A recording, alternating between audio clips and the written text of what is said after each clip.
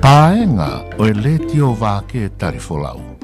Ai whakawhehoko anga o e Tonga I he kolope. This is Radio Vake Tali Folau, where Tongans can connect globally.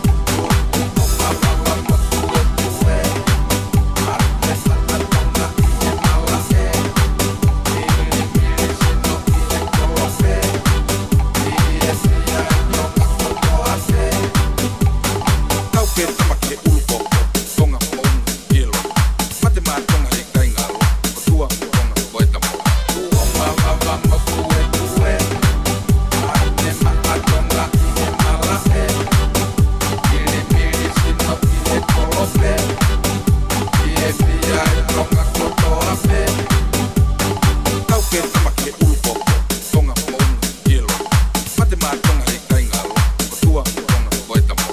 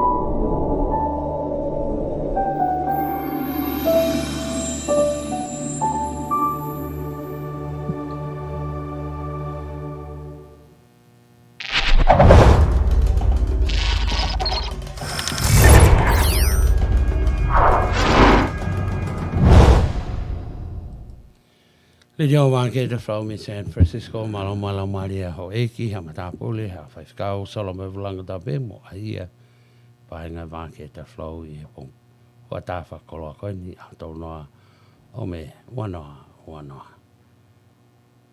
Tadari Motoko the Bay application, Fikatalapo, the website, YouTube, live on a phone, the Lava Make Painga.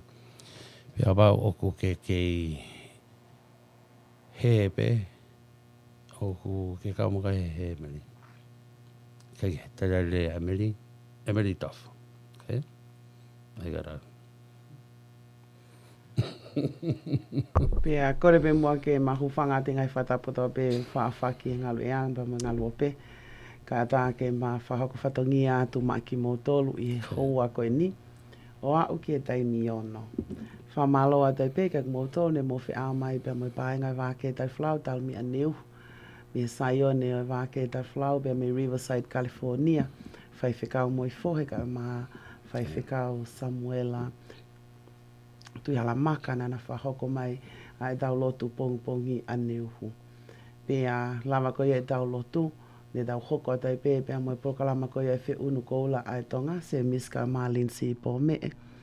I e taimi hiwa ke tataha, pea hoko ate e tau whanau, e he po me e sisters, pea mo youth hours, e tau poka lama koia ne tau toksi tu a me ai. Whamalo foki kia Marie ka ma Paulina, pea mo Ana, i ono whahoko e tau, prokalama koia e tau tautupu. Pea koia te tau whiao, pea mok maua i houani o au ki taimi ono.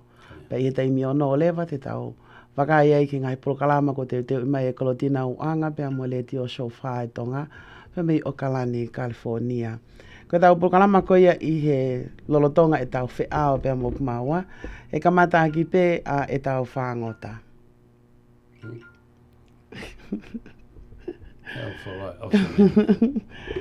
Ko aha toko naki ko toa pe. Ko e lava pe whakamau whale. Ko whanonga atu ki hono whaka eke e he whanau ane nai ai whewhine ko ia ko iau ne tokanga e a ko whakalukfua i e district ko ia o Utah. Pea ko tau pepe ko e pure ia o ia ko i he wahenga ko ia o Utah. Tau pepe minister. Pepe ko minister ia wahenga i Utah. Pea ko mari ia he ulak whehui na e wange he whanau ki Mrs. Steve, Dr. Steve, Dr.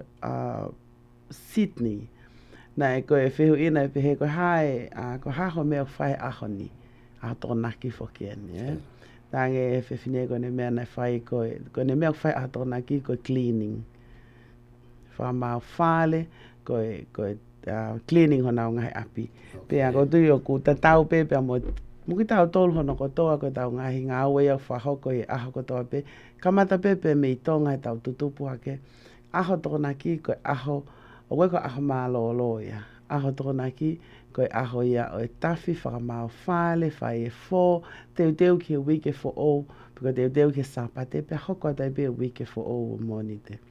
Pea koe ospe koe tafi mo whakamao whale i api, pe a olewa e ho e tangata ki uta, kai olewa ai ho e whawhine o whangota.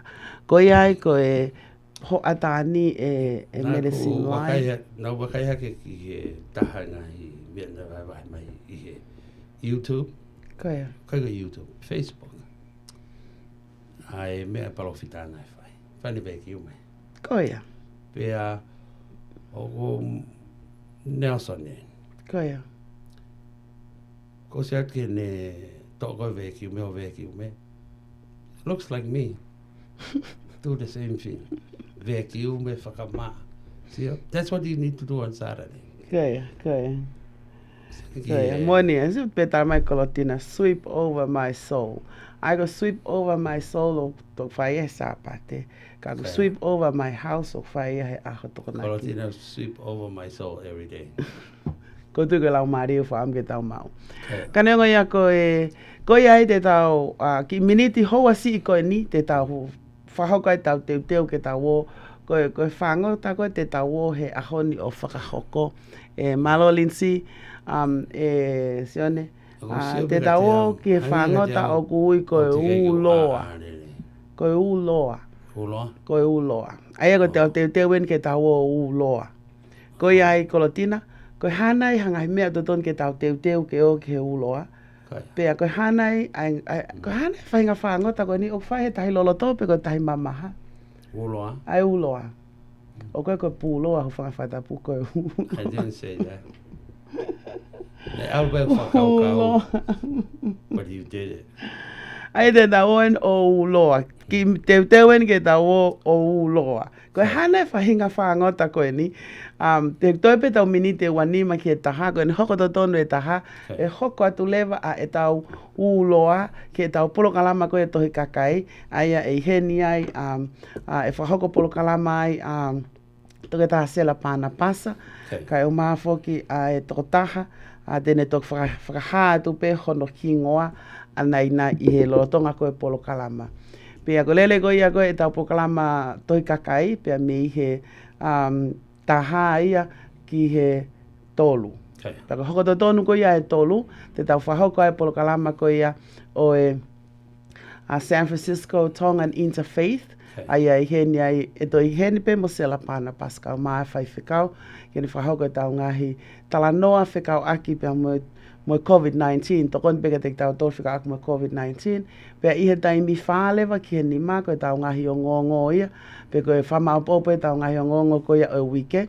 Nima ki ono, whakaamu pe i heni a langi pia mo SF Enterprises, whai ha talanoa pia mo ia whikau aki mo SF Enterprises. Ko ia, ko tokoni peka tau toko whemak awe tau ngahi uta ko ia ki Tonga Eiki, lawa lele ke tokoni mai alang ke talatu, ko hai sai se puha whemak ke awe. Tai meni wha ova ake inise tah, pak whainga ta ake awe puha ko ia. Ko ia, ko hanai ai ngahi teu, te he pehemele simlai, iyo, ko si ilua tamai si ilua ko entok whanong anai he uloa. Ko, Aia o te tokangai si lua kon kolinsian e tokone at kako e ki he uloa.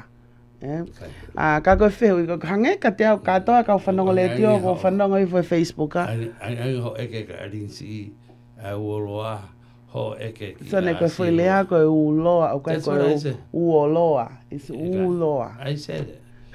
Kako pehe, anio eke ka arinsi, e tuka tani o ke ilo arinsi ko ha uloa. Koe. Mebu ilo rinsi kiri te wha. Ka hanai ai uloa e linsi mele sim lai kai a now. Niwe ko a now follow ni na famuli kainta mantoi. Pe a now na sio mai ke ika ko Facebook a. Te agune ilo pe now alo uloa. A now ko ika ko na ma o he uku. Ko uku ia na ma o he ai ume.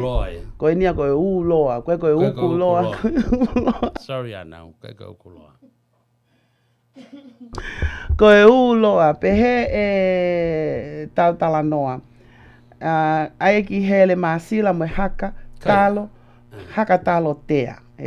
Teu ki he ota he kuifo, ke he atu pe ai ota ia meitahi. Ko e uloa, ia mo oni pe, ka kai mea teu ke he kapau te tau whema ke tau o uloa.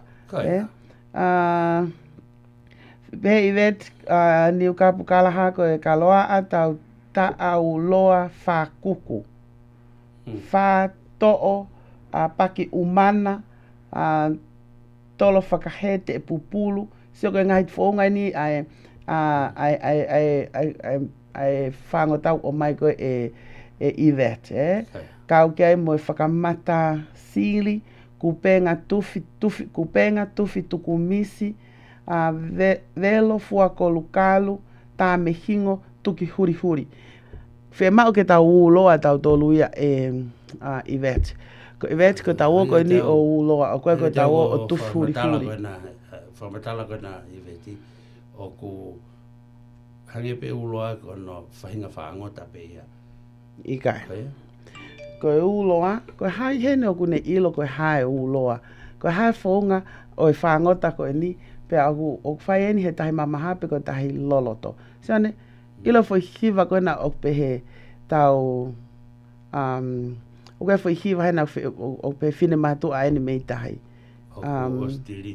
Pei tuku maha foi hiva hena ke kuhinga ke tuku ake tau whakaukau he uloa, pe ko hanai e whaunga o whai ake whaangota koe ni, ko hai whahinga me atahi o mao me whaangota koe ni. Ko ngā ko os e tau whamau whare, ko os mo tau tawhi, ko os mo tau whō, ka whē mao e ke tau whasio sio ki tahi e tai mini ki he uloa.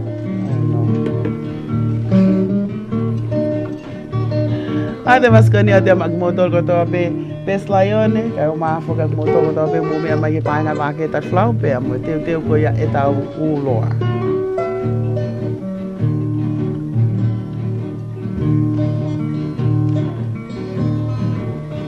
Taki tumu au e ki unga sia ne ke i hato whaunga. Ko whakatuna ai hingoa pia whakore tamu e kakala. Tare rau tō mai, he waha se lupe. Taki tumu au e ki unga sia ne ke i hato whaunga. Ko whakatuna ai hingoa pia whakore tamu e kakala. Tamatuku mua ho ai pe he koe sipati whakakete. Na aku pe he te tamaka he karoko ke huri huri mai pe. Ata pe tau laine, ready? Ke maku aku mai pe. Ia, ia tā whetoko ni mai koe no tuku mai koe ni e he waha. Se lupe koe whaangota uloa, ko mau no ki ai koe whi a hiku I lo niu.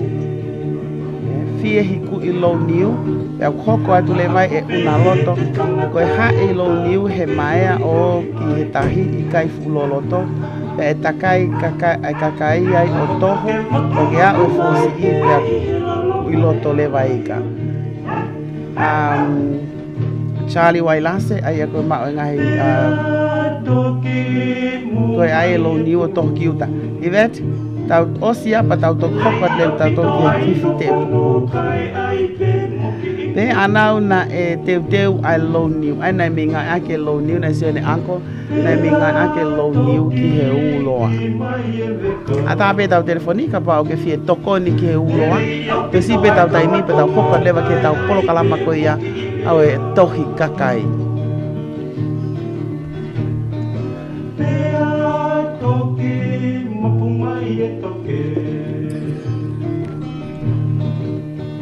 Kai ke kohi ai whiwhine koe e mea I hono ke te. Pea toki me mai e kosi.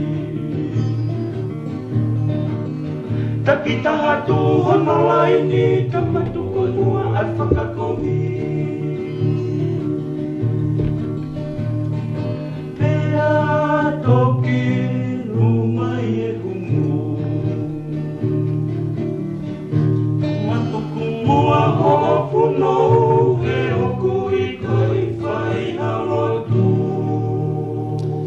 Radio Vake Tali Folau te tau mini te fu mai fito ki he taha o tone taha po kala mai a senses. Pea ko ai, ko tui oku ma o whakakaukau e tāna ki kotoa pe ngai whakaukau ko ni oku o mai, o ma wai ai uloa. Ai au na o pehe e motolu, koe ai o fi e hiku I lo niu, pe koe lo niu hai ke mai a, pe oska pe o whakatokolahi lewa ki tahi.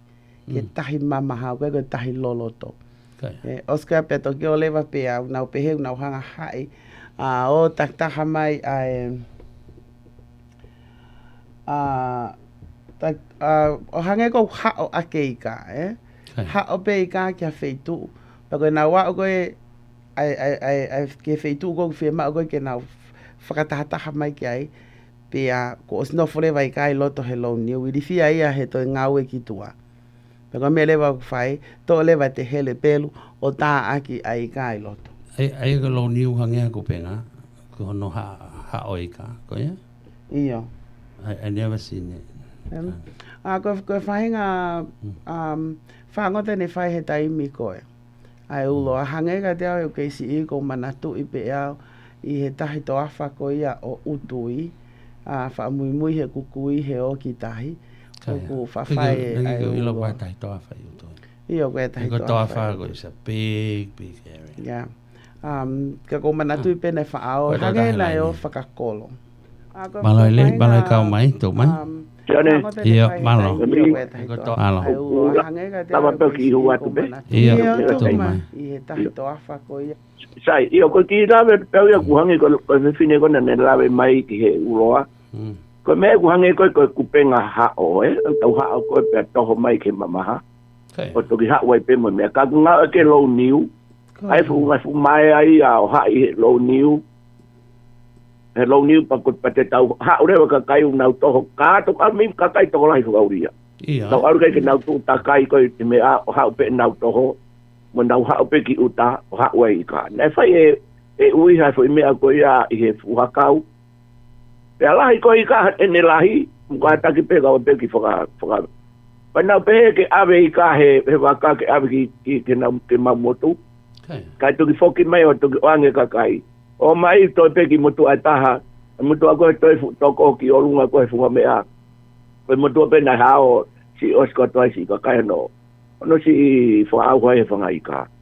Ka ku kauria I whaangota mau whauria. Tempo. Whai ai uroa. Koe whaangota mau whauria. Koe whaunga e uroa. Koe uroa o pehe. Aina ke ina ia he eika ai kakai he nautari. Ia na wona to ke he fo I hakau o ke hakau ko ni ko hakau o ko hawe I ka ia. Panana to ho ko na me na to yo hake fu wa ka fu ke ika. Pana pe ke wa ki are wa ka ave ika ka tu fo ki mai. Ka na lo ke na to hu ama ta hi a o roto. Pana me pa ko pana to fu to ko ai pa ko nga mo tu ai hao. Ai fu to ko o fu ma fu to ko na o na hao ai. Pa ko ta pe ko na pe ko pa ko na au tau o lunga nei ki mo to ma whano ko ki fishi wa po ha na era o lunga ko he funga to ko o lunga ko ka kai ko na piki ha ko laro ko to ko alu pe tai mi ha pe whanga I ka to ate tamako o pe ko refer ki ko whango tama u fo uri roa ka nga ki lo niu nga ki lo ni ma tu ne ki ha tau ko tai mi a ko fo roa tai ma to ane ki ha ku penga fo ki Tonga. Ko mena na ngau aki ko ai lo niu mo ana na lawe mai te fine ko na ko roa ia Malo o pito tautano iyo okay iyo fa malo ka o mai e talanoa ko ia e uloa pea pehe e vai a tangtau ko uloa na fai pe ho e fafine aia koe tahae ai ngahi talanoa whika aku mo e uloa. Pehe Kebe ke sianga Hawaii. Ka ko tui pe tike lava pe o ka lava search pe ko interneti tike mao pe ko ai ngahi ata o e uloa. Ka koe tau pehe pe koe whaunga ni mātoa ne nau whai ko hinga te ki no siona roka kupenga. Koe. to kupenga mai ki mui pakare to ngā ke uroa ka ngau ia ki these days a kupenga. Koia? Hena, io ko ngau ko uloa na fai whakakolo. Ko mana tu e ko ki kolo katoa ko no utuina e o ko toa ki tahi. O whai Ai ko uroa. tala pe ko uloa pe a o ko toa. I taimi ko ona ke tuko. Iyo. Ai ko ia pe te na hai leva ko alone you, Pe ko nga ki mui pa kai ke to fai uloa ka fai leva ai o ko yo si whakakona heika. Ai ko sta ofia ai au kava. Ai ko au kava una o ko mai ko kava fisi o tuki ia pe ospe o le vai ki fo i loloto ia feitu ia i tahi o whakakona hea keika.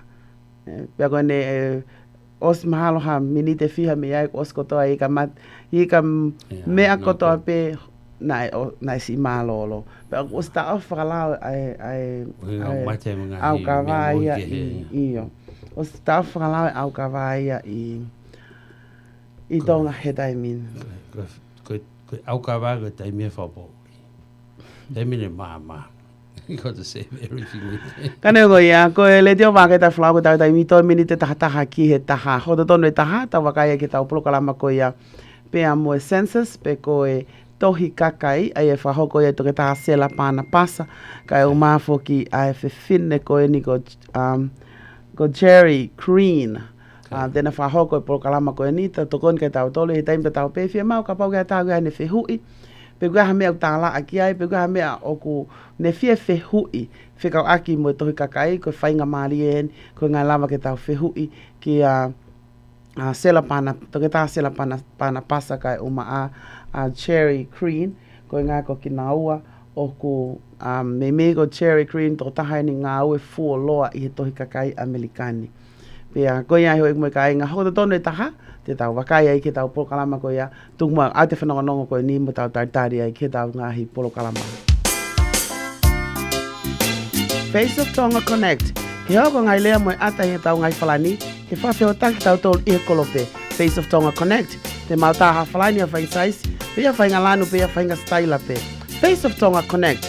Te mauteu teu i ho whalani ake ngai kupes oi kuonga, ke whiunga mo koe. Face of Tonga Connect. Te hao katoanga pe apsia te mau tā ko whalani, te ake toki pehe, tā pe angari e ko Face of Tonga Connect. Aua, ono ni manoa, ua fitu walu no noa whawhitu. Ono ni manoa, ua fitu walu no noa whawhitu.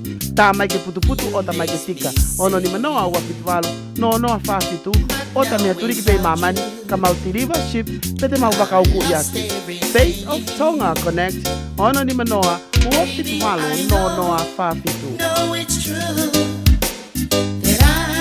I must go through all my life.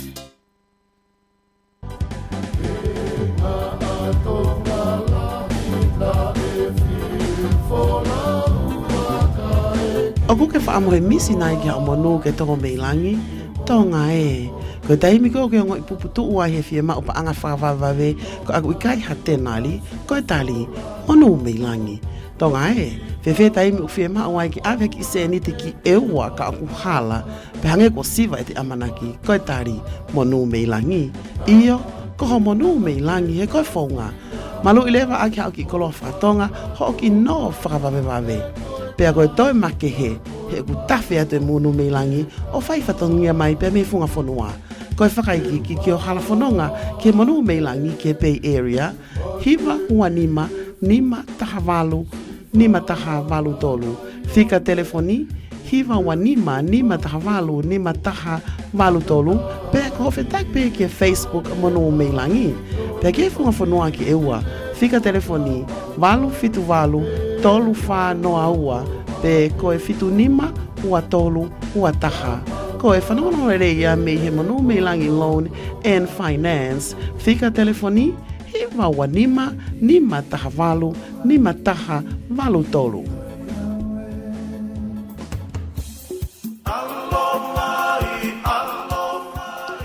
DGX, Dependable Global Express.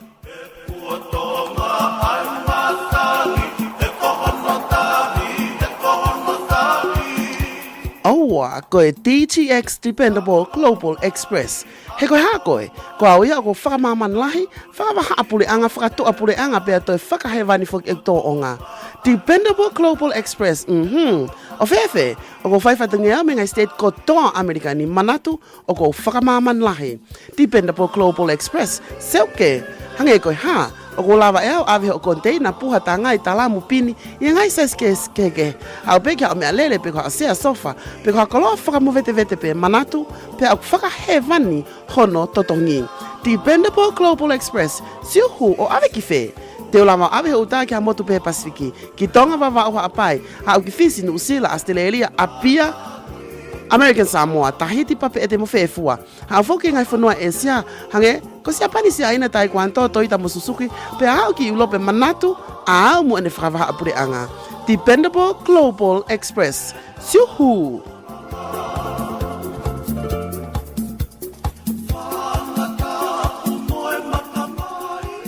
Dependable Global Express. Fedu tak leva ke fika telefoni. Tolu, tahanoa, ono hiva, valu. Extension, tahawa tolu ono. Peko e mau toll free number, valu noa, hiva fitu. Peko e emaili, risa.katoa@dtxglobal.com. Sai ke tal telefoni.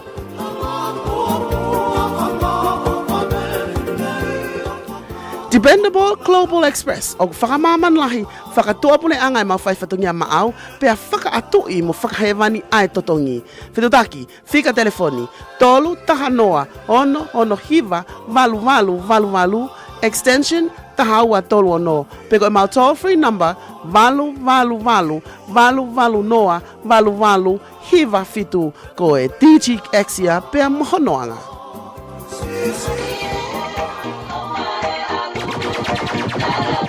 DJ, cat. Get low, and pick up, get your hands in the air. Stick up, shake your tambourines, move it quicker, yeah, I'm shaking down the town. Take a picture.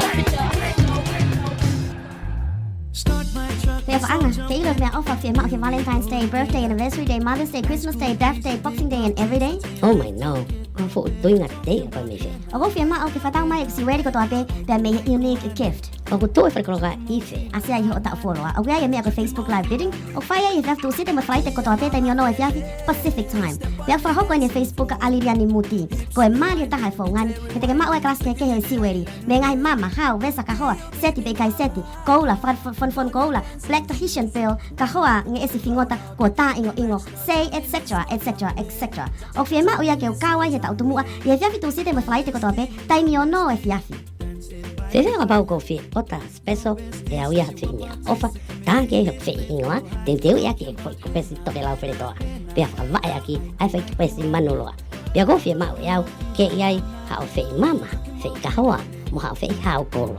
Mo fa va mapa aki, ai foi Black Pearl of Tahiti. Oh, toi ta omi e tika ia ko ho fe poto he fa kau.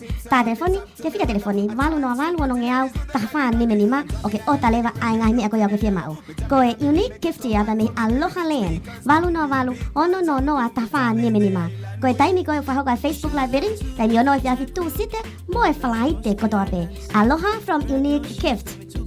And now we shine it bright like diamond. Talking about hey now. I go, I need. Chucking more fina, anane. Chucking more fina,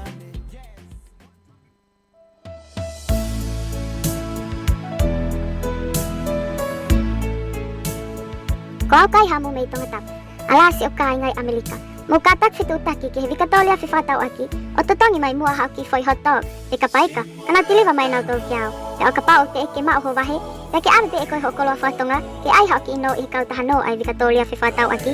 Ke totongi mai aki e kiki. Kagitok tata. Kolo ape ke si mau haki kiki sapate. Ko siga telefoni ai Vake Tali fifatau aki. Ko ni matahanoa, ni mafituono, hiwawo wata. Tenau tiliva hangaton malte ki hoklo to fal masiva. E kai ke te fenga ki kolo. Ko siga telefoni, ni matahanoa, ni mafituono, hiwawo wata. Ni matahanoa, ni mafituono, hiwawo wata.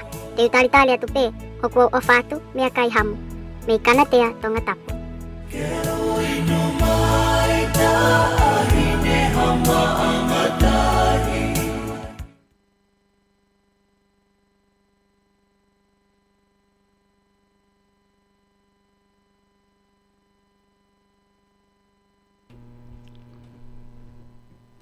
Le reo Vake Tali Folau tau taimita e miniti e ua ki he taha. O te tono e taha ka pokalama ia pia mo Census Emily. Pea koe ai koe, tau prokalama koe ni mo e tohi kakai, hange koe a kumo toka mea iho eikpa mo e kāinga. Koe, tohi kakai foki o ku lolotonga hoko ia i he taimini. Lolotonga whahoko ia i he taimini, pea koe ai koe uhinga koe mahu inga ia koe i he ta whie mau ke tau kau ke tohi kakai. O ku whai ai e ngahi prokalama koe ni a tō nako toa pe. Pea koe tō nako e ni o whai ai hono whawhi mai ai hongo whawhine koe ni. Ke nā o mai o tokoni mai ka te tau tolu. Ke tau, tōni ki tau tolu ke ngahi mahu inga koe ia o e tohi kakai. Pea koe ai e heni ai a sela, toke tā sela pāna pasa. Ko toke tā sela pāna pasa ko e o gai hono konga tonga, lo tuma, pea mo tuwalu. Ka koe ne lele mai mei fisi. Pea ko sela o glolo tonga hoko ia ko e toko taha researcher pe ko e whai whakatotolo. Ko o e university ko ia Michigan. Pea o ku i he tawhaaki ko ia o social research. Pea nane whahoko foki ai ngai savea. Pea ko ngai whakatotolo whekau aki pea mo e tu unga ko ia ku ai o moto e Pasifiki. Pea ko te kakai o e Pasifiki i Amerikani. Pea kai ngata i kana o sei foki ne whakatotolo whekau aki mo ui lelei ai o moto e Pasifiki Amerikani i ngai ta o ko mali watu. O ne whauai ha pepa, ko pepa ko ia e tokoni au pito ia ka te tau tolu i he tau wakai ko ia ki he ngai whakoutua hange ko diabetics pe ko suka toto mā o lunga. O a o pene whakatotologi tu unga ku ia e whanau e o tumote Pasifiki i he suka toto mā o lunga kai o maa ai ngahi palopalema whasosiale hange ko i whitapaka kai o maa foki a whaito o kona tapu mo ngahi me ala mea pehe. Pea oku ne whauai e ngahi pepa koe ni, pea mo tokoni ka te tau tolu ho eiki, pea mo ka inga tonga kotoa pe. Pea kai ngā tai, ka oku ne kau foki ki he ngahi akok ngahi polokalama kehe i o moto e Pasifiki, tau te whito pe a ene tokoni ki he kakai o e Pasifiki i Amerikani. E tokoni kia te ia ai tō taha ko ni ko Cherry Green, pia me Washington, D.C. Ko Cherry Green, la ane ungune whahoko e ngahi ngā ue lalahi, whekau aki pia mo e civic engagement. Nane ngā ue whoki i he both he local pia mo federal government, i he tawhaaki koe ni o e ngahi, koe tawhaaki koe ungune iai, na ane ngā ue ki ai ko ngahi tawhaaki i ngā ue whakataki, leadership position. I e taimta tau pēne hoko ko senior advisor i ke civic engagement i ofisi ko ia kautale e kita i e US Census Bureau. Pe ko e pot ngā ue ne toka ngā i ko ia o e tohi kakai. Lahi au pito e ngahi mala e na iai ai tō taha ko e ni. Pia i he lotonga ni o lotonga hoko ia koe consultant i a National Urban League aia o kune ngā ue koe tō taha whalei pe koe 2020 Census Senior Advisor. Pia i he taimta tau pe o kune hoko foki koe taki o National Urban League's 2020 Census Strategy Development. Aia koe ngahi mea whikau aki pia moe tohi kakai o ku ilo lelei ki ai a Cherry, pe tene vahe mo tau tolu, ai maho inga ko ia ke tau kau ki he tohi kakai. Ko ia ho ek mo ka inga ko tui ko whainga mali e lelei eni, ke tau whanongo ai ki ngahi lelei te tau mau pe me tohi kakai. Kai o mafoki, ai ngahi lelei e mau he tau whanau, e tau e hongo fulu ka hoko mai o ka pau te ke kau ki he tohi kakai. Ka pau lewa ko lele polo kalama koe ni, o ka pau ki ai hangai whehui, ke lama ke taritari pe, hanga pe o tohi hifo o ngai whehui.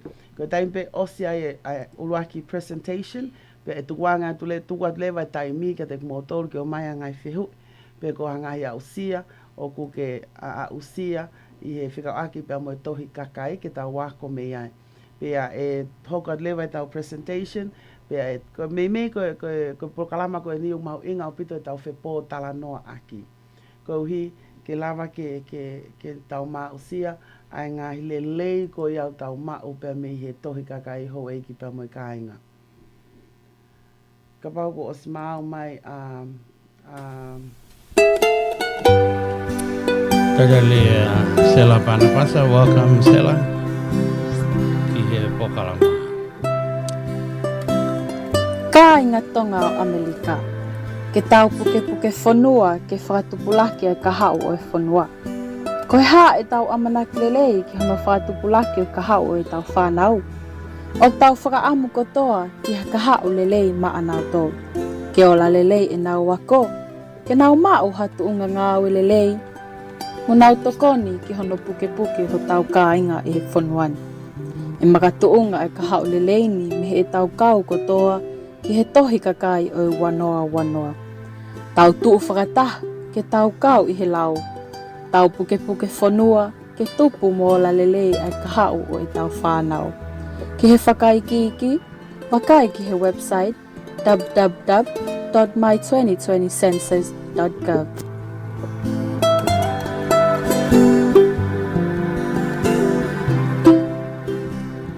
Tadali Sela Panapasa. Dr. Sela Panapasa, welcome to Vake Tali Folau and the importance of the census program for us Pacific Islanders. And before we start, I'm just kind of curious. I know how to say hi in Fiji, say pula, but I don't know how to say hi in Rotuma.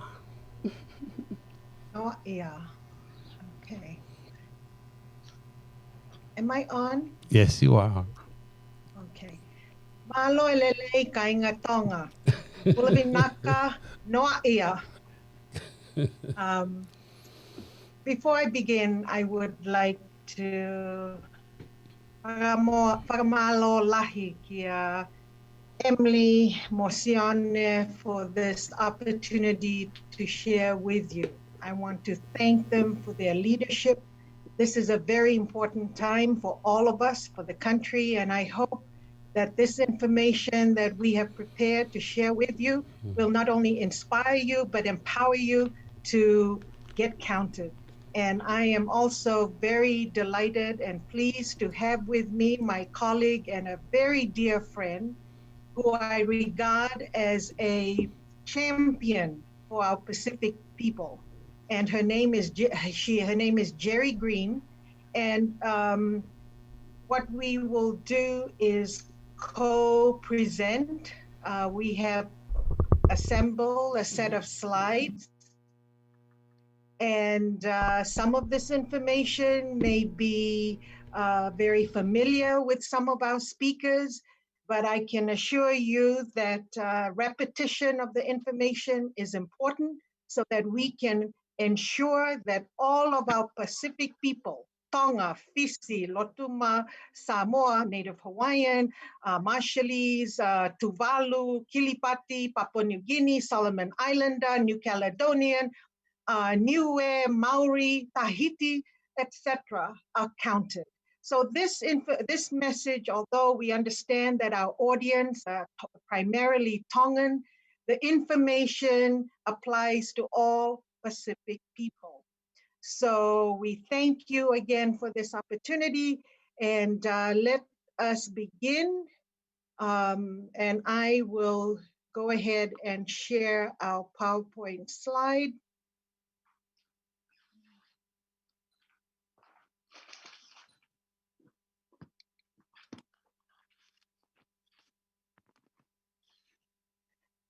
And okay, now I need to, I can, okay. So in front of you is, and welcome everyone, and thank you for your time. This presentation is on our Native Hawaiian and Pacific Islander 2020 census effort.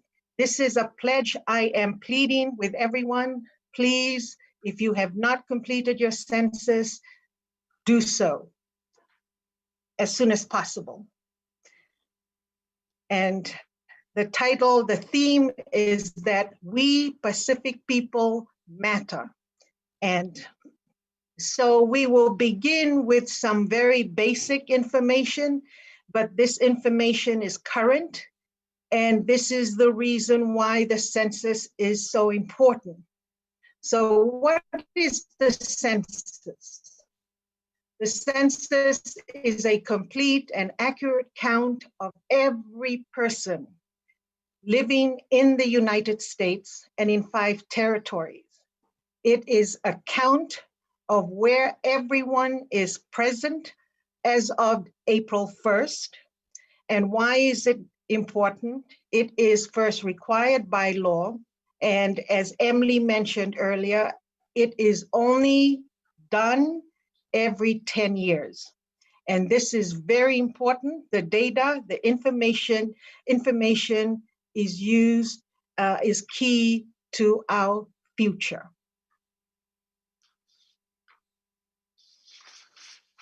Why the census? Census data are the basis of our representative democracy. It is critical to the protection of civil rights. It is used annually to distribute billions of dollars in federal funds. And it is also used to make informed decisions, policies that will have that could impact your life, your family's life, your children's life, and the future and future generations' life. The apportionment of U.S. House of Representatives. As you know, the census is used to determine how many representatives are sent to the U.S. government, the congressional leadership, and this is just one example of the number of representatives that are elected and make up the House of the Congress in Washington, D.C. And so your number and count does affect the actual representation of your state in the House of Congress. I think I would like to, one thing, well, we will continue.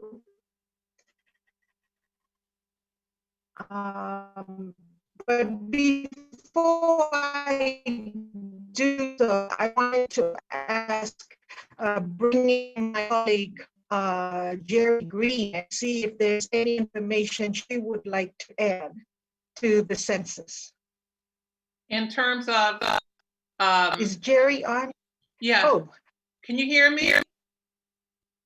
Can you hear me, Yes. Stella? Okay, great. No, yes. I agree with what you said. I'm glad this is conversational. Hello, family. It's good to, see you all digitally, at least know that we're all in each other's presence. So thank you very much for this opportunity. Only, Stella, that, we, people of color, understand that the census is a game changer. It's an equalizer. It is a balancing, it tries to balance, and all the things that we've seen in the last couple of weeks really demonstrate how important these census numbers are. So I just want to echo what you say and kind of bring it down, because when all this goes away, when COVID blows away and everything, we will really see how important those numbers are, politically and economically. So thank you. Thank you, Jerry. So moving on, the census data and the allocation of federal funds. Here's an example. More than $800 billion in the year 2015 was distributed.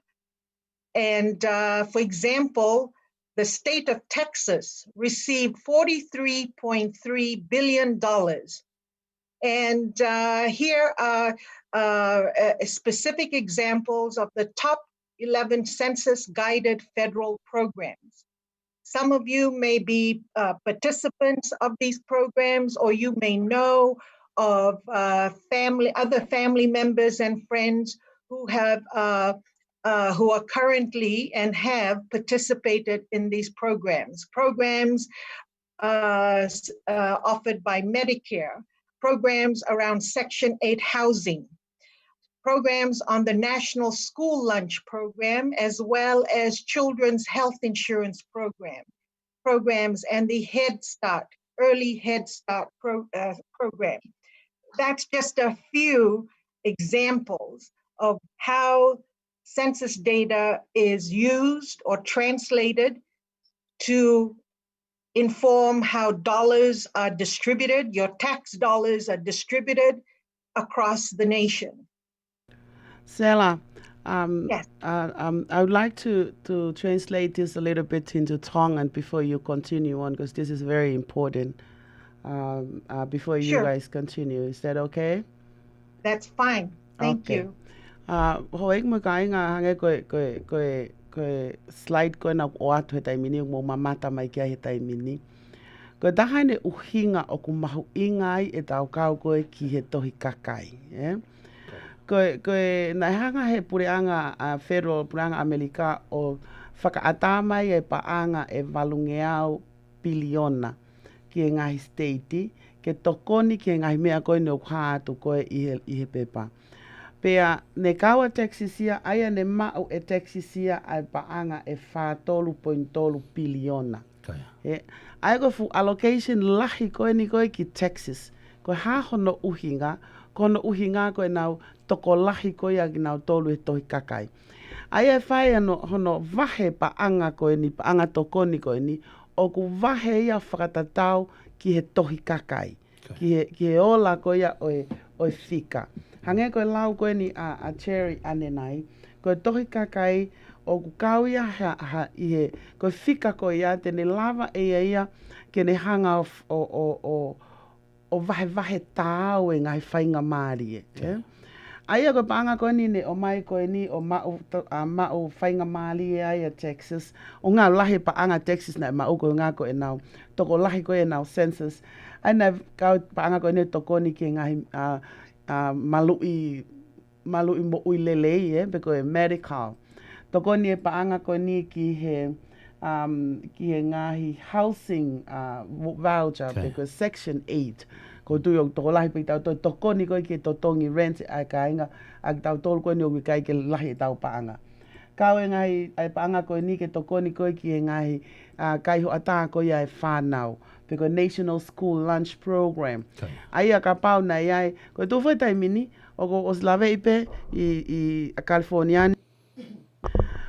E tipeni ai tokoni, ai mauia koe ki lunch ta e totonge whanau pe mei he income koe matua. Pe ka pau na i kei ke toko lahi fe unga Pacific Islands ia ke nau kau i he lau koe pe nau kau he i he tohi kakai, he kei ke lahi fe unga e paanga ia koe e o mai ke lunch e whanau. Koe mea mau inga e meri, pe kau ilo ko tā pe e ki tau tolu. Koe mei ka toko lahi e tau whanau tonga, o ku nausi mau lunch ta e totongi i he public school, i he pokalama koe ni. Sio, na kei ke I didn't know o ku this will affect. Ai ngahi mea koe ni kawai pa moe housing, hangi koe ha grant, ki education. I mean, ngahi mea ka awe ni ki he children health insurance. It is vital. Because this is, kawe ni he mea ako mahu inga ki tau tolu ka inga tonga. So, o te mahino inga te au, ai mea ni ona whamatala. Ka ki hoko te meri malo. Aia koe ukinga ia koe na e mauai o toi lahiange portion ia koe a Texas. Koe ngā koe nau toko lahi koe ia i he tohi kakai. He oku to'o pe oku vahe i e paangai ke ngai state, a uke no vahe i ke ngai county, pe mo ngai api ako, e whakawhalala ia pe me fika koe o census. O kai whakawhalala ia me toko lahi whale lotu. Pe koe toko lahi koe i he tau kātoanga birthday. E whakawhalala ia pe me he toko lahi a ki nau tolu, o ku kaua to ki census. Pako tui ko o mau inga peke tau whaka e tau mau whainga maali e koe ni o whawhine koe ni. Ke na o mai ai ngahi e lito o e lelei te tau mau o ka pau te tau kau ki he tohi kakai. Okay. Yeah. But e taim te tau pe te whamanato at pe ho ek mai ka inga. Koe whaunga koe ke tohi kakai. Lolotonga koe ho mamata mai I he Facebook mo tolu mo mamata mai I he YouTube. Ko hai whaunga ke mamata mai ai. Check hake pe koe koe minute pe hongo fu. Check hake pe koe my2020census.gov. Yeah. Malo, kai foki ki a Sela. Malo Sela. Thank you, Sela. Malo. So the census is not perfect, as certain populations are undercounted. And this includes communities and populations of color, African Americans, Latinos, Native Hawaiian and Pacific Islanders, and American Indians, households with low incomes, immigrants and individuals with low English proficiency, renters, residents who live in non-traditional housing, rural residents, highly mobile residents such as farm workers, and very young children age 0 to 4. Hey, Sela, Yes. do you mind if I make a little note here that Go might ahead. be of interest? So, and thank you, Sela. You remember that the Census Bureau, before they execute the census, they have a dress rehearsal. And usually that dress rehearsal takes place in 2 years before the census. So it was in 2018 of this year, 2 years ago. And that's when they run all their operations and test their systems and see how the populations are going to respond. Well, in 2018, they only had one dress rehearsal site, which was in Providence, Rhode Island.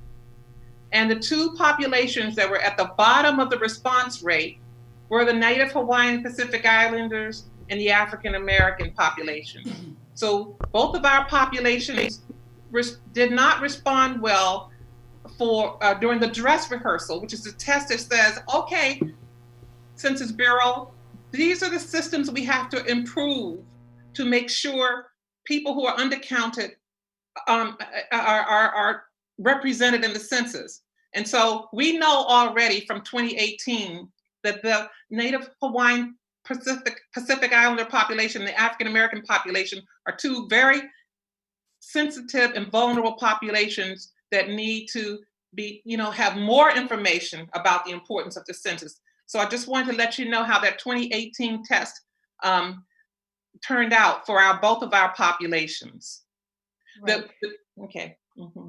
No, thank you, Jerry. I'm glad you raised that point, because we also, even though that was an important finding, they weren't able to elaborate on why is it that Native Hawaiian Pacific Islanders and African Americans did not respond. Is it because of the lack of information?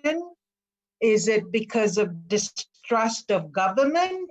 Mm-hmm. Is it because, there's a number of reasons, but these are two pretty common reasons, that have occurred in almost every census. But I'm glad you mentioned it. The other point is that in speaking from a Native Hawaiian Pacific Islander population perspective, is that majority of the population reside in the West Coast, in states along the West Coast, even though Pacific Islanders are present in every state. The proportion in the state of Rhode Island is very small, right. But nevertheless, that small group did not respond to the census during the dress rehearsal. Mm-hmm. And in fact, I would like to add into this list, as I have heard the question raised with other population groups. What about the undocumented here? Yeah, Sela, I would like to add on. I'd like to emphasize a point from Cherry's comment. Last week, on Saturday last week, the same hour as now, we did the census program on the radio too. And the question that we asked in the beginning of the program is what is census? and why census is very important to us Tongans. Mhm. What amazed what I found out from that exercise throughout the 1 hour, there were only out of I think out of 1,000 people that view that video, there were only like 2 or 3 Tongans that actually responds to that to those questions, and the discussion continue on, but I see the lack of information that we had, lack of awareness on census, lack of you know what I mean? And from there, from Saturday, then I realized that we need a lot of awareness programs about the census. Maybe the census, we heard the name and we have a Tongan name for that too. But to actually see the benefit of the census, like you mentioned now, we haven't really seen it, or maybe 10% of the Tongans see it, and I bet it's the same related to the other Pacific islands. Not sure about the Hawaiian, but with the other Pacific islands. Maybe I can say from that information that we got from the discussion that we made on Saturday, I can say that only 10% of the people they know census, but we can't link the census to our everyday life, to Yeah. what we're doing every day. So I hope that what we're doing right now is filling up that gaps, so that us Tongans will definitely understand, yes, we have to do it. And that's why I just want to add on, Kihe, to what you say. It's that question, I think that little baseline survey, trying to see what's the level of understanding that we got is good enough to actually we need a lot of awareness programs like what you're doing right now. Thank you, Jerry. Thank you. And Stella. Thank you. So the one item I wanted to also add before the question gets asked, I have seen the question, what about undocumented individuals? People who are undocumented, do they get counted? And the answer is yes, because as I stated at the very beginning, and the requirement by law is to count everyone in the household. So that is the answer to the question. This includes undocumented. So this is how you can help reduce the undercount for Pacific people. Please complete the 2020 census and include everyone who live in your home as of April 1st, 2020. And that includes get all Pacific families, relatives, and friends in the United States to complete the 2020 census. And we have a goal. This is our a pledge and a goal to everyone is if you can complete your census before August 11th. And that's the key. If you can remember the date, August 11th, let's aim to get everyone counted, complete your census, and have it submitted before August 11th. And you will see why toward the end.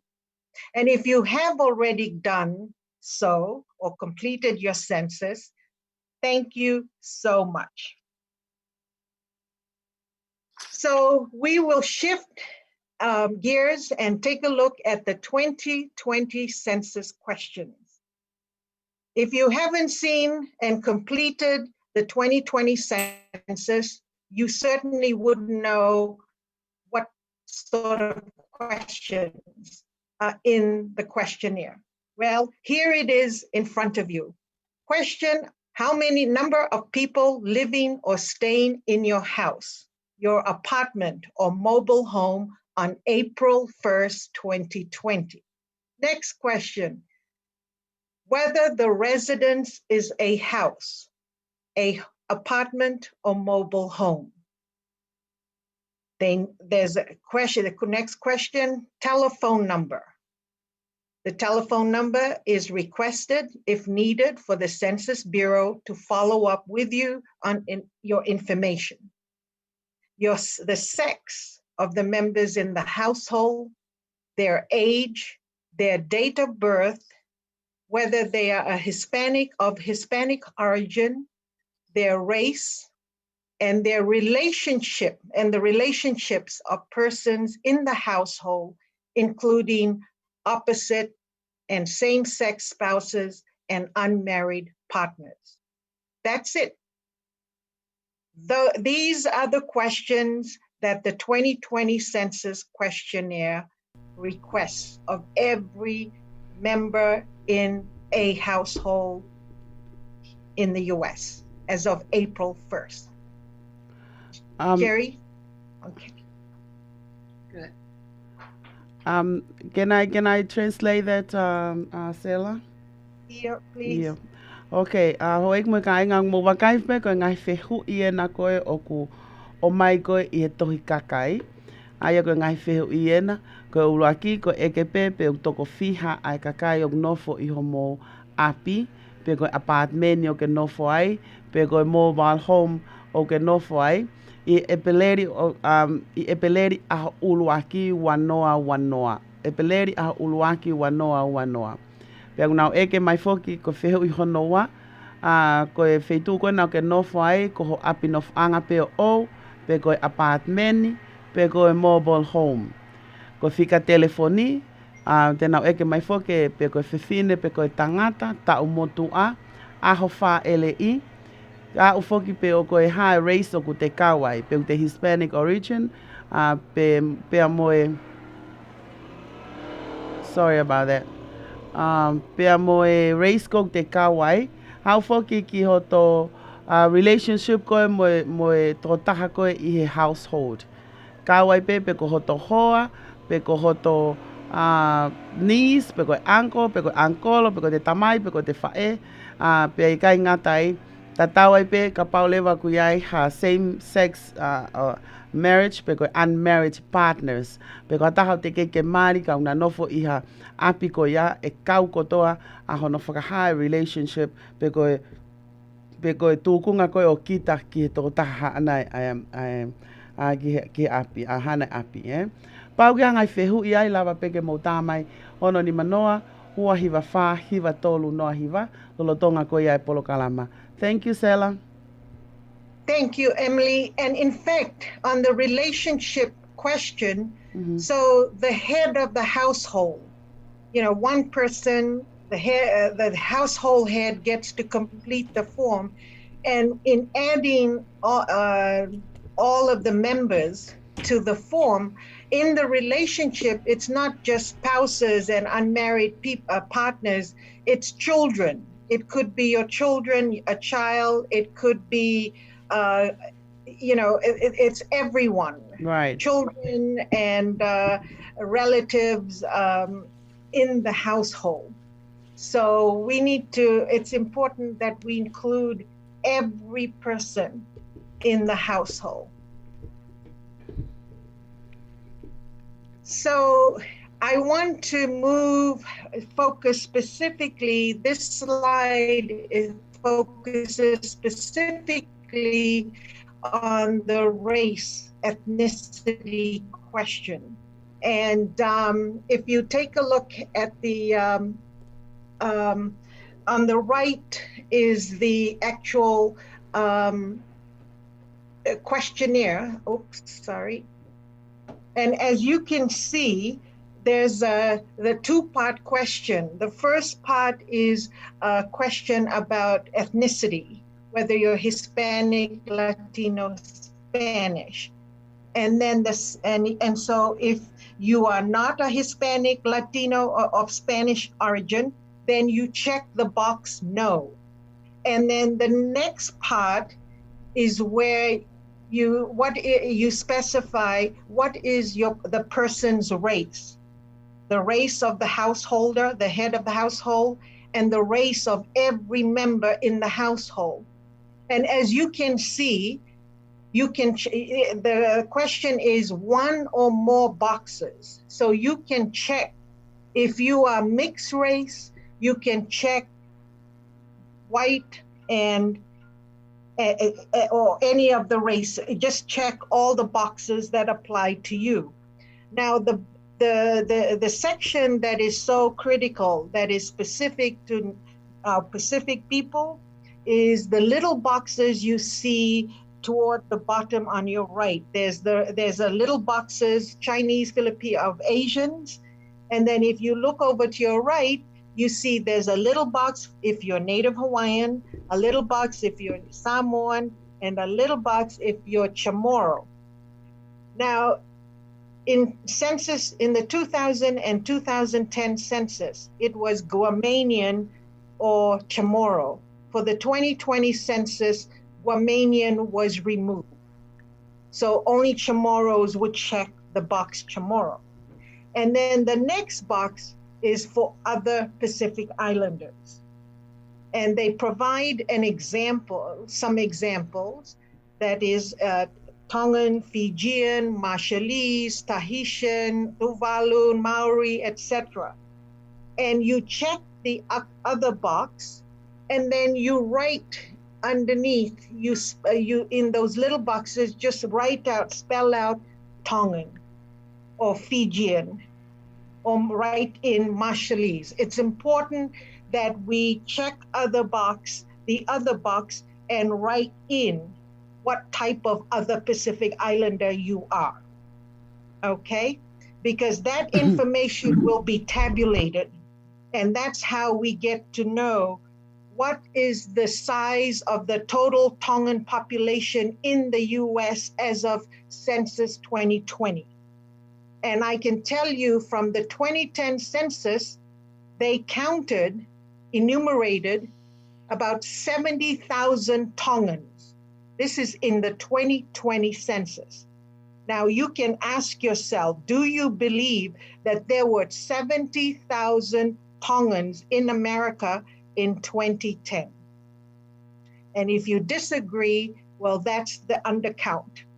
And that's why it is so important that as a Tongan, and for the sake of Tongans and the good of the country, complete the census and complete it accurately. Check the other Pacific Islander box and spell out Tongan, Samoan, Fiji. Now, if you're Tongan Samoan, you can check Samoan box and write in Tongan. Or if you're Tongan and Black, check the Black box. You can write in African American or Ethiopian, and then check the other box for Pacific Islander and write in Tongan. Stella, I have a question. How about the children that were born here? Are they classified as Tongans or? Well, if they are, it's self-report. So the person completing the census, assuming it's a parent, that the person who completes the census will assign a race to the child. Okay. So if you assign, and it's self-report. So all I can say is that if the family decides this is a Tongan household and everyone is Tongan, part Tongan, they can check for the child, complete their sex, their age, etc., and for race, other, and write in Tongan. I mean, you would have to specify the race for every individual, every person in the household. Okay. Or if they feel there's some other race, completely, they're not white, they're not Black or American Indian, Alaska Native, they're not Asian, and they're not Pacific Islander, then they complete some other race. But I do not believe that our people, that our Pacific people do not know what part of the Pacific they identify with. Okay. Now, it's a good question. It's a good question because we all know wherever our children born, that's basically where they come from. We can say that mom and dad come from the island. Something around that. I think you need to be specific about So it. Siane, yes. So Siane, that's the difference. So this is the difference between nationality and race, which is this construct of your identity. You know, what group do you identify with?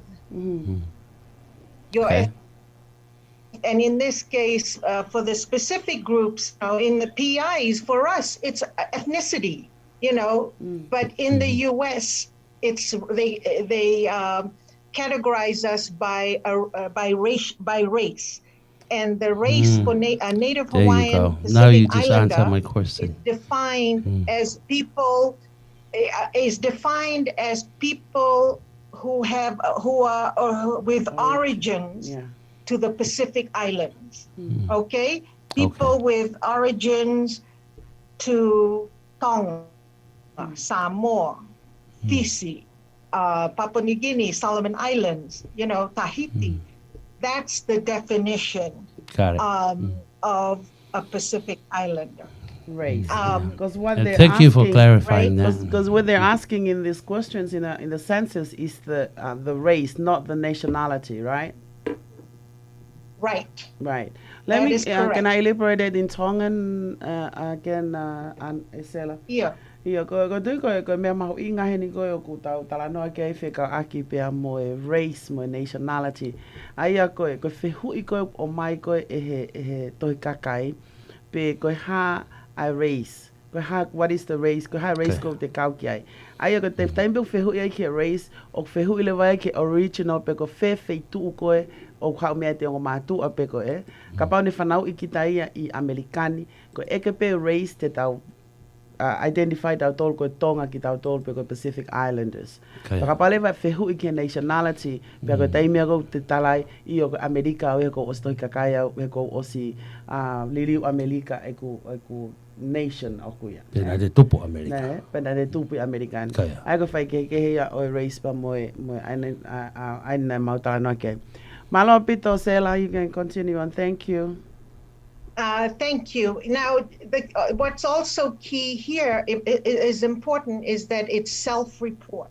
And the information that the way you identify or self-identify is the way the Census Bureau will tabulate. Right. If you specify Tongan, they will count you toward Tongan, toward Fijian, and you would be part of the broad Native Hawaiian and Pacific Islander racial category.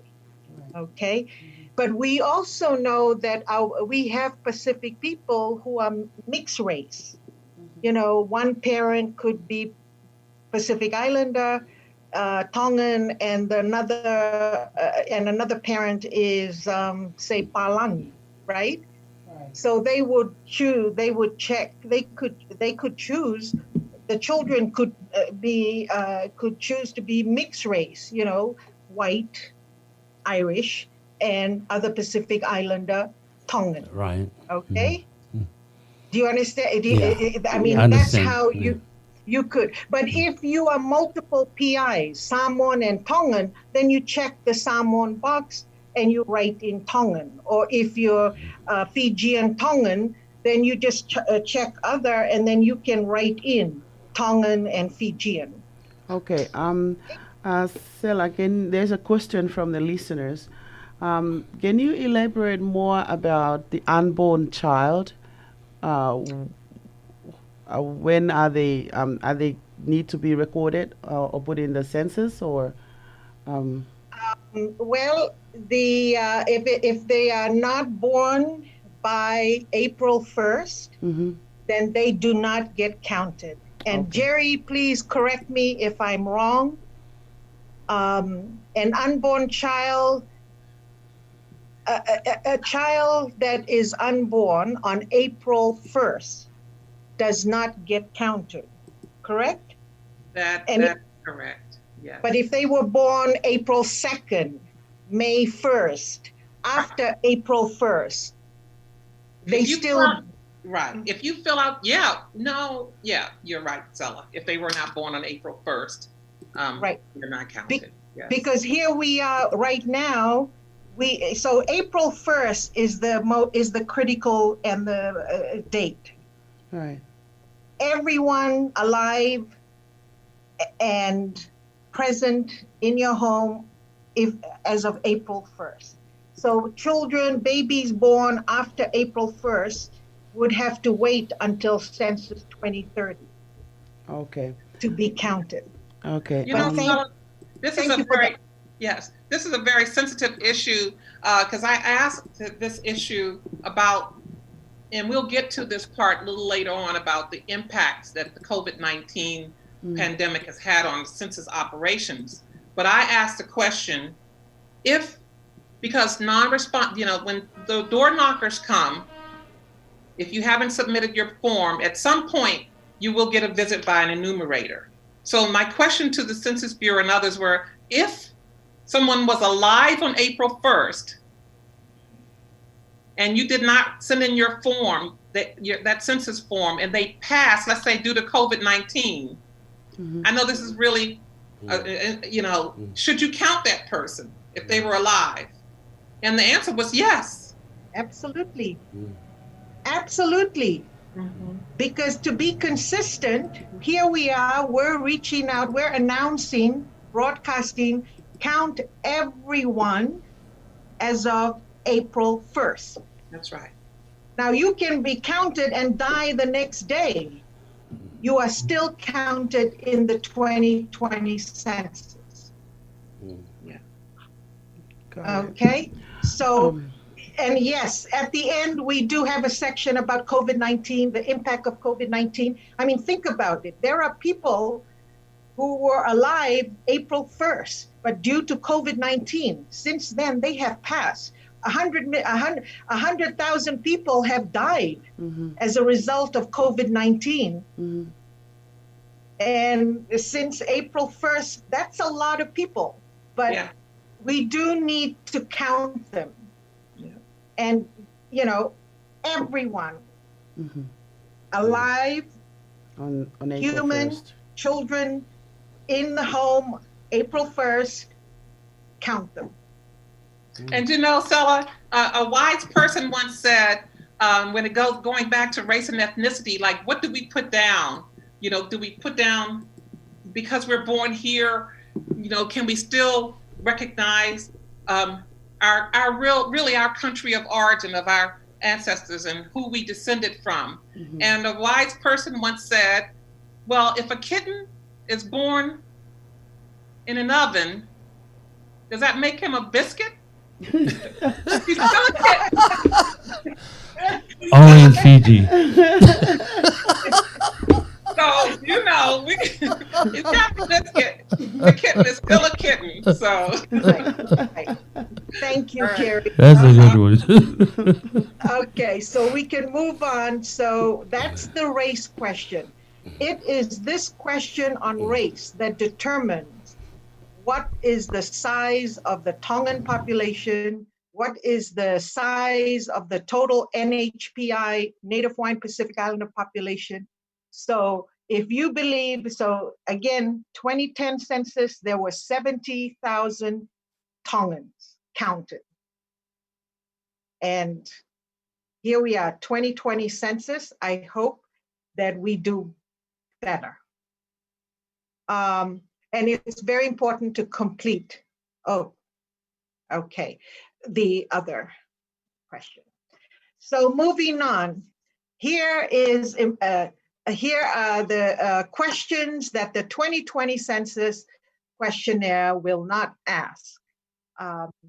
Your citizenship status, your immigration status, your social security number, the permits or licensing of any converted units or property, the use of public benefits, your criminal background or convictions, your bank account or payment information, and your employment, income, or wealth information. These are, again, I'm just echoing, these are questions in case you're wondering or confused on any of these topics. These are areas that the census questionnaire does not touch. So who needs to be in the census? Who to include in your census?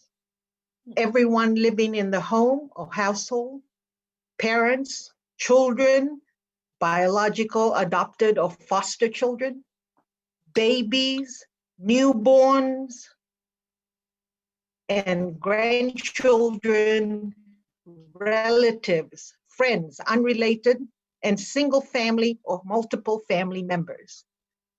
Jerry, are there any categories, anyone you think that we're missing? Not at all. Emily, Grandparents, everybody, yes. Emily, are there family types that you that is culturally and unique to our Tongan family and kainga that may be missing or we need to emphasize as part of this slide? Yeah, the only kainga that is missing is the one that they still stuck overseas. And even though they live here, the question is, do we include them while they are away?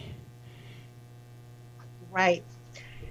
And so this is my response. And Jerry, please feel free to correct me. I think the answer is no, because this is a de facto census. It's everyone in the country. I think the only ones that get counted out are the military. Yes. And the students. I mean, the students. Yeah. The and students students that are studying boarding. abroad. Mm-hmm. Oh, no, students who are boarding or in college, right? Right. Well, they changed that. They changed that now, Sella. Okay. The only people who they're really not counting in their home are prisoners.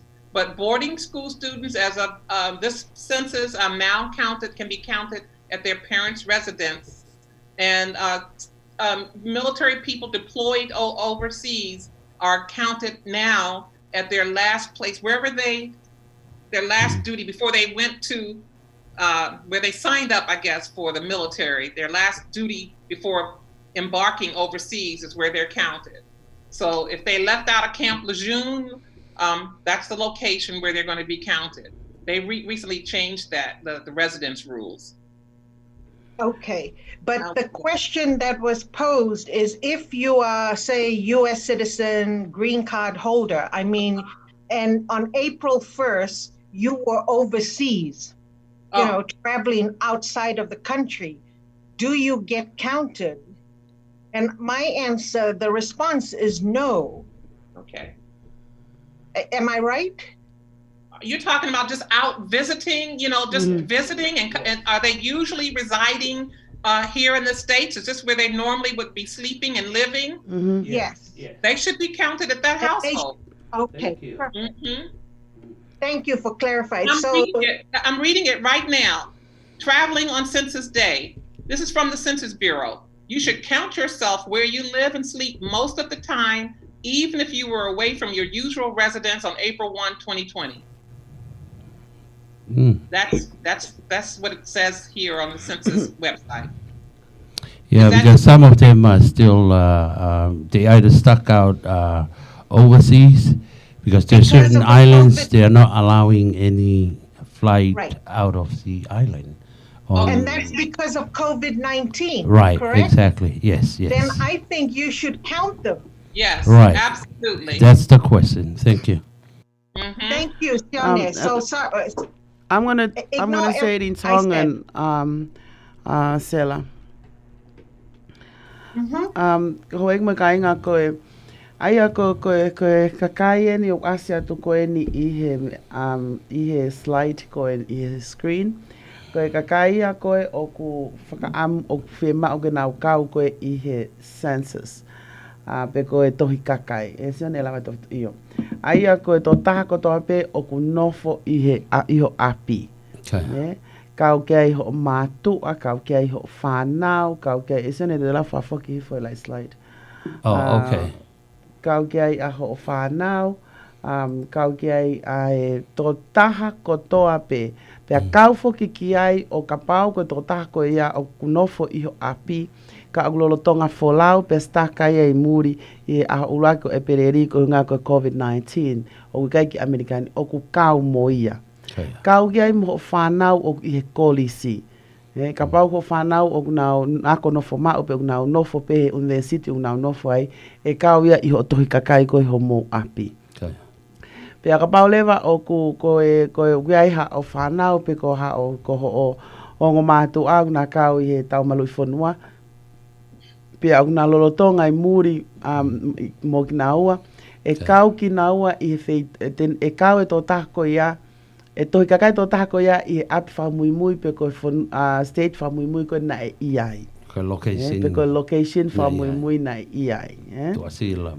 Ko ia. Ai e kau e tō tako ia ko kakai pe ko he kai ke kau i ho o tohi kakai. Ka pau ke ai hataha o kui piri sone. Nai nofo i ho mo api, pea ka pau o kui ai hataha ne mate ia ki mua e a uluaki o epeleri. Ka pau ne ai hataha ne tok mālolo ko hunga ko COVID-19 e ose a uluaki o epeleri e ke kau pe ia i hono count, i hono tānaki ko ia ki ho o tohi kakai. Ka tak whakatoka ngā i ange whie mau ia.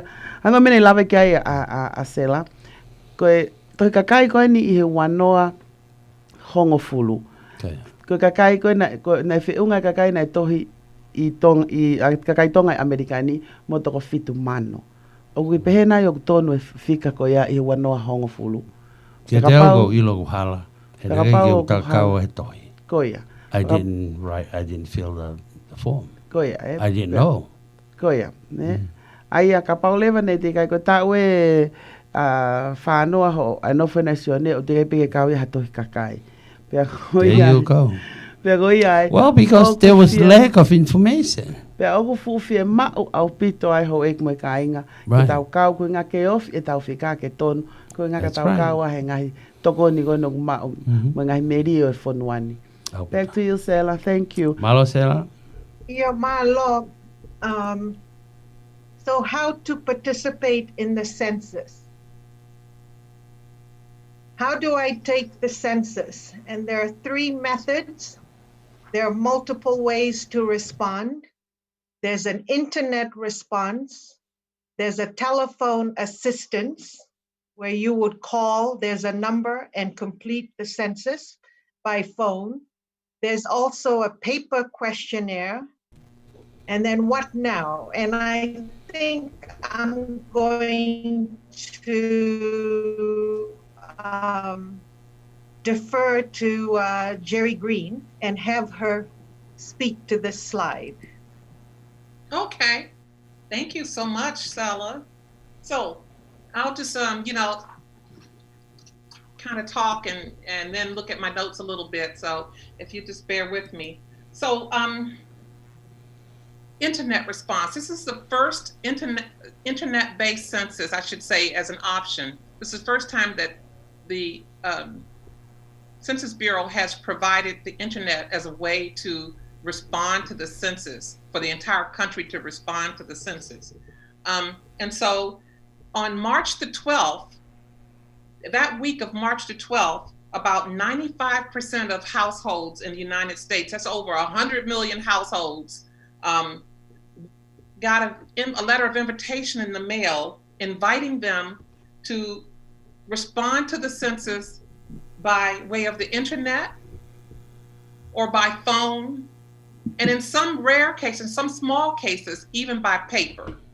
And the Census Bureau provided paper forms to a very small amount of households who don't have internet access. And some people in the audience may have received a paper form, but those are the 3 options that were provided in that letter. And when you got that letter in the week of March 12th through the 16th or whatever it was, in that letter, you have a unique code. And when you go on to the computer, you enter your code, that record, then the Census Bureau knows it's coming from your household. And that person that Sella mentioned, the head of the household who fills out the form for everyone, would input that number, and voila, there's the census form in front of you. If you want to go by paper, there is a number you can call. It's an English language number. There are other languages that the Census Bureau has provided for people who may need some help in their own language. Unfortunately, none of them are Pacific Islander languages. So the English, I can give you that telephone number now. It's 1-844-330-2020. So if you don't want to go online, you can call that number, an operator will pick up, and you can talk through the answers to your questionnaire. That's a telephone option. And then there's a paper option where you can mail in your form. Now, that was March the 12th through the 20th. The Census Bureau sent a reminder letter for people who did not respond. Most of those people, again, did not get a paper form. They were supposed to really respond by the internet or call, And so they said, hey, have you forgotten about your census? Don't forget, you can still fill it in. Then at some point later on, in April, the Census Bureau sent out, I think it was April the 11th through the 30th, the last paper questionnaire to anybody who has not responded. You got a chance. The Census Bureau mailed a paper form out to you to fill out. And so they're waiting for those forms to come back, and they're seeing those responses come in now. And those are the paper questionnaires. Now, so what has happened? What in the world has happened? This is week 10 of the census. In the second week of the census, so let's put it like this. COVID-19 emerged 1 week into the 2020 census. So for the last 9, maybe we can go to the next slide, Stella, if you don't mind. Okay. Oh, when is the census finished? Okay. I thought we were going to COVID-19. All right. Let's go back to that slide then. We'll go to COVID-19 later. Let's go back to that slide to see if there's anything else I can tell you back here about how to respond. I don't want to jump ahead of the slide presentation. So those are your primary avenues to respond. And even with COVID-19, and the Census Bureau has had to make adjustments to the schedule and operation, you can still go online and respond. Go to www.2020census.gov. The form will appear. You can still go online. If you don't have a unique number, if you lost your form, if you lost the invitation letter, you can still go online and they'll ask you, do you have a unique code? You can say, I lost it, and you can still respond. There's no reason why we can't all respond to the census. On the telephone assistance lines, because of COVID-19, there's a little backup. I want to let you know that at best, the waiting time to get an operator is about 8 minutes. But the Census Bureau's had to juggle a lot of things with social distancing and sheltering in place, and they had to find ways, add shifts in so that they can ensure that there are enough people to answer these telephone lines. But you can still call and get assistance to fill out the form. And again, the paper questionnaires, there should be paper questionnaires out there still. That's not a problem. Just mail them in and get them in. And we'll talk about how COVID has impacted all this later on. Now, I do want to add, and Jerry, at this point, we would encourage an internet response, simply because the internet response has an unlimited or has more opportunities to include additional members in the household.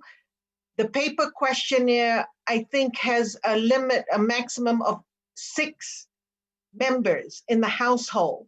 But if you belong to a household where there are more than 6 people, by the time you add mom and dad, the grandparents, aunt, uncle, children, grandchildren, there's more than 6 people, the internet response gives you that capability, will allow, because they offer more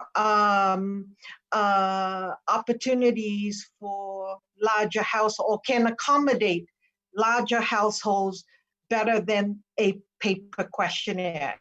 Am I correct? Yes, absolutely. Jerry? Yes, and there's also one other thing we forgot to mention.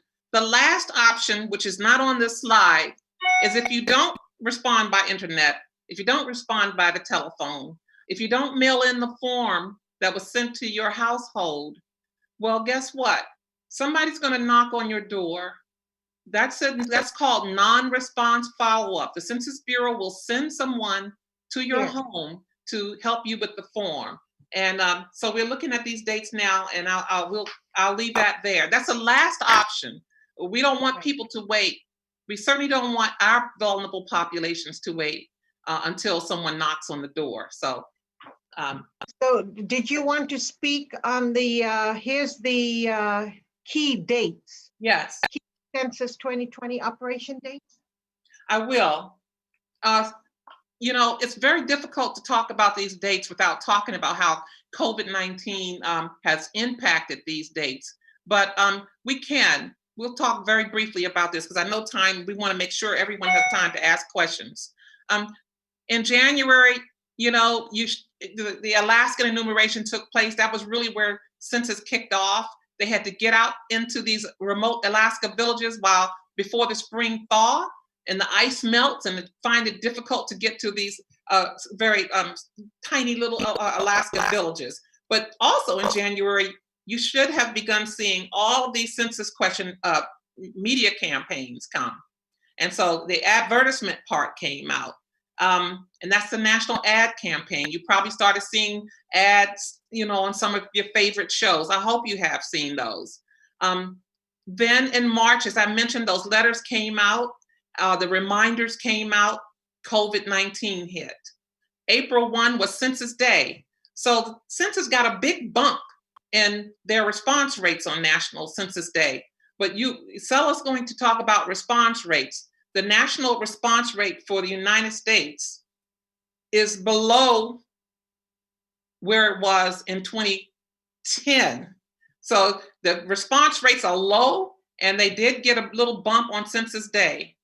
And then between the end of April and all this month, the census has had to make a lot of adjustments to their schedule because of COVID-19. And it will impact all of us. And we'll talk about that shortly after a couple of more slides. The most important thing on this slide here, as I mentioned earlier, is between August 11th through October 31st, that's the new date when the Census Bureau will knock on your doors to get your questionnaires if you do not self-respond. And this date is a date that has been extended because of COVID-19. Ordinarily, the census would be out there right now knocking on our doors through most of the summer, but now it will not begin until August 11th, and it will end on October 31st. Before we continue on, I need to play this video for the census, number one. Number two, before we go to the video, my question is, there is penalty for those that if you're not going to fill your form. I don't want to sounds like threatening, but we never know when they take things seriously. Just like our health thing, you must fill in to have a health insurance. And if you don't, there's a penalty. The question to you both, how serious are they?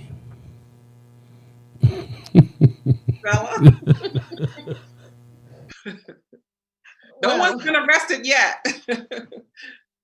That's true. Well, it's just something to keep in mind, because we have certain responsibility to do what the government asks of us to do. And in a sense, that it need to be followed to the best of your ability. And like I said, it's not something to dwell on it. It's just something to be aware of. That's all. Right. Well, actually, I think you raised a very important point, Sione. We do know in the history of the census that no one has been convicted, but there is a penalty in the the material about the census, that there is a penalty because it is required by law. The census is mandatory. And but you said that, the one way to look at it, yes, you are responding to a request by the government. Right. And you're responding to a law of the country and the government. I would turn it around. For me, personally, I see the census, for me, it's empowering. For me, I see it as my civic duty. I see it as this is my one chance or one real opportunity to have a voice, to take a stand, to be counted, to let this country and this government know that I exist as a Pacific Islander, as a Tongan, that, because think about it, as a US citizen or as a green card holder or some other immigrant status, we're paying taxes. We are contributing to the system. And I see it as my way of taking a stand, but also I want the government to know that I exist. And therefore, as a contributing member of the system, I want the system, the government, to work for me because I am paying taxes. I am a taxpayer. I am putting these people in government, in office. They are spending my tax dollars, right? So that's the way I hope, and I would encourage people to think about. This is empowering. It's supposed to be empowering. It's supposed to inspire and, mobilize and get people enthusiastic and to be proactive. Okay. That would be my approach. Yes, we can complain about the distrustful government. I know is real, but it's not. I wouldn't like. I think of this beyond doing something in response to a request by government. Right. But instead, it's just something to include it. You know what, government? Yeah. It's just something that I want to include it there, just in case somebody say, hey, nobody say that and I got a ticket or I lost my green card over this, or we don't know. Government these days, they don't, as realistic as it is, they don't play any game no more. They sometimes they let things go. We just don't know these days what's going to come back to bite us. Emily? Thank you. Go ahead. As far as I know that I read through the census 2020, there's a penalty for it's $100 if you refuse. Right. Like I said, there's a penalty. To fill it up, and there's a $500 for misinformation. If they you know what I mean? Yes. If you fill up a name that don't even exist, you put an address not true. Basically, if you're just playing with the thing, might as well don't do it if you're not going to put down the right information. Because what it is just going to create a lot of problem. And I think it's just worth talking about it, but I don't think it's going to be a real issue for people to spend their 10, 20 minutes, fill up something that is fake, basically.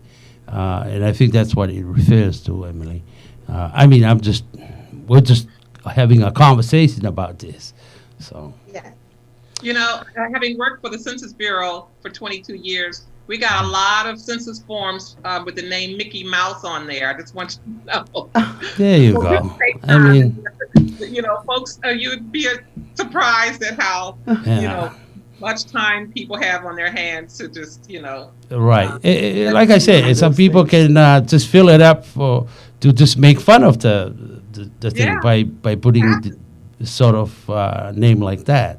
And we're trying to avoid that, and we want to be serious of what it is, and we'll just get all this information and share it out so people can take it seriously. This is not something just to fill any name and any address and make fun of. Something that is a government issue documents that they want to complete for all of our benefits. And I think that's the seriousness of this census. Otherwise, why would they spend millions of dollars to get this job done? So Billions. Yes. Billions. There you go. And it is important for the country, important for you, important for me. And then not only that, it's for your kids and their kids. Can I bridge for another half an hour or no? No? We'll go back to Emily. What interests me, if I ask the question, why should I fill up the census? Right. Is when the government says it shapes your future. Right. You know, your count will shape your future. Koho fo'i tohi kakai koe ako e te nehanga o whakafuo aho kahau. Okay. And I can ask the question, in what way? Yeah? In what way will shape my future? Right. So, go whongai, yeah? I go whongai o mai he ki tawanoa koe ni me he census me he me census koe ni. You just think of your morning commute. Census results influence highway planning and construction, as well as grants for buses, subways, and other public transit system. Right. Aia koe ki fo fili e taha pe koho o kau koe ki he census, tene hanga ai fika koe ia o tohi kakai, tene hanga ai o determine pe o totona ki awe hapaski San Mateo pe ikai.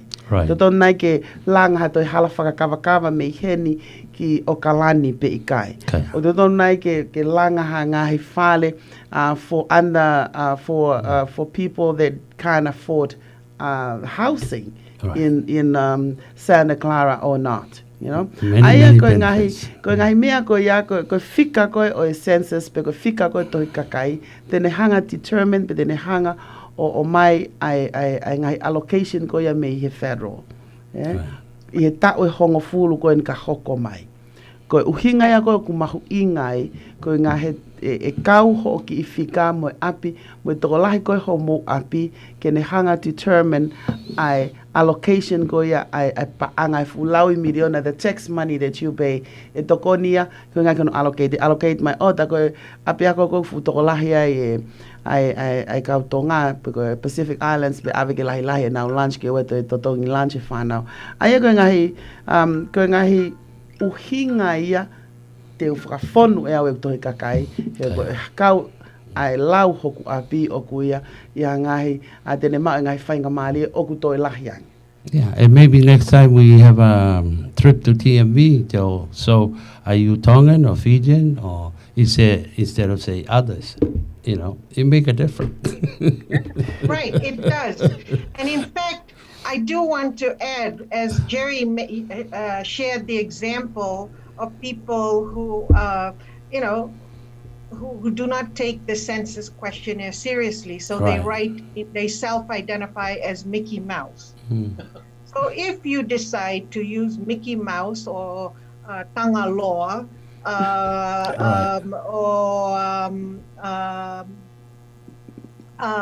what the census will do is they will assign a race for you. Yeah. Wow. So that's the thing to keep in mind, that if you do not write in Tongan, if you're Tongan, take for example, you're Tongan and you decide, you know what, I'm just going to write in Moana. Well, Moana is not a race. The Census Bureau has a list of all the PI, Pacific Islander racial categories. And Moana is not a race. So what they will do is they will assign your household a race. I mean, it's done.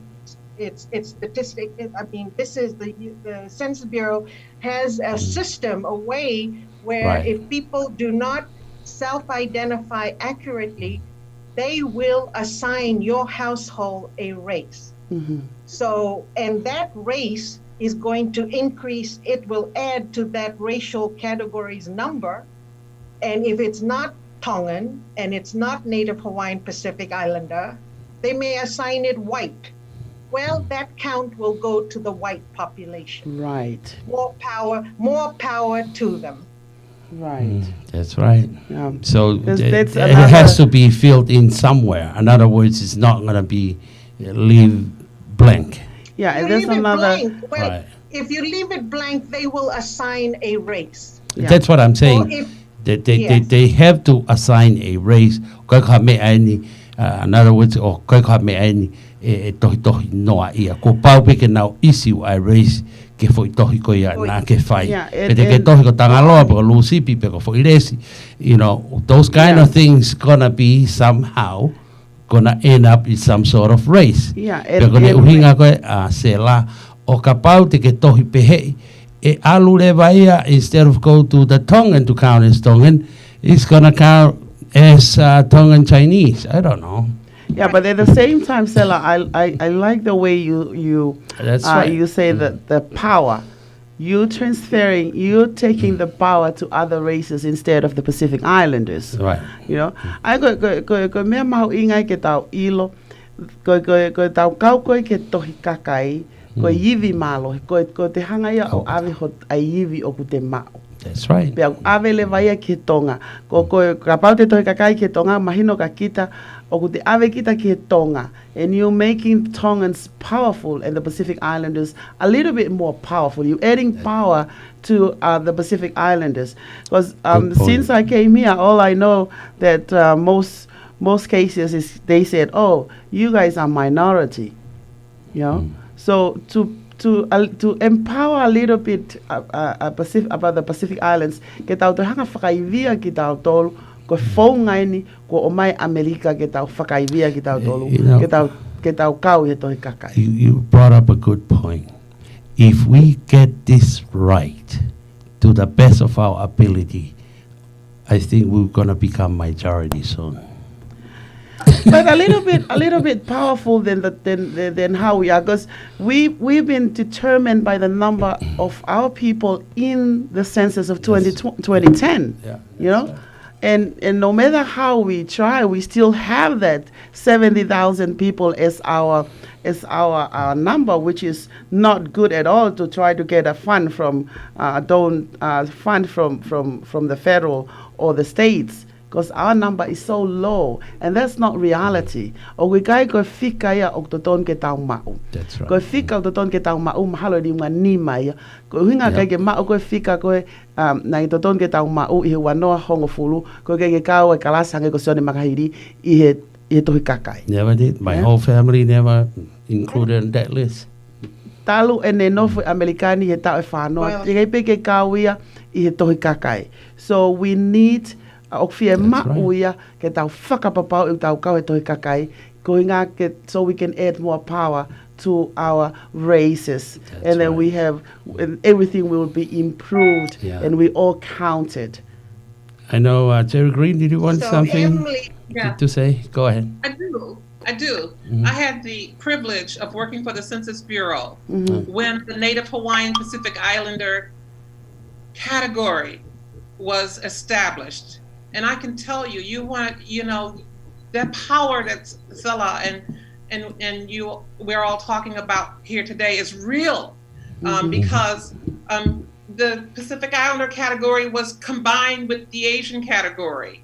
And it was only because of the power of the people and because the people had the numbers that category and those strong voices of Faleoma Vega, Representative Faleoma Vega, and Senators Akaka and Noye, and the people behind them is what brought about this category that stands alone.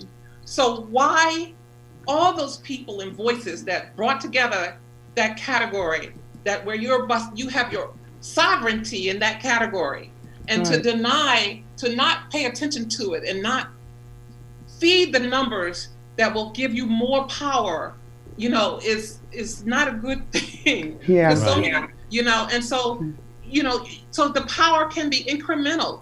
So if you fill out your form, maybe next census, instead of you having to call an English line to have help, you may have a Tongan language line, Right. or Tongan language questionnaire where you can go online and fill it out. So that power is real, and the census count. You don't want to forfeit your power and forfeit your fair share of political representation to any other community. And the only way you can do that is by being counted. There was something that I read on a newspaper last year, San Francisco newspaper. There was this Kiribati guy that he was in deportation process, and he pledged to the church saying, "Please, I can't go back to the island because it's sinking because of climate change." Yeah. And the church gave him his green card, and it was on the news, on the San Francisco news. What I'm trying to say here, Cherry, is if our number, and even people who are not documented, Tongan and Pacific Island who are not documented, they need to fill up the census, because we never know. We can use that climate change, some global issues, to pledge for something like the Kiribati guy was doing. You know what I mean? Yes. Because we can only prove that yes, we're not legally here, but we can't go back to the island, and we can only prove that if we have the census, if we have our number up. Right. But if we can't use any. That's a backbone of pledging in political arena or immigration arena, is to pledge, and we have a lot of people census participating in the census. If we don't, then we're not counted. That's right. Thank you. Okay, so- if you have anything else to say, Stella, you can do so. After that, Yes, we'll go ahead thank and you. get back to this video. Thank you. Yes. Yes, very quickly. So here we are with how many slides? And I think by now, and as Emily had mentioned, we can sum up the census in 2 words.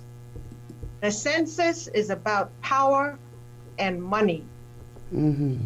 Okay? Power by the numbers and voice, and money is that the funds that are distributed, the large groups, your population group would get your fair share based according to your size. And if we get a complete and accurate count of the NHPI, our PI population, our Tongan population, that is going to not only empower the group, but it would also impact how funds, the kinds of resources that is allocated to address the needs of our Pacific people. So those are the two. Those are just 2 points I wanted to add, and I hope that through our messaging and through the program, continue to. I am personally and professionally pledging every Tongan, every Pacific Island household in America to please complete the census. I, as a researcher, as a data user, I work with census, and you will see at the end an example of why it is so important. Okay, so moving on, we're getting to the end. Jerry, did you want to comment on the non-response follow-up, or we already handled it? I think we better probably move on. Move on. Okay, so this is your show. What is the impact of COVID-19 on the census? Well, I'm going to shorten this because it's a lot of good questions that have come up, and I won't keep But I did mention Before- COVID-19 emerged. Sorry. Okay. Before we go on to COVID-19, let's do this video for the 2020 census, please. Okay. Thank you. It's a little break. And you guys need a little break. Then we'll Yes. come back. Thank you. I'll get you some water. Okay. Ko tau honga fulu ko toa pe ko hanga po tunga awe tohi kakai o lau ai to ta ko toa pe ko no fe Amerikani. Kakai hange ko Mr. Lee. O te tau ai pe ko ta mai ki ako ka he tau malu i fonua kakai no to tong hinga he api kakai nga awe kakai ma na green card bisa nga awe i kai no fala heni no fo la heni pe toki ki mai pe ko hiki mai fra tai mi pe. Ta tau ai pe ko ha na ta motua ma lunga ka nga hu mai pe ko matakari na ka ki ai na ka ko toa pe he lau. He tau e o fulu ko hiri ko grup tu bawe taha i huna lau whakatoa ai toka lahi o Amerikani ko kau Asia o Timote Pasifiki. Kani ongo ia i huna lau whakatoa o tau KPC te fitu. I huna whakawhihoa naki mo toka lahi whakatoa Amerikani. Ko i kai koe ke kau ani ihi e lau pe tohi kakai ko fungi alahi ia. O kani hanga ia o Asia ai tuunga o family mo ngahi community. I tuunga na e kai te ki whakau kau koe ki ai. O ka pau he kai ton hono lau ki tau tori he toi kakai he kai mau he ngai community a ngai mea unau fie mau me pure anga ka me nau tokon whakapaanga ki kakai. Hange koe senta ke mo ia community o tau whaatala no mo whakaanau ki ai. Pea mahal pena si anga e tokon whakapaanga ki fie mau ai tau whaanau. Pea mahal pena whakai kumore ai taho e ngai sea e wharearea o ki ai e kakai unau whakafonga i ho tau ngai community. Ko tau kau koe he toi kakai he kai ngalo ki tau tolu. Ki tau lawa ki whakahake kakai kotoa e whonuan koe kau Asia mo Timote Pasifiki. He kai te tau whakawaiwai ki tau tolu pe whakalongolongo pe hoko ai pe mo tau langi tua mi mui o i kai kau e lau. Te tau lawa pe ki whakamatala e ho tau uhinga mo tau talanoa. Ka tau whakamahina ki kakai ke he koe kau Asia mo Timote Pasifiki o kui kai ki tau tatau kotoa pe. Tau taktaha pia hano talanoa e o tāna keat ki tā no whakato e fufunua haun. O kumatu ak whimau ki tau kau he lau. I loi ki tau tolu koe community pia kau e tau lau ki whonga whakaanga i o paanga koe e taha poi ni matiriona he tau. O kutunga mai ki whakaanga i ke kakai. Tu whakeat ki ngai whare mahaki api a kou mai hala.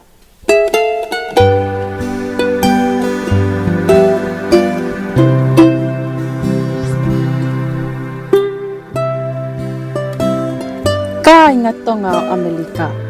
Ke tau puke whanua ke whakatupulaki ai ka hau o e whanua. Ko he haa e tau amana kilelei ki hana whakatupulaki o ka hau e tau whanau. O tau whakaamu kotoa ki ha ka hau lelei ma anau tau. Ke ola lelei e nau wako. Ke nau mau hatu unga ngāwe lelei. Mo nau tokoni ki hana puke ho tau ka inga e whanuani. E makatuunga e ka hau lelei ni me he tau kau kotoa ki he tohi kakai o e wanoa. Tau tuu whakatah ke tau kau i he lau. Tau puke whanua ke tupu mo la lelei ai ka hau o e tau whanau. Ki he wakai ki he website www.my2020census.gov.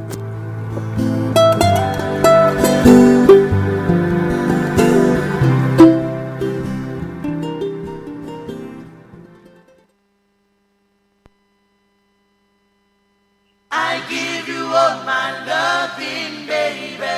You throw it all away and make me cry. O ke fia whakatau hau api California, o ke palani ki whakatau hau api i California. Tā lewa ki Brian Terrell Landing Company, ni matau noa, ono wau noa noa ono tau taha, peko hiwa taha ono no taha hiwa ua tolu hiwa. He kok tane ni ti ena, te hoko ko hoa ngāwe, pe te tawhi ao mo koe, ka lewa ko lava mao aho api. Whewheo ka pau palpalema e to tongi ho api California. Peo kolo aho tunga whapaanga, peo whemau ki holoke to tongi aho api i e mahina. I meiri ki a Brian Terrell Landing Company, ptlending@yahoo.com. Pa teu whakawetewete e palpalema ke to whangai, ka ke mauha mo ui whiawhia, no ngā mo tawataina. Ko ke whoinai he to tongi renzi hene mamafa whauwhaua i California. Tā ki a Brian Terrell Landing Company, whika telefoni, ni matau noa ono walu noa ono tau taha, pe hiwa taha ono taha hiwa ua tolu hiwa, tene whahātua ngai whaunga lelei taha, ke mawahe ai me he totongi rent. Ko e Brian Terrell Landing Company ia, kua wholoa tau e mau i he tawhaako e ni, pe aku mau osilai seni foki i California. Whika telefoni, hiwa taha ono taha hiva ua tolu hiva, pe koe nima tolu noa, ono valu noa, noa ono tolu taha, pe ho emaili ki he btlending@yahoo.com. Let's do it. Let's go. Let's own a house now. Aua, koe Brian Terrell Lending Company. Video Vake Tali San Francisco with our taimi o toia mi te ua fumafito ki he tolu pe a program ko ni o sia I he taimi tolu pe a fia Emily tu hifo o sauni o that was fine o te hao pe ko au pe kage ka ko fia we mo ka inga I he lau fa hoko te programa ma inga ko ni pe ko ai o ko famalo heni ki sela ki tora he tau taimi ki tau lele e tu pe mo e toinga ko ia o programa tau ki kolosia I ki he COVID-19 ni mo na mau inga fa tau e to koni atu ko inga hi vai ko to pe o ko malawa ki ma o e pa inga ni ki si fa ma fola ma ki mo tolu ko tau mo a ki tau to e ma o ha mahino pe ko ia e mari. Thank you so much, Sela. I know this will be the last part of the presentation. Right. You can go ahead, Sela. And thank you, Terry Green. Really appreciate you. And Sela. Go ahead. Malo, Emily, and Sione. So this final section is on COVID-19 impacts on the census, and I'm going to defer to Jerry Green for this presentation. Okay, very well. Thank you so much. So this pandemic has affected all of us, our families, our workplaces, and everything, and it has affected the 2020 census. The census is now in about its 10th week.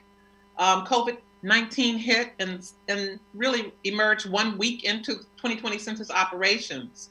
And since then, the Census Bureau has had to adjust all of its operations, including the outreach efforts, the schedule, and political considerations. So let's start with the outreach. The media campaign of the 2020 census had to be pretty much scrapped, a lot of it, because it showed people gathering and having parties and going to festivals, and it didn't reflect the reality of the social distancing or the sensitivities and fears that people have as it relates to the pandemic. The partnership activities that we relied on so heavily had to be scrapped. So the partnership specialists were no longer able to come to your community meetings. They could not come to the festivals. They couldn't go out and have recruitment fairs. All of those activities have been put on hold and have not resumed. From a stakeholder standpoint, we have had to transition. I call it mastering the pivot. We've had to pivot away from outreach activities, going to fairs and coming out and being amongst the population, church activities, relying on our pastors, having special programs at church because of the shelter in place and not being able to have access and go to these venues or risk our public safety. Similarly, the Census Bureau did this and adjusted their schedule to protect the health and safety of not only the American public, but their Census Bureau employees as well. They've been looking at federal, state, and local statutes, and we all know it's been all over the place. Some states said closed, and the president says open.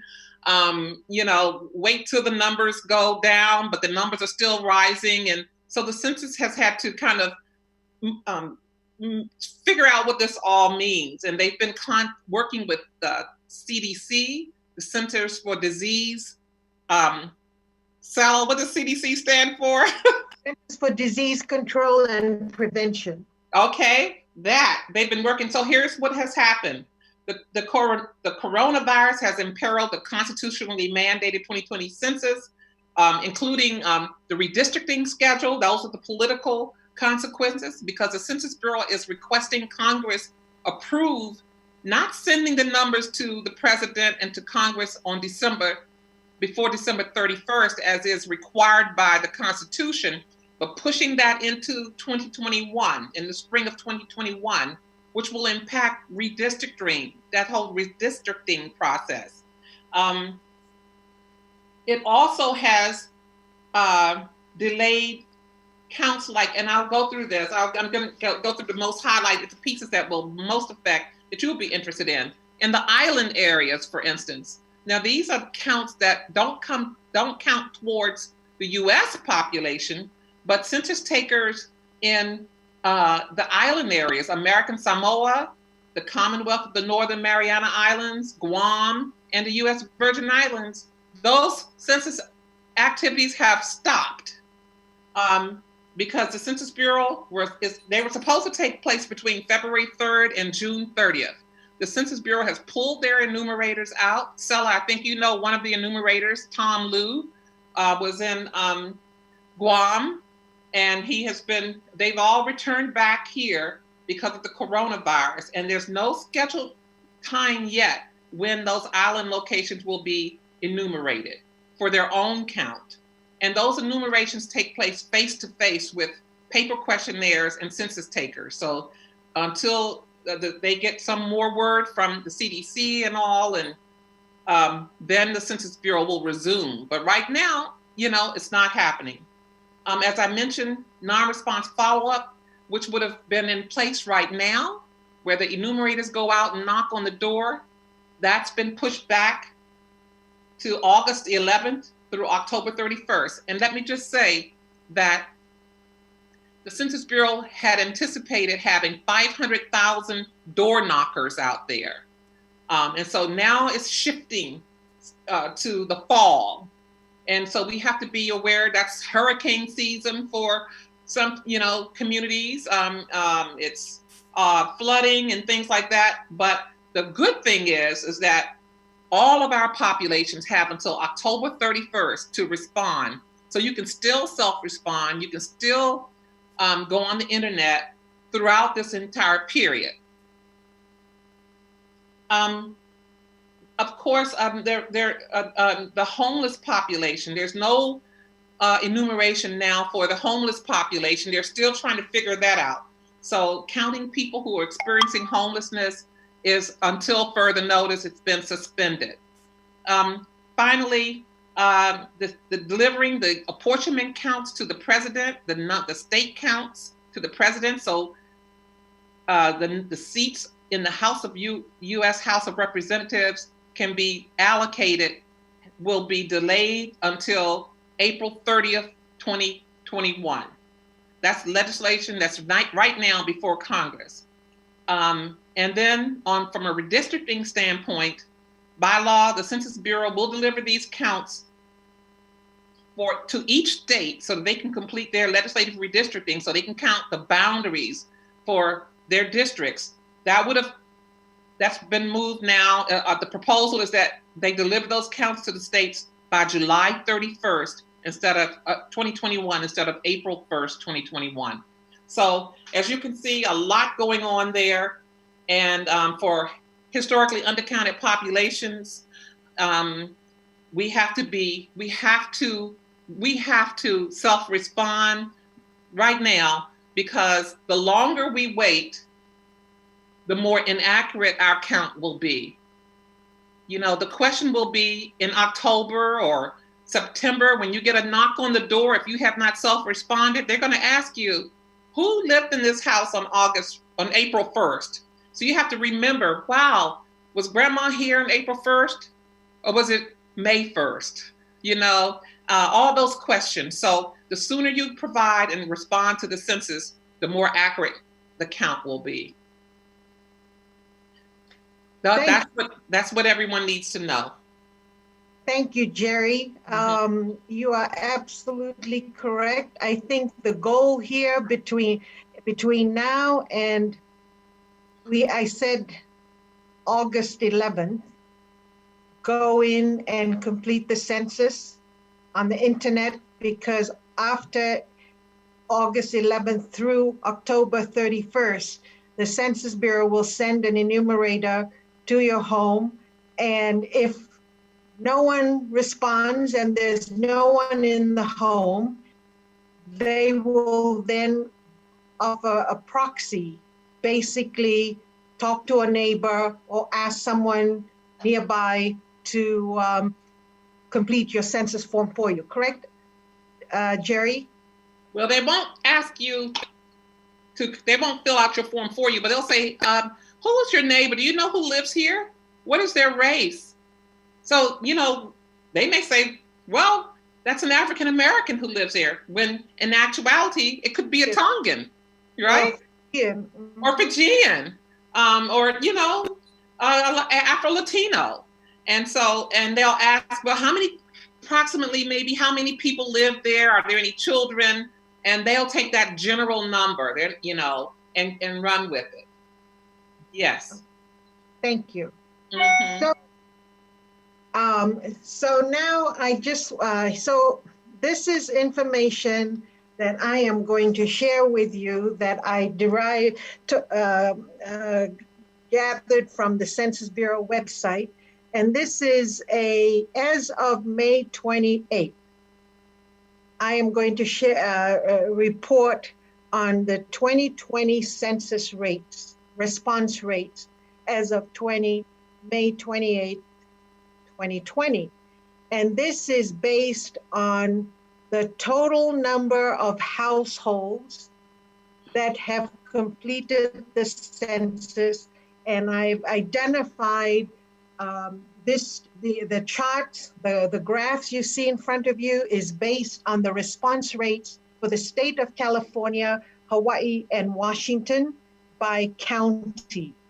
And I was very deliberate. I chose these 3 states because we know from the 2010 census, the largest concentration or percentage of Pacific Islanders in the US were living in these 3 states. Hawaii with the largest, followed by California, and then Washington. That's the order. And these are just select counties with the largest concentration of PIs. But the information, the data is available for every county in every state.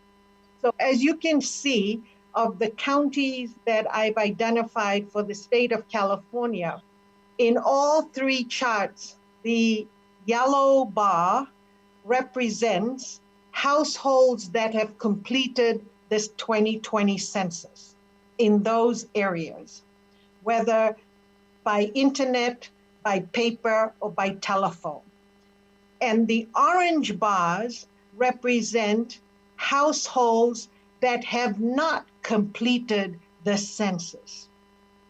And as you can see, the at least 30%, only a third of the total number of households in each of these counties have not yet completed the 2010 census, with few exceptions. Like in Hawaii, you have the Big Island of Hawaii, 66 or 65.5% of the households in the Big Island of Hawaii have yet to complete their census.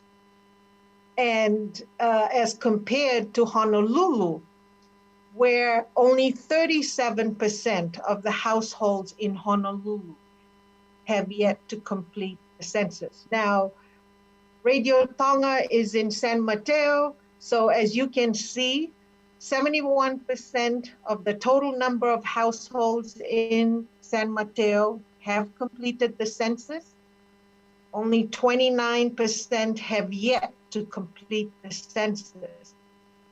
But this is one way that the census is able to track the response rates. And this is where this is what we can learn from data. This is why data is so important.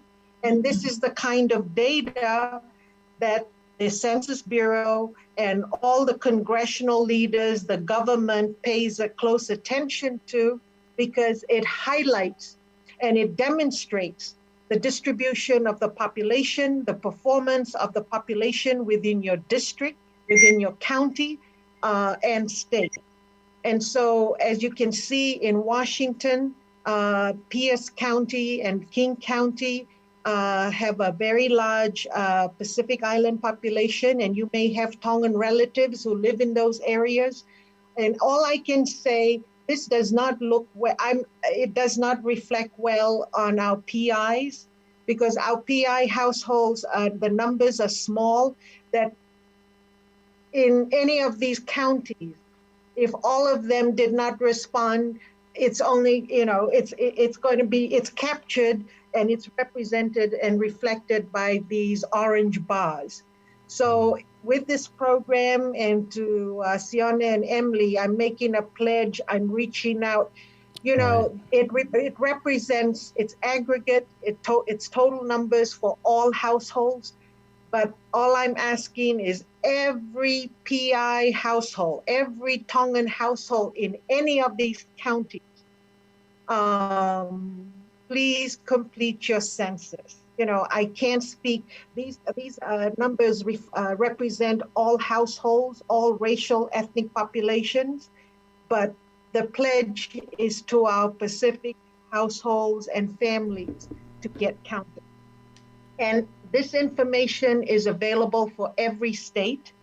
For the purpose of this program, I just wanted to illustrate and highlight these 3 states, but in future programs, if there's interest in Utah, Nevada, Arizona, Texas, etc., the information is available. And I'm happy to produce the data and share the information with your listeners. Thank you, Sela. And I think that's a very, very important information that you share with us, because I think people may think that, I don't need to fill it up because they won't be able to tell. This graph tells us they do track every address where they send this information to, and that reflects on how many people fill the form. So it's kind of keep an eye on what is going on. And with that information, that really help us to identify certain areas, just like you said, for San Mateo itself. It shows a lot of them have been filling up their form. And I would like to get more information on certain state which is a lot of our Tongan live and work. Like, for example, state of Salt Lake City or Utah. Utah have a lot of Tongans there. I think Utah probably have the most Tongan than any other state. Here in California, and of course Texas, Seattle, Washington. There's a lot of our people in Seattle. Oregon, there's a lot of them. There's a lot of state that I would like to see if we can get that information. And what it tells us here, Terry and Sela, that we have a lot of work to do in a short time, because I wish this information, we start with it from the very beginning, but now we're in it. We can't look back. We have to look forward, and also work extra hard on this to make sure that our people are able to be count in this. Emily, you want to add on? Because we only got about 4 minutes left. Emily, thank you. I think like 2 minutes. Anyway, Okay. Thank you so much, Sela. I think we can use this as a tool to assess whether these awareness programs will make an impact and make a difference with these figures. And I thank you so much for that. And we might ask you for more of these statistics of these figures later. But overall, I would like to thank you so much. You and Cherry, you've been enlightening us. Your presentation have given us power to actually do the census right now. Right. And as you said, that census is power and money, and that's and that powerful information that you send us. Like I said before, it does empower us so much. Not only me individually, but also the listeners and the Tongans out there who listen to us through the YouTube, through the Facebook, through the phone application, and even the phone numbers and other forms that they could listen and watch our presentation. I hope that this will be the starting points of more collaboration with you, both of you, so we can make a difference in that statistics that you just presented, Sela. And we really appreciate your time. In these you spend like 2 hours to actually educate us on the importance of census. And I can't thank you enough, but thank you. Anyway, as you guys see, our other people start coming into the next program, but overall, all I wanted to say, I want our people to be counted and be able to be recognized throughout the U.S. system of where they, who they are, and hope for the next generation that they go into all the public and government office that they recognize us as Tongan but not others. Ofalahiato. Thank you very much. Thank you, Cherry. Say goodbye. Ofatu. Asel, I think this will be the same Zoom for the next program because I know you'll be presenting there too. Yeah. Thank you, Cherry. Thank you so much. Thank you so much. Bye, Stella. Bye-bye. Thank you, Jerry. You're welcome. Bye-bye, guys. Bye. Mala. Leo Vake Tali Folau San Francisco with our taimito e miniti e ono ki he tolu ho to tonu e tolu ko e tau poklama ia pia moe Tongan Interfaith ia ko poklama ni whenga e akia pia moe kau taki lotu ka pehe ki tau community ka pehe foki ki hangahi poklama o kunau tānaki mai ki hoko ko whaloto lahi ki tau tolu i taimi whainga tā koe ni ai au tau whoa pehe ni pehe o ko fia ke tai rei ai fai whekau ko ni ko si mau mai ka tuku mo ake o ate tau whanki whanono be taha be ua ka tau kamata pia mo e pokalama ko ia malo.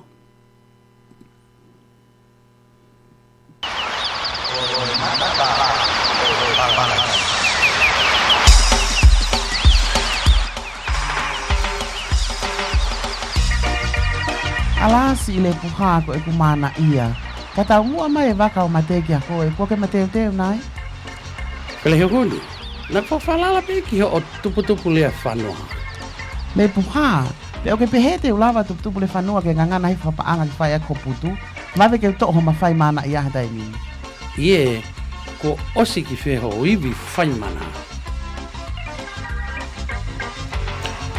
Alasi o mātua, ko au mau kis whewhine, koe kure atu mei pulotu, o te moho haa, he kuia e whaunga ki tokoni atu ki homo tuunga ma teu, o ka hoko mai a mate.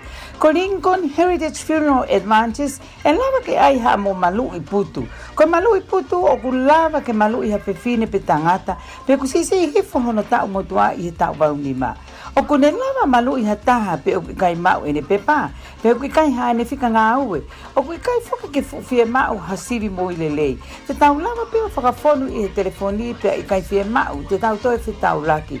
Koe whai ngofua, mawe pe o ku pau whuki he o ka hoko mai e mate, i loto i he hoa e ua wha, e hoa i aho o paanga malui, i ho account, pe a ke nonga mo e whia mari, pe a toi nonga whuki mo ho whanau, mo toi ngai whamiri. Koia, tuku ai ke e, pea mo tā ke he whika telefoni. Ona ni manoa, tolu noa fitu ni minima taha. Pe koe whika telefoni a ane pasina. Ona ni manoa, malu tolu wha fitu. Oia we, kua ongo ki puloto e ku ta e matente. Iyo, koe whakamore whaoske o mo ui o kio awhini mā pē. Tā lewa ke whika telefoni, ono ni manoa, walu tolu wha fitu, pe koe ono ni manoa, tolu noa fitu nime taha ki whakaikiki, he kua ose taimia tuputupu le whanua. O kwhie mauia, ke mateu teu e toko taha kotoa, o ka hoko mai a mate ki o tau whamiri.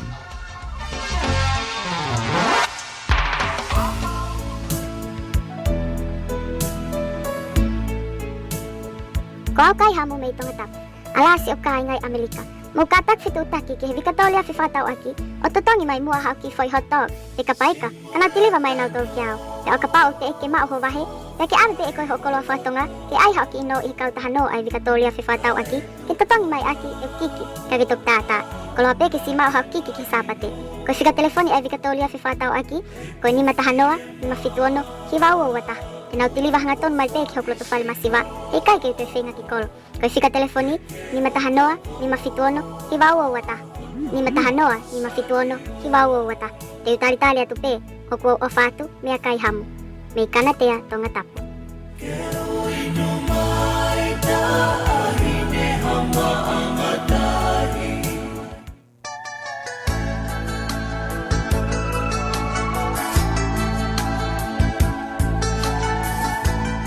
Toko, kuangu fiwa he kai hamu, fa ampe ya ke kike sapate. Oh, ome hau family Amerika? Iyo, toko lahi au pito. Tagi family ave fika vava runners, ono ni manoa tau noa fit ni menimata. Tinau lava tatongi Amerika. Tau pik e au i vava uni o tiliva ki homo api i vava uni. Hawe, malo au pito toko. Te tālewa ki a mātolu he taimini. Ko ia ai ka inga tonga i Amerika. Tālewa ki he vava runners ki he ono ni manoa tau noa fit ni menimata. O totongi haki i kiki pe ko haa shopping pe ki he lolo a halai walu ka maulele ki mautolu o tiliva ki o nga ngahi luku pale. Heu pehe pe fatafata maa whanaa ia. Vava runners, telefoni, ono ni manoa tau noa fit ni menta. Only in Vava.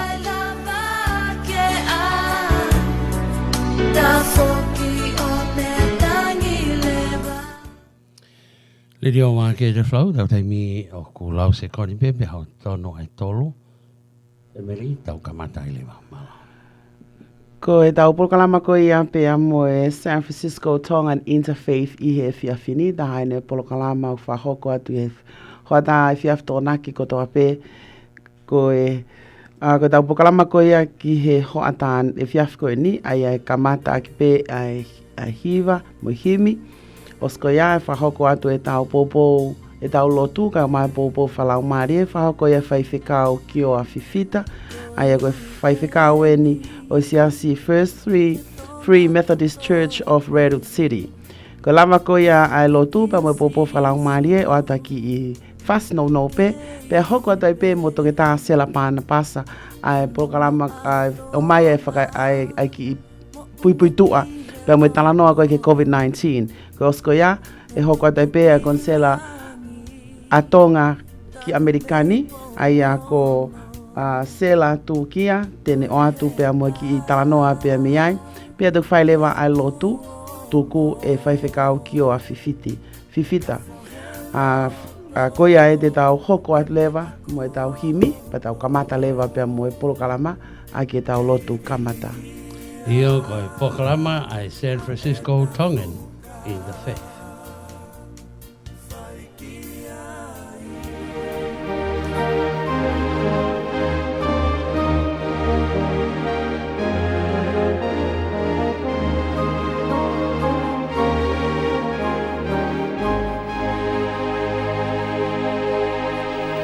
Emo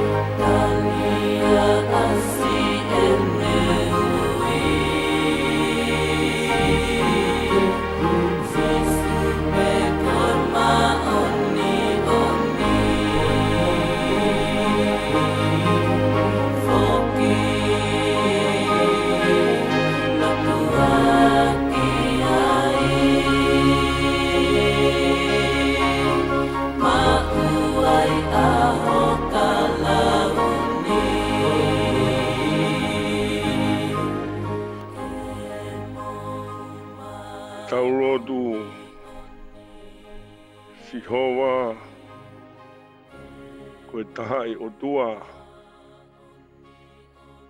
Ai awhiona ku tau ke ai e langi. Ia ke pou pe mo mamani. Ko ke whakawhonu mo whakateunga universi o ku mau iai. Ia ku tala e hono nau ai poto. Mo lahi. Mo ofa ai awhiona. Ko ke ngau hiki mautoru whahinga o e tangata ke fungani. I he mea whakatopu ai awhiona. Ka ko ke omi ai mama ke mau ilo koe. Ka koe mau ilo koe. Ka ko ke whai ho mau whakatau kei. Ka mo mau taki tonu. Mo ni bea e punake sisu ko koe be mau matai koroa. E kai ha mau siokehe. Ka mau koe mau kotoa. Malo pe ko ke whaki mai. Ai mo ui. Ai mama pa mo e poto. Whakateunga pa whakainasi aki ki maptolu. Lawe ai ho tamai o eiki. Ka umaa e ka ongo ka unanga mau kau whakataha e aho koheni. Sela, koe kon sela mo whakafofonga tu pou. Ka umaa sela pane pasa. Whakafofonga e mo uia o mau sino. Mau whakamore atu eiki. Ha mau waiwai mo ha mau tono no. E tu mua ke hoko e ki polo kalama koheni. Ke waka atu ai. Ai poa ki pa mo e whekau. E ngahi mama o ku mau. Ke whakatau lama. Ma aho kakai. Whai tāpu ki na mai e polo kalamani. Ka umaa ki nau tolu a ahi mai. Ka pefo ki he whareni. Nau whai e whakamafola rea. Tu ke hoko. Ai polo kalamani ke mau mama mo mau ui. Mo mau fie ai. Ka toko taha kotoa pe. Au kore anga hai meani kotoa pe ia klais ko alo. O mau whakamo ui. Emeni. Amen. Tupe mua ke lawa atu haki vesi wholofola. Ko e tau ure zoni, ko ki vesi wholofola pe taha. Ko ku whakatau kei na whai, ko e minite tā nima. Ka ku tō e pot wholofolani, mi he hiwang o fulu o ngai sāme. Hiwa noa e sāme ko e sāme a mo sese. Ka ko e hongo fulu mā nima, o e vesi o kia e rea koeni. Omi ha fia ke hoa mo e fuoloa ho mau whakawaiwai e awhiona. Ai ngahi tau ne mau whea ngai pia mo e kovina.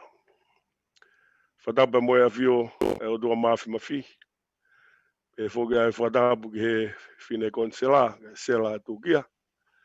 Whoke ai rea whāra o ma hoeki. Whoke ai whatapu ki he tōke tā sela pane pasa. Whatapu ki a ane pasina. Ka mai proklama e kautaki lotu. Ka ku at whakatapu pe mo e whakamalo.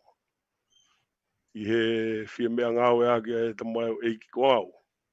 Ke te kau whakataha mo ki moutoru. I he teke. A he wholofola. A he umafoki mo wahe. A he wholofola. A tāka te au ke whehaki pōpōm no. Ko ki ves wholofola nā kulau. Sāme hiwa noa baka hong fulmanima vesi. Omi ha fia ke hoa mo e fuoroa ho mau whawaiwai e awhiona. Ai ngahi tau na mau whea ngai na mo e kovina. Ko e ki ves ko eni, ko e tau tapa a mo sese ki he otua ha lerei maa isi leri. Ko sāme hiwa noa ko e lotu ia a mo sese. Nai fola foki ai o dua kia Mosese, ko hi ko ne talanga ta. He kai teke tu ho wa I ke nani. Ka teke sio pe ki ai. Ka koe osi eni e ta o whango fulu. Ai whanonga Isleri ko nau whakaofi ki ke nani. Koe mounga na e tu uofi moape. Ko hingo e mounga ko nipo. Pia kaka ia Mosese ke tumu o nipo. O whai ene lotu kia Sihova. Kamata ene lotu ei gogo ho mauna fo anga. Me tau tangata ke tau tangata. E whakalau hifo esi. Mosese ene lotu o au ke gifo I vesi ko eni. Eiki omi ha fia ke hoa mo e fuoroa ho mau whakawai e afiona. Ko e kore ha mesi. Ko e kore ha tautapa ha alo ofa me he o tua. Koe mesi kia te au. Koe toe kore ha ofa he funga o e tautea na e tuha pe ia pia mo e kovi na te whai. Koe ia mawhai e tui o tonga. Ke nehanga horoki ha tautea o ha bōpula. Pia kapau na e tautea ke ngāo e ke he mate. Pia guai pia taimi u whakaatai ne awhio. Ke horoki ha tautea. Aia o guia koe siuperi. Koe lolo tonga a hono tautea ku toe kore pe ha mesi mo ha alo ofa I e funga o e tautea na e tuha pe ia a mo e kovi nā ne whai. Koe wholofola ia o e aho koeni. Omi ha fia. Ne osi whiunga bea Isileria ke whanonga he toa wha he tau e whaango furu. He koe kakai talanga taa. Mo e kakai whaianga hala. Ka koe hui koe tuwa haa a Mosese I he wāo Isileri ya mo e otua. Na whai ai ne lotu whakaosi. Me tumu o e mounga ko nipo. Omi ha fia ke hoa mo e fuoroa ho mau whakawahi I he afiona. Toki hua Isileri. Pe hanga I Sihova o kapusi anga hi matakari na I ai. Kai tufa I kere. I he matakari hongfuru maua Isileri. Ka nau kai hono mahu e whonua. I he hua gau. Te moi honi. Nagu eke ke whetokataha whakatau kei. Na I whetu taki mai ke whai Polokalama ni pe au eke ange. Ko haa e tau mua Polokalama. Ka nane tala mai ko COVID-19. Pea koutui ko e lotu whiunga eni. Ko whai Mosese. Heni e kau whai whikau he ngahi Polokalama. Pea ku hange ka te au ko ki I reti o ko eni. O ku hange ko nipo. O kaka e a Mosese me kau whai whikau. O ohake ha kore ha mesi. Pea mihe o tua. Koe uhi ko e tautea ko nau to whangai. Pea ku hange ka te au ko COVID-19. Na ku lahi tokua e tau whaianga hala. Na omi e otua. O kui kai mamao e mea goeni. Me he fofonga Sihova. Kai aha mea e puri. Ka mehe otua. Kai tuku pe ke tau whai mea utotonu ke tau whai. Tau whato mala. Pe tau kore whakataha pia moe Mosese. Omi ha fia ke hoa. O e fuoroa ho tau whakawai I. I e toafa o e moui. Flawa sisu pa mwene kawago tahi o kāleri pa nau vai o anga marie ko tō ea wha. Pa nau hange ka ngoto pe hange ka nau mate. Ka toki e eiki o ne loro e matangi. Ka whawai he punake. A himi koeni. A whange au whango furu mātolu. Himi a we siriana. Ta koe ta tau monia o e moui. E be dai mina tau whanonga i alo maari e. O vare be ku alo tāmaki. Ka wika i te ai hano whai to'o, ko e tau whawhangu be mo e tau whalala i he eiki. Ka ulawa tu be, aki fo i vesi e wha me himi koe ni, ko e tau lotu tuku be ia. Whange au whango furu mātolo. Ka te whakakau ai he mea ku hoko, i he aho koe ni mo e matangi kua tō. Ka ulahi ai ai more.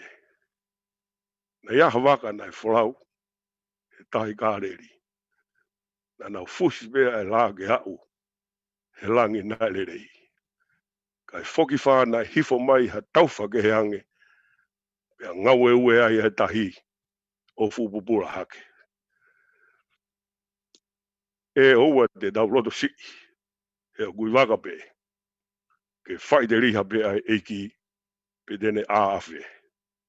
Koi ai beha pe au ha tauwha e fuma mafa, he kai ngoto a Folau, ka kune waka, e meni.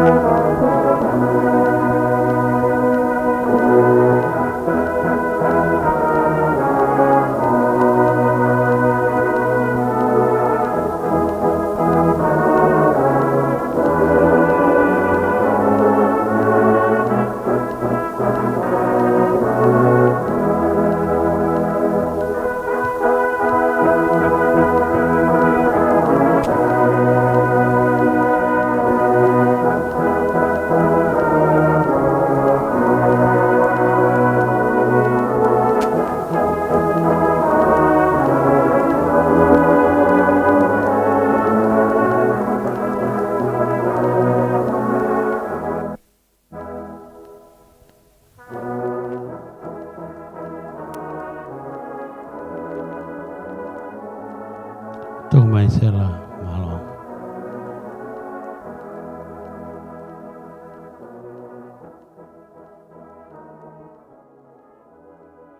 Whamalo atu ki he whaiwhikau i ona whahoko ia e tau lotu kai o mawhoki ai popo whalau maali o polokalama o e Houani. Te tau hoko atu lewa e tau polokalama ki atu ke tā sela pāna pasa, ko sela pāna pasa whoki ko e Tonga, ko e Hanokonga Tonga, Rotuma, pea mo e Tuvalu. Pea kone, nama mai pea mei fisi, lo tonga ngā ue whoki i he University ko ia Michigan, i e ta whaaki ko ia o e research pe ko e whekumi, i e Institute for Social Research.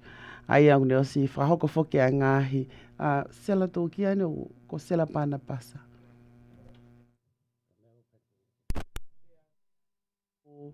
Pea koe ai koe whainga maria koe ni, nani os whahako whuke ngai savea ki he Pacific Islander, pea o te Pasifiki, pea mo e tokolahi koe o te Pasifiki, mo ngai mea pehe koe ai whainga maria koe ni, tuku ia ki a toke tā sela pāna pasa, ki reo mai haki i talanoa whikau aki pea mo COVID-19.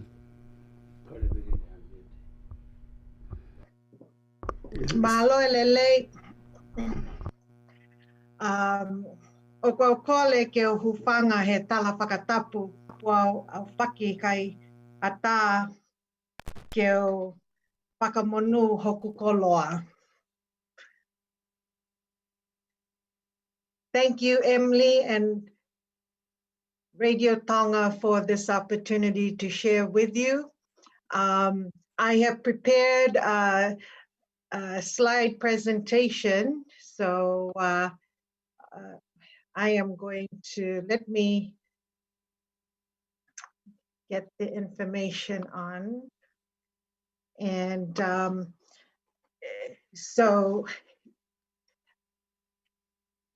I wanted to, this presentation is based on evidence, data on the COVID-19 that I have been monitoring and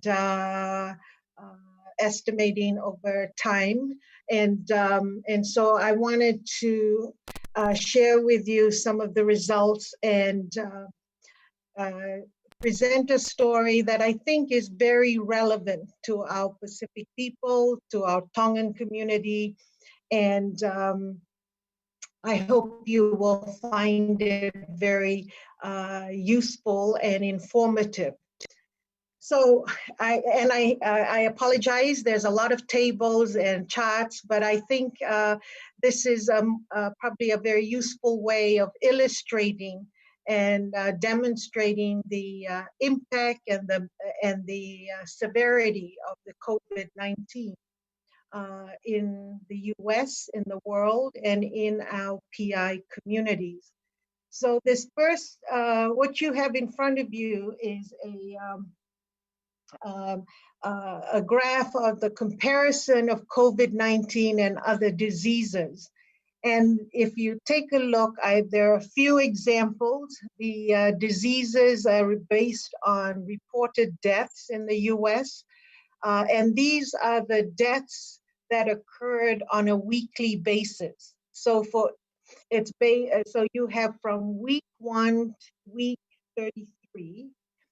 And you're looking at a few examples of the deaths due to car crashes, represented by and the different dates over time. But the take-home message here is that when comparing COVID-19 related deaths to other conditions, other health conditions or injuries, the contribution of COVID-19 deaths increases exponentially, as you can see by the red line. In a couple of weeks, within 5 weeks, or within 9 weeks, see how the number of deaths have risen exponentially as compared to all these other diseases. So the point is that COVID-19 kills it and is a rapid contributor to death on a weekly basis. And then we take a look at COVID-19 as in comparison to frequently underlying causes of death as of the month of March. And these results are standardized and are based on a 5-year average. So in the last 5 years, as you can see, the yellow bar represents the 5-year average. And as you can see, the 5-year average for cerebrovascular diseases, chronic lower respiratory diseases, and then we have the coronavirus and heart disease, as well as dementia and Alzheimer's. And what you're seeing in the 5 years, of course, the COVID-19 or the coronavirus only occurred in the last few months. We do not have data for the last 5 years. But you see there's no yellow bar for coronavirus. But when you take a look at just the mortality rate for deaths by these select diseases and health conditions, the blue bar represents the rate for each of those conditions. And as you can see, in the month of March, the mortality rate or the death rate due to COVID-19 is much higher than deaths due to chronic lower respiratory diseases or even heart disease. And this is just for the month of March, and it is based on the entire US population. Now, if we take a look at the underlying conditions of people who died and they were tested positive and died from the COVID-19. As you can see, and I have this chart in front of you, is based on underlying conditions among children, represented by the green bar, and then by adults, represented by the blue bar. And then the purple bar, there's only one purple bar, and that is for pregnant women. And what we see, as you can see, for the adult population, of all the adults who were tested positive and died as a result of COVID-19, those individuals had pre-existing conditions. And as you can see, 55% of the adult deaths due to COVID-19 also had hypertension. The next largest group, as you can see, is that 51% of those adults who died from COVID-19 were obese. 32% were had cardiovascular disease, and then let's see, laser pointer. Okay, here we go. There's obesity, there's cardiovascular disease, 32%.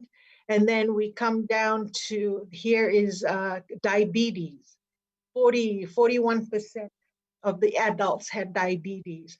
And so these blue bars highlight the pre-existing conditions that put people at high risk of dying if they get infected with the COVID coronavirus.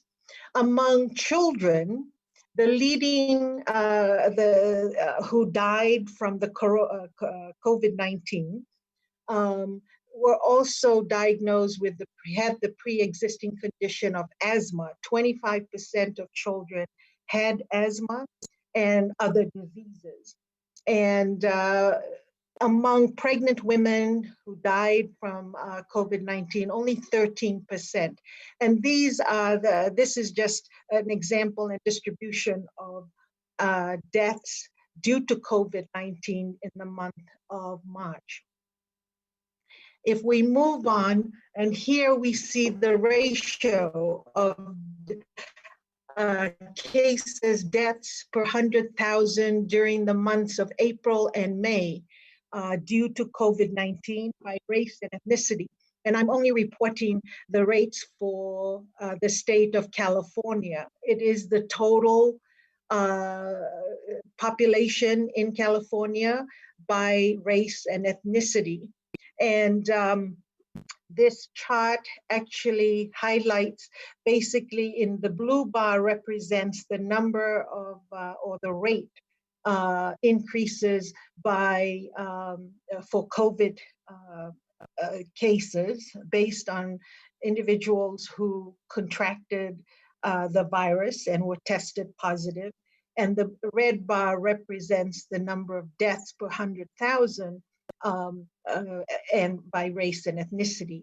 And as you can see, you know, in terms of the number of cases or the rate of the ratio of people for each group who were tested, screened and tested positive, the number of cases, as you can see, Pacific Islanders have one of the lowest number of cases who were that were screened and tested positive.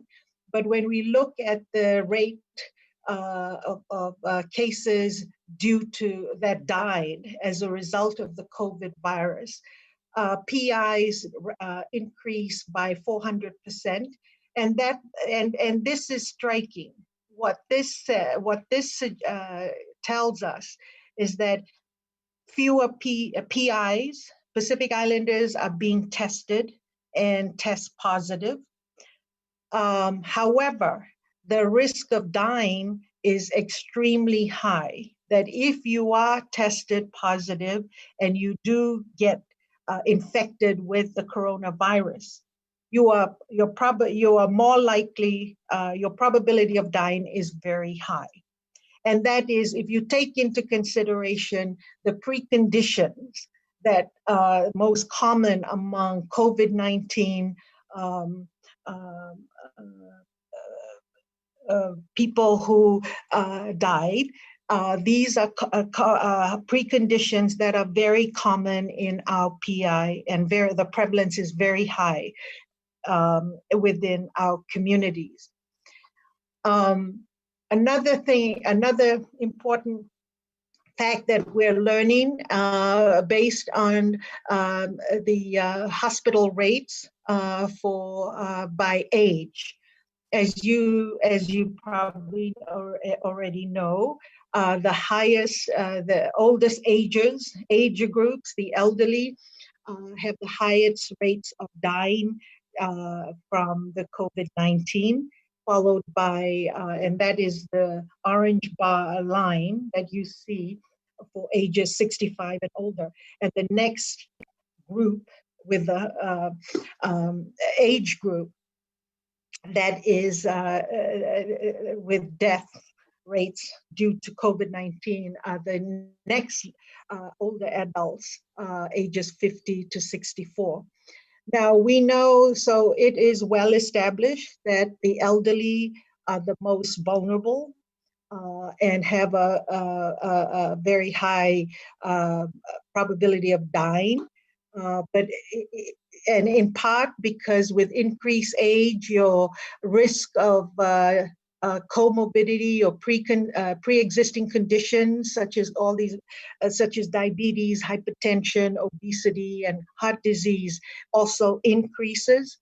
We also know that, but among the elderly, only a third of the total elderly population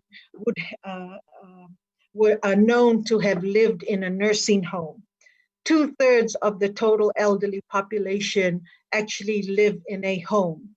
And I think that's important for our PI and Tongan households, because we know majority of our Pacific Islanders take care of their elderly and therefore the risk and the need to protect and prevent from contracting the virus is a responsibility of everyone living in the household. We also know that our PI households, our Tongan households, tend to be very large, a lot of families, multi-generational families with grandparents, adult parents, and young children, and even grandchildren. And so the responsibility is on everyone, every member in the household, to protect and prevent themselves, and especially if you have an elderly member living in the home, because the risk of contracting the virus increases if it is brought to the home. And this chart in front of you is just a comparison, and this is based on death rates per 100,000 for the state of California. And the data was derived from data that's released by the California Public Health Department. And here I am, the rate clearly states that NHPI have the highest death rate per 100,000 due to COVID-19. And in that, PIs are 4 times more likely to die from COVID-19 when compared to whites at 2 times the rate. And other racial groups lag behind. The next group behind our Native Hawaiian Pacific Islanders is the African American population.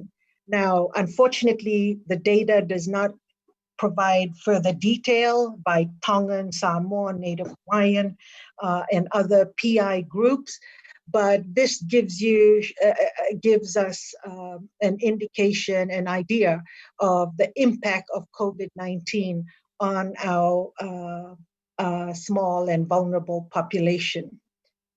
And here is a ratio based on deaths to the population for LA County specifically.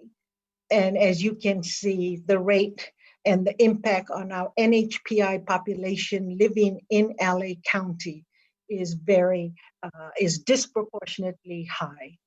So, in this final summary, I would like to just extend that the COVID-19 or coronavirus or COVID-19 is a deadly disease and that no one is immune. It does not discriminate by age or by your wealth or where you live or the color of your skin. We are all vulnerable and susceptible to the virus. Adults with underlying preconditions such as hypertension, diabetes, heart disease, obesity, and neurological disease have a higher risk of severe complications and death. And among children, it is asthma and obesity. Your age matters, with older adults and the elderly having the highest risk, since most NHPI elderly live with family instead of nursing homes, and most households have at least one member who is an essential worker or works in the service industry, it is important that every member be protected and prevent themselves from contracting this virus. The COVID-19 testing and screening appears to be low for our Pacific communities, and this is problematic. And what I would offer as a solution and way to addressing this barrier is to get support for screening in the churches, within when the church in church communities or in the churches for the faith community. And finally, but not least, that our Pacific people who have been tested positive for COVID-19 appear to have a higher rate and a higher death rate when compared to other groups. So that concludes my presentation, and if there are questions, hopefully we could address them, or you could share it with the radio station and have them forwarded to me. Malo pito and ofatu. Malo Pito, Sel, I think we have a little 2 minutes to. I'd like to ask you if you could elaborate more on the Pacific Islands rates compared to the other races. And because I know that you have the craft of Los Angeles County. Maybe that's the best example for that, because we've been talking about COVID-19 and how it's kind of slowed down here in the United States, but I think it's not slowing down in the Pacific Islanders. Right.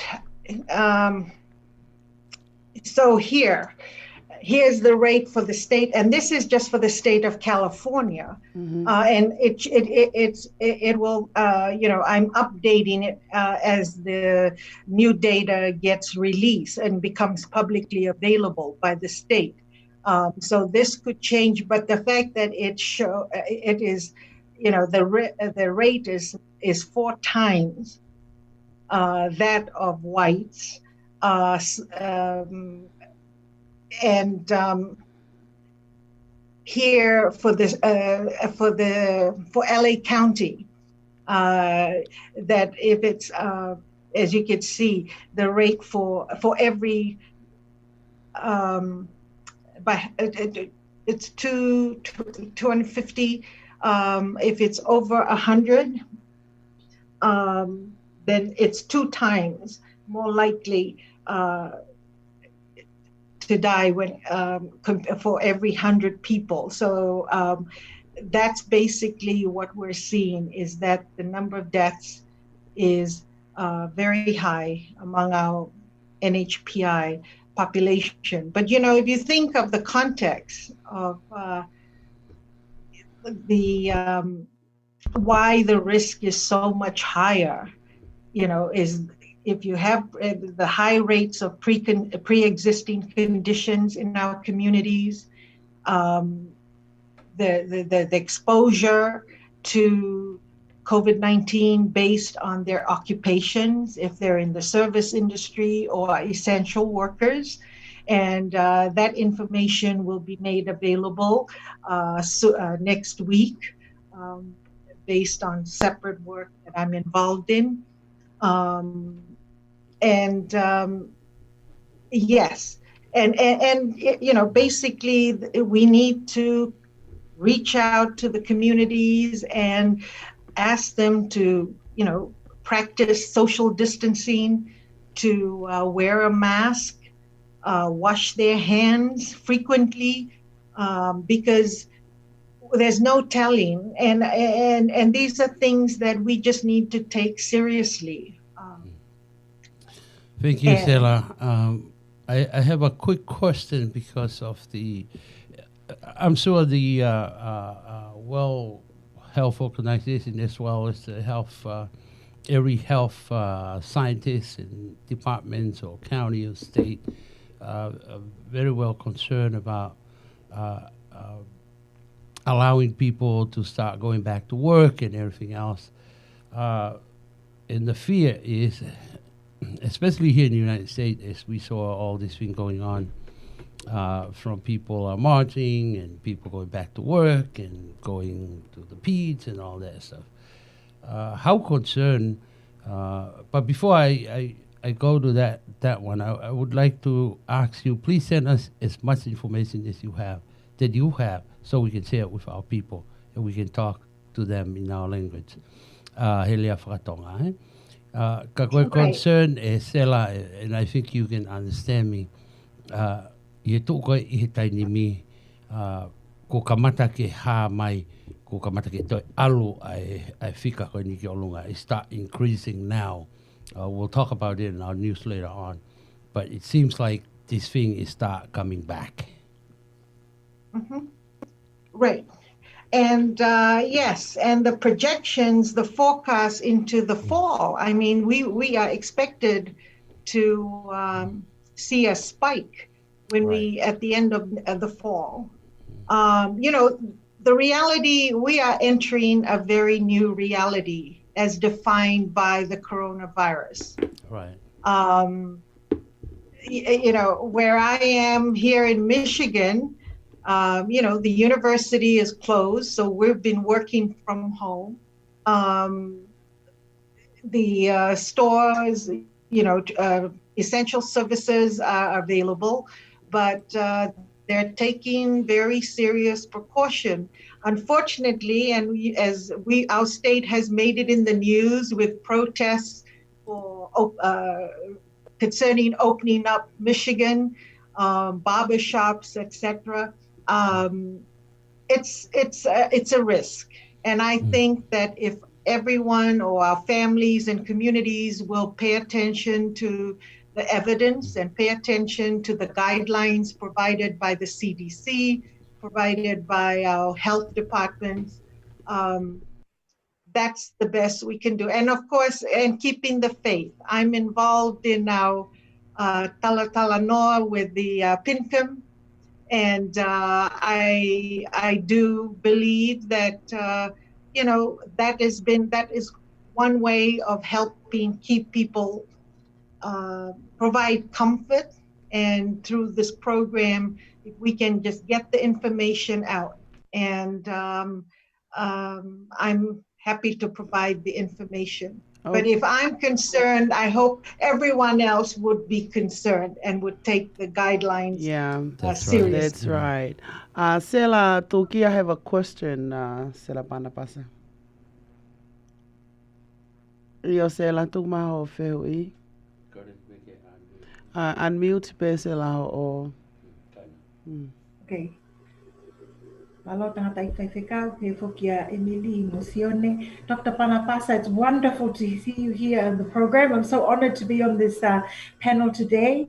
When they told me, I said, oh, whaiwhekau plus Sela times 2. So anyway, thank you for this wonderful presentation. You know, I think for Pacific Islanders, we prefer to see things in pictures, in diagrams, so you can see very well that our statistics are not doing very well at the moment. But two things came to my mind while you were giving us this wonderful presentation. Thank you. Was first of all, I totally agree with you about this issue about screening. We have heard here in the Bay Area over the past 2 months how they have tried to offer screening, and in the more recent weeks, there are apparently a lot of free screening sites that are available for people to go and test, so that, you know, for those who don't have insurance or are undocumented and so forth, we can go and get tested. Now, the problem is, as you quite rightly mentioned, is that unfortunately our Pacific Islanders are not turning up to make use of this wonderful opportunity. And I think there are many different factors there, maybe cultural, maybe some of them are scared, some of them not sure how to do that. I believe sometimes there's a registration process which is too much paperwork for our people. But I totally agree with you. I was thinking also, the way that the testing is set up now is that you have to go to the testing sites. But I think for our people, it would be so much more convenient if we can bring the testing to them. And as you mentioned, through perhaps the churches, if the Whaiwhekaus and the church conferences allowed this, that would be a very good idea. I see on Facebook, like for example, the Methodist Church Conference for California, Nevada, the bishop has made an announcement on Thursday that they are now, although the governor of California has now allowed churches to go back and offer church services in church, but of course paying respect to all the social distancing protocols, etc. But the bishop for the California Nevada Methodist Conference has asked us to wait till the end of June in order to allow this church conference to confirm exactly what are going to be the protocols and regulations to give out to all the pastors, which then they would so. But in the meantime, this issue about screening, and if we want to bring it to churches, are we going to wait till the end of June until we can do that? Meanwhile, we really need to try and get more of our people to test. The second thing that I was wondering about your good advice, as you know very well, we're very similar to our Latino brothers and sisters, where we live together with our family, immediate and also extended family in our households. And I was wondering, do you have any very good advice on how we can maintain social distancing in the household? Because it's okay if we're all living together, but if somebody goes out, is one of the emergency workers or is working in some service industry that is already allowed to work now, they're going to come back into the home. So how exactly, when we live with mom, dad, grandma, 5 kids, and so I was just wondering, how can we go about maintaining these kind of guidelines and protocols that have already been given to us by the senior health people in our counties and states? Well, thank you, Sela, and I am honored to be on the program with you. It's always good to see you.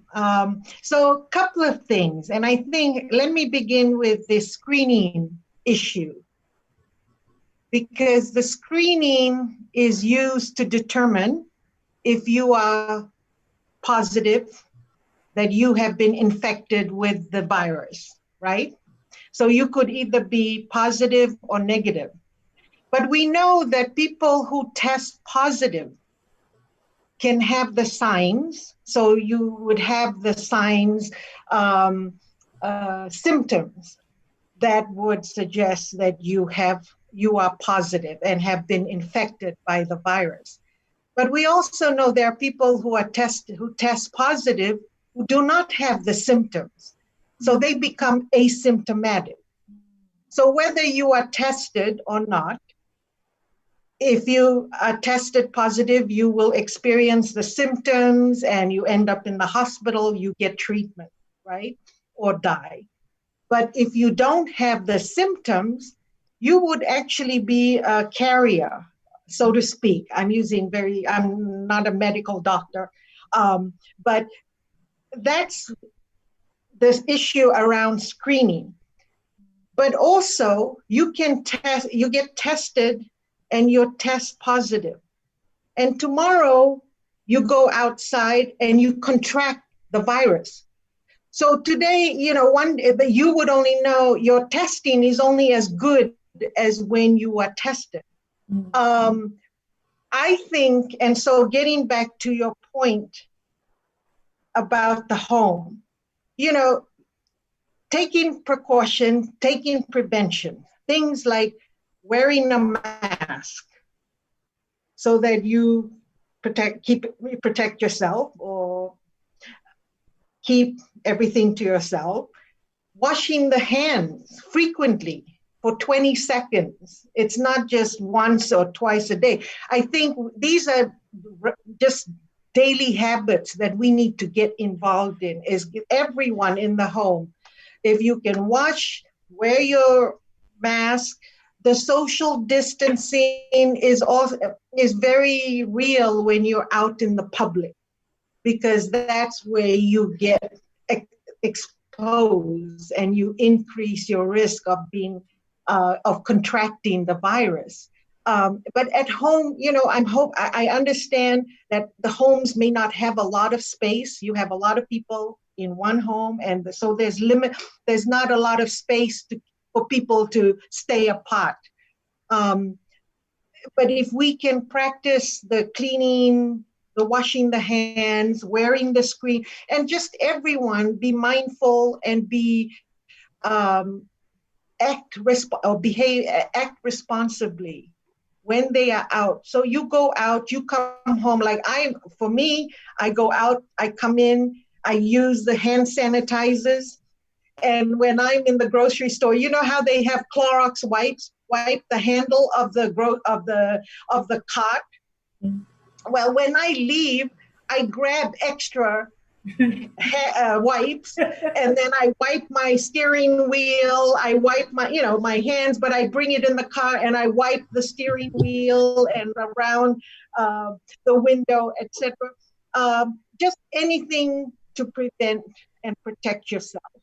I think these are good habits, and if everyone can practice them, and if possible, and I think it's difficult for our island communities, this may be the one time we just try and avoid gathering, going and visiting the relatives. Let's use Facebook or FaceTime and call on the phone and talk to each other, but limit the amount of the big gatherings.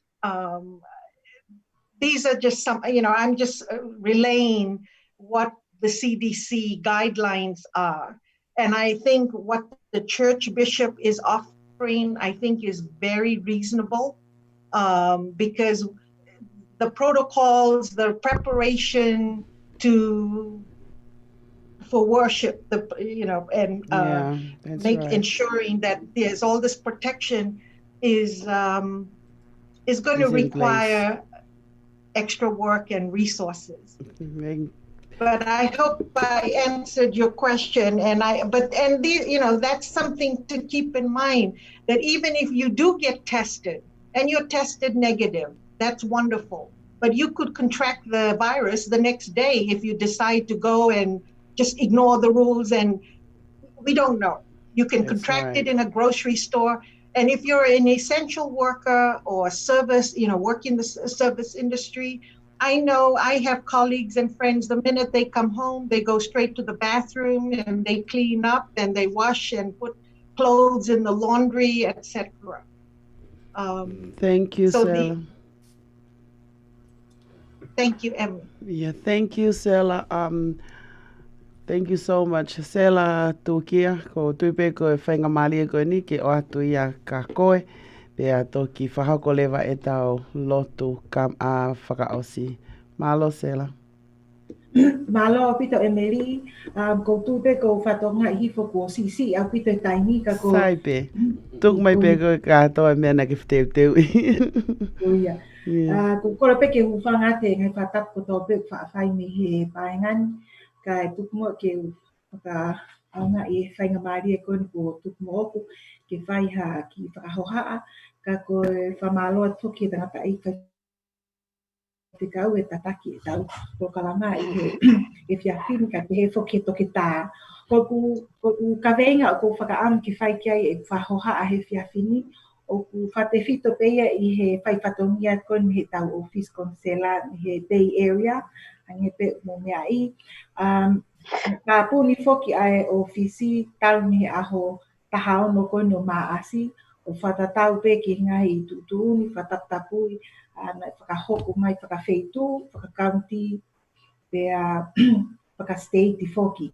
Pea koa o mai whoki eni ki he wike koinu ko toki mariu atu, o ka mata whoki whakaata mai he ko wana koinu California, pea pehe whoki ki San Mateo, ke whoki ai ni ihe ai ngahi ngawe anga ki he ngahi ofisi. Pea koe ia e whakaukau, ko ngā ke whai e whoki i he moniti koini o ko hoko maina, i he aho uaki koino sune. Ne ngo pena whai atu e hoko whatongia me apini, ka koe pa fia lahi, pea mo tokoni, mo lisa, e ma whoki ki ofisi, tari mea i tau telefoni, pea mo whakahoko atu, hoko atu ai pe whakahoko ai tau ngai whatongia. Koe tū koe tainini, mai kamata me wiko osi, o kamata ke toi mau mai ai u passport ko u tā mai koe me tonga. Ai koe ngongo whakawhia ke ki mautolu, ko ki tuku waka hono o mai e tau u passport me tonga, ka koe nu mahino mai, ne ongo pe u tāpuni e pōtā, ka kei lava pe o mai e courier, e package, ange pe o mumea i, koe tau u passport i kakatoa ngā mahenita o ni, ma ta hongo furu, o ku paki te fok me tau ta whakon in place ni me nupa alofa. Pea koe o ngongo whawhiawhia ka ki tau tolu. Ne ongo pe, o kai ke fulawa ha folau holo he tai nini, ka koe whoka e ni he ki mo tolu malo mo pe mau ke whakaanga i koe IT, pea moe te folau at whakaloto whanua pe whoka o ke lawa pe o whakahoko he tai nini. Koe kamata koe ni koe ai hoko at koe ai ngawe a uraki koe no sune, e whai pe hono mui i ofi au pito ai ngahi tutuuni ke tau whakaaunga i whoki i tau hoko at koe ni i he whanonga anga. Ai a koe o whai kia mea ai toke tā, ko pau pe ke kore at ka ki moutolu, ka muka mea anki ofisi ha mu apoineni, ko kore at pe whoki ke mo mea mai mo mas, e whai pe ano whakaapai ai u whaunga koe ko tuku mai koe he county mo state ngā ko ma os ma teu peki ai. Ka koutui koe hoko at whoko ni, te mawhenga pe, ka lava pe ke solova a mo ngai whia mau, tae mo me ange ki office koutui koe whaunga e o papoto taha koe ni he tau hoko atu. Ange ka pau lava pe o lia te fomu, ka pau pe mo talelei ke lia te ho mo passporti,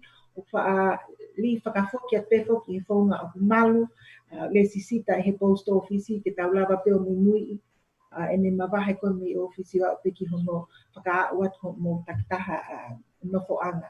Koe u whaunga e koe aini ko whakalea koe kau pālangi koe tau whenga pe ke whakahoko e tau whetutaki e whaunga ko contactless. Koe ke tau whetutaki uhi ngā pe koe tau whakaamu whoki tau toki au kia taimi ko mau whoka whaitoo, ko ngā ke lava ke mahino ke meanga te kei vai lasi, ka tau lava o ata mo whia maari ang e tau whi alu aki mo tau whetutaki. Koe ki ta whakpe tā ko whakaamu ke ulave ki ai, koe ni I foki a ki mou tolu, a ia peko o ku mou whai mai folau mi Tonga ki he I kare, whai ha mou folau ewa mai peko a ai mai ki ha whaamiri peko a ngai maheni, a e ko ku mou tuku whaka koe he ni. Ma fia o pito, wai ni ihi tō lahi a ki mou tolu, fo waha taimi koe ni, ku mou whetu taki mai, ki maua, pea ku whai ai tokoni, pea ki mou tolu, I hono whenga I foki ke apply ki whakaloloa mō ngofua koe I Amerikani. Ange pena I whai at foki ai whakatau kei, o tika I foki o mai he immigration I Amerika, hatutuuni mahino o pehe unauhanga tari. Ai apply koe ki whakaloloa koho mō ngofua. Ka koe whakapoto taha peni ki taua o koe ki ai, ki tau pehe, ke whakahu peho mō application ni ki loto, ke mahino pe ko o sito ki loto pe a whakalao. Koe mea koe ki ono tari koe application ni mea pango o tau ke tari ni pe ke nau o mai ha angai tari o ku whakawhia maharia ka ki tau tōu. Koe tū koe taini ni ko whatonga I fo pe he weekendi, hange pe koe ofisi koe o DMV, ai koe ki driver's license, me whakauri ID, state, ko kamata ke awa u ofisi ni ihi. Pea o tatau pe ki he u ofisi koe immigration Amerika, o stuku mai ai whakatokanga, o amanaki pe whakaawa mo nau u ofisi ka tika ke mahino. Pea ko tupe, e kehe pe u wheitu I Amerikani, na awa state koe, ka tika ke awa ofisi ni state koe. Ka te tau whakaongonga te, I kaha u, ka te ai peha u whainga maari I he tau polokalama koe ni, te whia pe ke toi lava mai pe o te whakahoko atu update. Koe, tu whakahe taini ni, o kei tāpū ni pe ai pōta koe a Tonga. Ai, tika ke tari, ke tu utang ha upāsese, ko lau atu mei muri. Pea koe whakangata koe ia, ka taputapui koe o kua uia ki aho taha ua koe o sune. Pea, ko sune pe whokian he wikaha u, ko tui pe I he kaha u wabe mai, e toi mahi noange, ko whehu ubivivi whokia ka ki tau ka nihi koe ni o nau tuku whaka koe ni muri ni, ko wheha taini e whakaata mai ai he e kureanga Tonga, ke toi awa pōta ko unga kai pai ha whenga ke whoki ai si nihi koe ni o nau tuku whaka koe heni. O ku as mai pehe o ngongo he weekendi, ko haa moa whoki ko o si kamata, ke nau whakaata ke whoki ai ni ihi koe o e kakai haa moa ko, nau noko pe koe haa moa ka nau tuku waka koe I New Zealand. Pea kusia ia lea pau ka apureanga haa moa pea mo e New Zealand, ke kamata, ono petu koe nau ka inga haa moa me New Zealand, ki haa moa pa koutui koe whakailonga lelei au pito ia ka ki tau tolu kotoa, uhi ngā pe, ko ngā kapau o ku kamata hawhanua taha o ku tui pe e wawe at pe pe motonga whoki. O ku nai as mai pe, nai haa mai pe he o ngongo ki muini mai pe, o ku o stu whakaongongo pe ai e New Zealand, ko whakaongongo ki he uwhanua ko he Pasifiki, ko ngā ke whakaata mai ai nau pōta, o nau tu ma teu nau tolu, ko ngā ke he nau waka, whakapuna tuai ai upāsese, ke whakawhoki atu nau tōki he nau uwhanua takta. Munu ia whoka New Zealand he tainini, ko toko si I au pito mahalo pe kunau nei vai less free nau tolu he tainini, pea ko ngā ko e nau teohi e nau tolu mo uwhanua koe ni Pasifik koe o kei hao koe me vai lasi, e wabe au pito pe ai whakahoko koe ai whefolau aki. Pea, ko ngahi poini mahu inga pe ke whaihano whatonga ngai, ko ngā pe ko I kare me apango, tau mau whoke whika lahi taha koe mau koe ni vai lasi e tainini.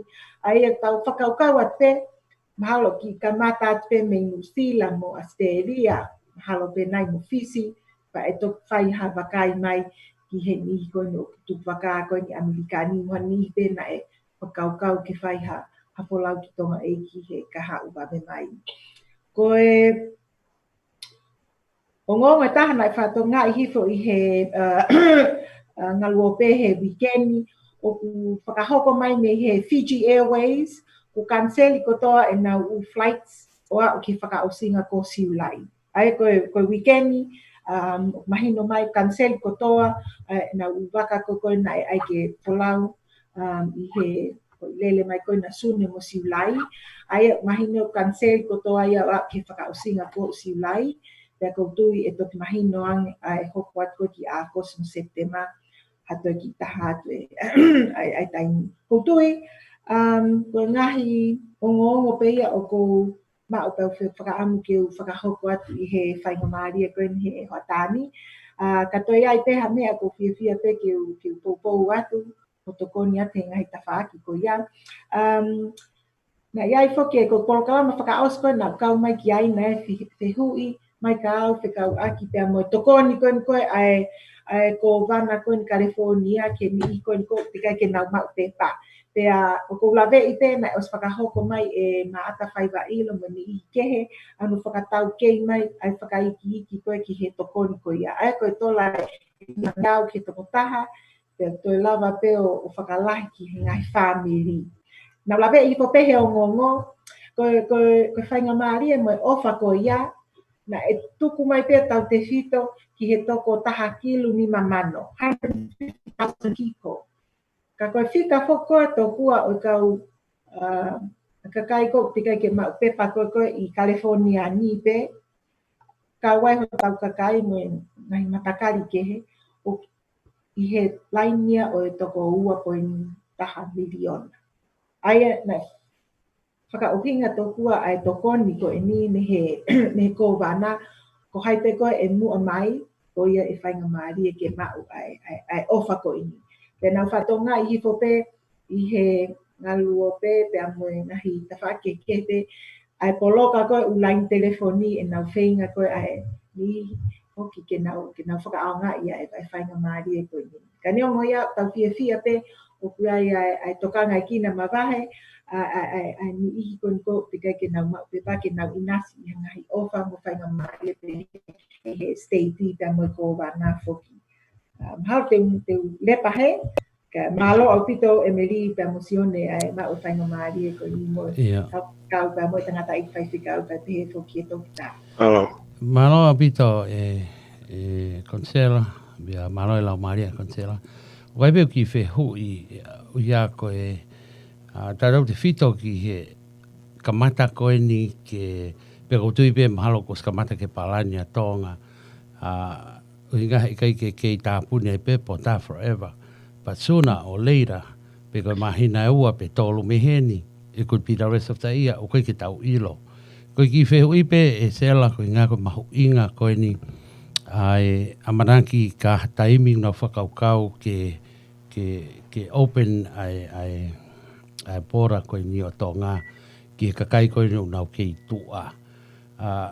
O koe whuki aha tau direct flight me Amerikani hangatonu ki Tonga. Ko paupe ke tau fou I either Fiji or New Zealand or one way or another. Pea aia ko megon ko sio koe ki ai, ko pau ke tau wakai koe ha ai founga. Pea ko tui ko ngai whehu ia. Ka pau, ko e kakai ko ni, ko tau kainga ko ni te nau fou I fisi. Ko e ha ai whi mau a fisi. Pea toi tānak mai gai ko e ha ai whi mau a Tonga. Hange benia haki toka teo, uhinga ke taimbegon ko oku alau ai koe whawa mai matapā, e lawa ke nau mateu ki ai. E koe ki tau ilo koe ha ai whounga. Mai be mawhis, hey, pau ke quarantine koe a ta wha, make sure you have a letter of health. Did you have the clean bill of health? Mai na koe ngā sela, Ko ki oat whakakau pe ke tāna ki atu. Moe whakaamu e o mai whahinga information, mei tonga kai pehe ki hangai whanua ne forward ta hatau kakai, ke nau prepare ki ai ki moa ahead of time, ki moa pia whai whakaukau ki whoki. Maha ko ia pe sela ko ki wheu I pe ia malo apita. Malo apito sione mau inga apito e tawhako ni oku ke whamanatu mai, pea aia ko whatonga I hipo koe aha moa, tau whatata te kunga ke hange pe ko ho tānaki mai, ton peke ki whai ha te waki ai ke maa. Aia ko amoa ko pau ke nau sivi kunau ke nau pasi o kai ke nau mau ai vai lasi. Pe pau ke whakaaonga e si iwi koe mo whakahoko ia haa hoi tolu ki mua pa te folau. Ai ak mahu inga ai poin mahu inga koe na e tānak mai koe e vai vai mai he puta.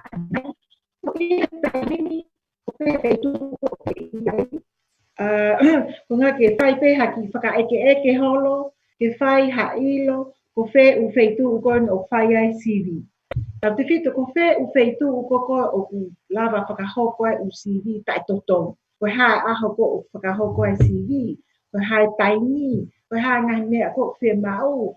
Ni ihi whokoen ko tau ka inga kon nau folau mai kon mi tonga mahalo pe pa ja nau insure nau to ai pe mau ki tau ku me uta testing sites ko o ta to tong ka ku hange ka pau o ke lotonga i Spaloato o ko lave o ko ai testing site ai na to ka hoko pe a falai me to na ki ta to tong ai lotonga le he tainin mo aneaki ka wai ai pan ki fonga o ku mau whakatau kei mai pau ke whae le sisi tamea. Ka waite a e ni ihi o tau kakai, o ku nau toko nia ai ni ihi koe mi Pasifiki, o ku nau whakaaonga ia u whainga maari e koe ia. So, koe poini mahu inga o ki tōna o ke tuku mai. Ko ta whāko ke taha, ko tui te koe mea mahu inga koe tu e tainini, he kai ke te whai ha whakakaukau, e koe whakakaukau whapoto taha, koe te koe whou i Fiji, te koe whou i New Zealand, te koe whou i Australia, o ton pe koe tau mua ki whei mo kai a o e wholau ki tong. O kai ke tong ke te whakakaukau e koe ki whou koe New Zealand, toi ki stop off wai ha ki aho e wike ua, o ko tui pe tai whapoto uhinga pe koe mea koe niko whakahoko, o hoko whakamamani lahi. Te a hange pe mo mea i, koe tau whok mei o ka topa tau ko ofi, na tau wha mau whainga maari e whoko he transit i koe New Zealand, a ni koe no passport tonga, kai ke wha awhia mau visa. Ka mata o ka topa koe tau ko ofi, ko pau whoke ai e te ki visa transit. Ka pau na te kai ke mau hao visa whalau ewa ki New Zealand ki mua. Pea ko ki mea koe visa ko ia, transit o glava peo ai he computer, pea au ma fia au pito he office consela koe ni Bay Area, ke toko nia ka kai ko ngau te mau ke aiha nau ki transit visa pe he. Ko inga pe, ka ai pe fokia ke transit i he malapa ka puna. Ko fisi foki, i he whakakaukau pe he pe, ko transit. Transit pe malapa ka puna, kai taloa ki tonga, kai foki whi mau ha tau transit visa.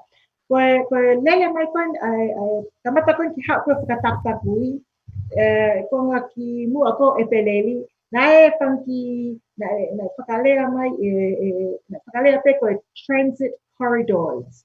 Na e hanga he puleanga New Zealand, me puleanga Australia, o whakaata mai, me hoa e ua wha. Koe transit corridors, ki he kakai koe me he Pacific Islands, ko ngā ke nau lava o ki fōu, i New Zealand pe ko Australia, ko e whoki, tau mo whoki ho nau ngahi, whanua taktaha i Pasifiki.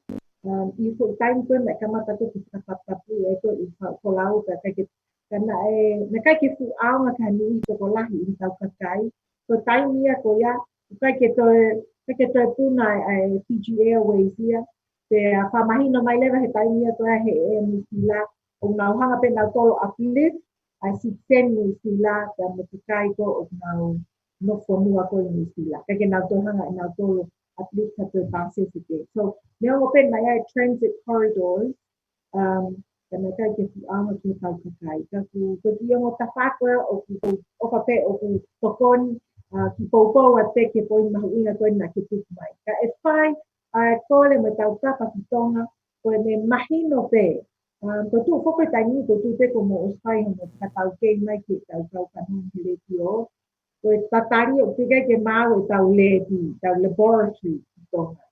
Ka koutu i te i he ngahi wike, ka veni mai te ko mahino, ai tai i te koe e te awai a tō pake koe tonga. Toka lahi a bito sela pe a adene whamalo ke te koe i he o mea whilawe i pia moe maha uinga ko ia information ko ia tau whaampe whoki sela ko tui e ki si ange longa atau kakai ai o mai ai information ni hanga tonu me tonga ke lava ke circulated ke kakai tau te fito amana ki ko ia ki tokolahi ke nau si foki atu ki tonga sooner sometime soon ka i he taim tanau pe ko more he ni sela tu ke hopau te ha mea ia ki mo tolu pe a sela pana pasa pe ka sela tu kia pa te ha mea ke mo lawe kai whakaosi me ake aisa sela tukia atabe ka i kai ko i whai whekaupe ko ia ko de taimi malong. Kataki sione ko ai te ke te whamanaka ke ka aina tōna mōmea mai ke tāpū ka la mai ke apini. Ai ko sika telefoni ko ke office konsela ko ono ni manoa, ono valnima, taha noa noa taha. Ono ni manoa, ono valnima, taha noa noa taha. Te mai poki office a ho uaku sine, a ho pate katomia ki tō. Te ko sika sel, ko ono ni manoa, nima ua, noa nima ki tuona. Malo. Malo bito e sela pe ko Vake Tali Folau foki sa yellow page ko tau community pe ko nau fia mau pe hafika ko tā mai pe o eke hofika. Kaige ko tui pe ko na te wanga posted i he website Vake Tali Folau o mo nga information ni ke lava ke toko ni ko tau kakai. Ara nene meri malo. Whamalo atu ki konsela Tonga i Amerika ni sela tukia kai umafo ki atu ke tā sela pana pasa i he lava koia e tau pokalama koia pe ako kore pe ki he whaiwhekau ke ne whaos mai e lewa e tau pokalama a ki e tau lo tutuku malo. Tau lotu si hoa ku huhua e maungahi kato ka kuke whanongo mai me langina. Mahapo opoange maungau e mo maulau. Ha mea ke lerei ki hokakai pia hoi fua mai ki ai a Fiona. Whai tāpu ki nānge o ngō kaunanga koeni. Takitaha e tarenisi pia takitaha e marae. Una vahe mai. Tāpu ki na sione ka mahameri pia mo e whare whoma whola rea. Mau whao si ake maulotu si isu omi ha fia ke hoa. Mo ngahi whaingata aku mauto whangai. Ka iai ha whaitoo. O mau whaitoo bea e a Fiona. Gresia tau e giko sisu klaisi. O whai o tua koe tamai, mai wheo ia lau maari mao ni on. No whoa bea tu tuku mo ki mauto luni pao na hiri. Ka e whai beo ta ngata emeni. Emeni. Pia koe lava lele ia ai poklama ko ia. Oi Tonga, San Francisco, Tonga Interfaith. A dai be whamalo ki he Palestini, ki koloto mai le whaifkau mai le koloto pe ki he sekretari ane pasina mo kina tolu le a wha i he whahoko a pokalama pe heni ki lava ke whakahoko. Me he painga Vake Tali Folau. Whamalo at whaifkau o whalahi katokoe pe ki he kausela o whalahi at sela. Pe he ki he kaunanga koe ni ngau e maunga ni tāna ki mai information. Ke lawa ki tau whewai ake kamo mea malo. Alo. O fat sela.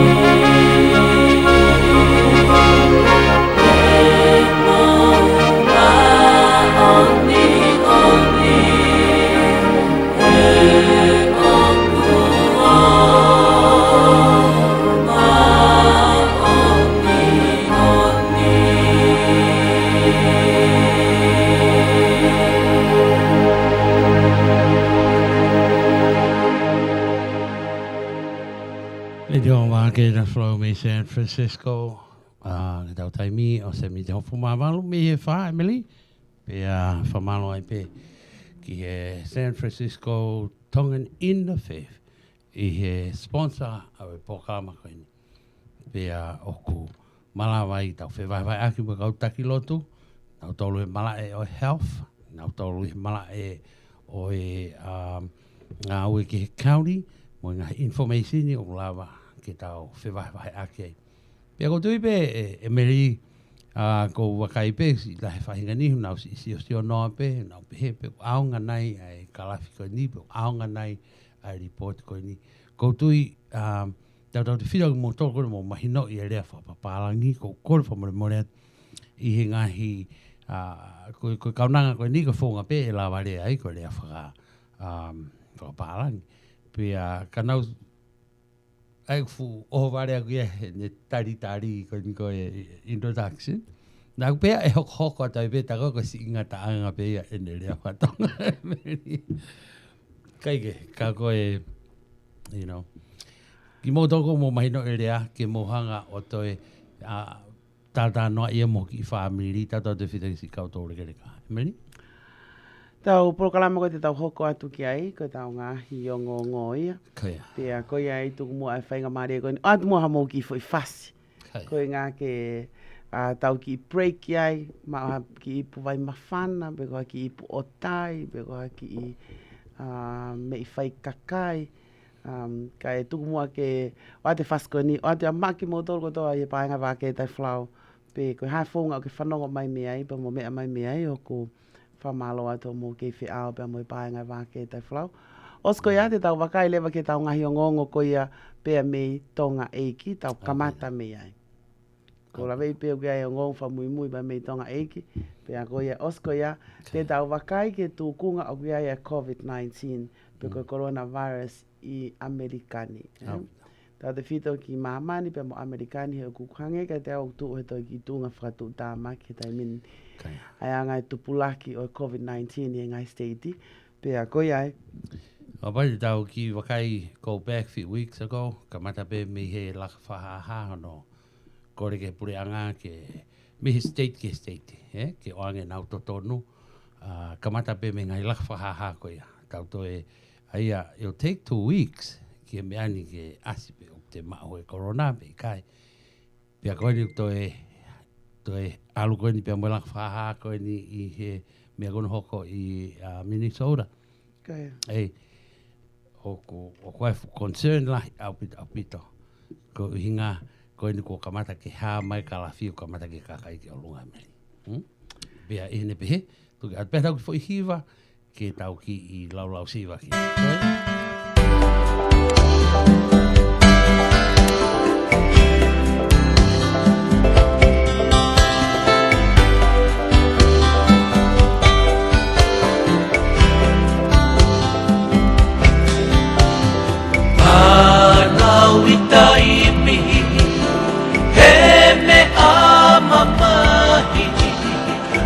Moloto ete amanaki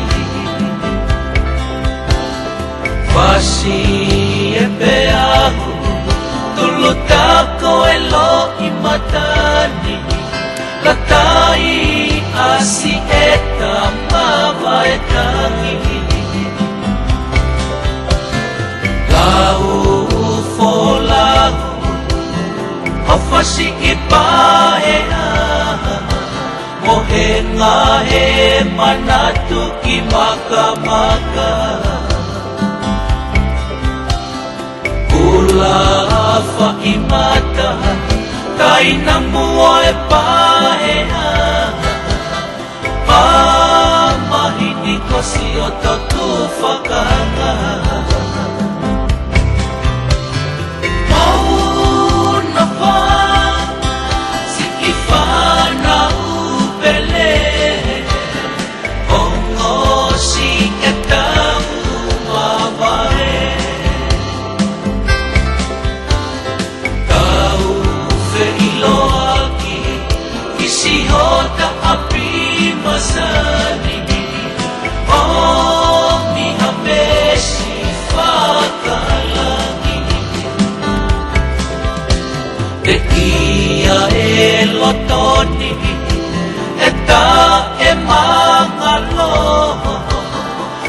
Kama ole ona ke mafe ao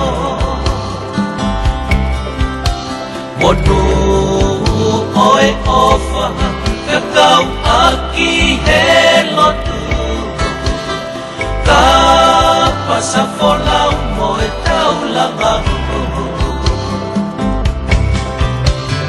Mau na pa Siki whana upele Ongo si ke tau mawae Tau fe ilo aki Isi hota api masani O mi hapesi whakalaki Mau na pa Siki whana upele Ongo si ke tau mawae Tau fe ilo aki Isi hota api masani O mi hapesi whakalaki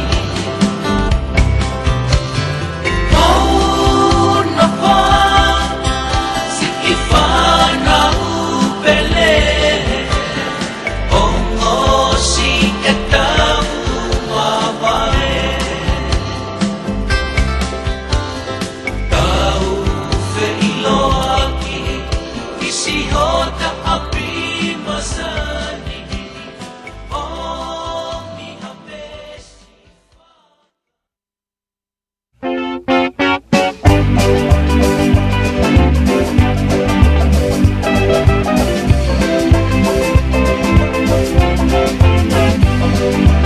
La mai lolo palesi mo lolo francais ko tau pepe lolo me loto Hollywood seu ke kai pe ko fo star et fai va ko te ke fai ka pakao angelo ko lo ye kau angelo hoek mo kai ngatonga mamani ko tau pepe ko lo kau angelo pe mahino leva ko loloni ko to ngai me hina lolo ala pasita amele maktaline le frata longa mai atu ifia mo kakala iloa le furi me ot mo tuanga ofa ke guia ye pako langa kari siale hei lala moho koi kalos pani pe ai foki pe mo blue maria mo kalasi ke maria he ko taimi ko te ke mairi ai oa pe tane ne ke fai e mere maktarine foi alabasta ko ene fakatau ele fika telefoni fitu no noa hiva malu fa ta fitu pe ko tolu wa tolu hiva valu fa noa hiva wa ko ya ta leva ke fika telefoni fitu ono noa hiva valu fa taha fitu pe koi tolu wa tolu hiva valu fa noa hiva wa ko talatu o kusi e kuleaka aku amu atu he kohono manongi tene ave koi ke vava mo mahina pe te ke maali kana si o fetu u pe mo faka isa tau lolo ala pasita kiai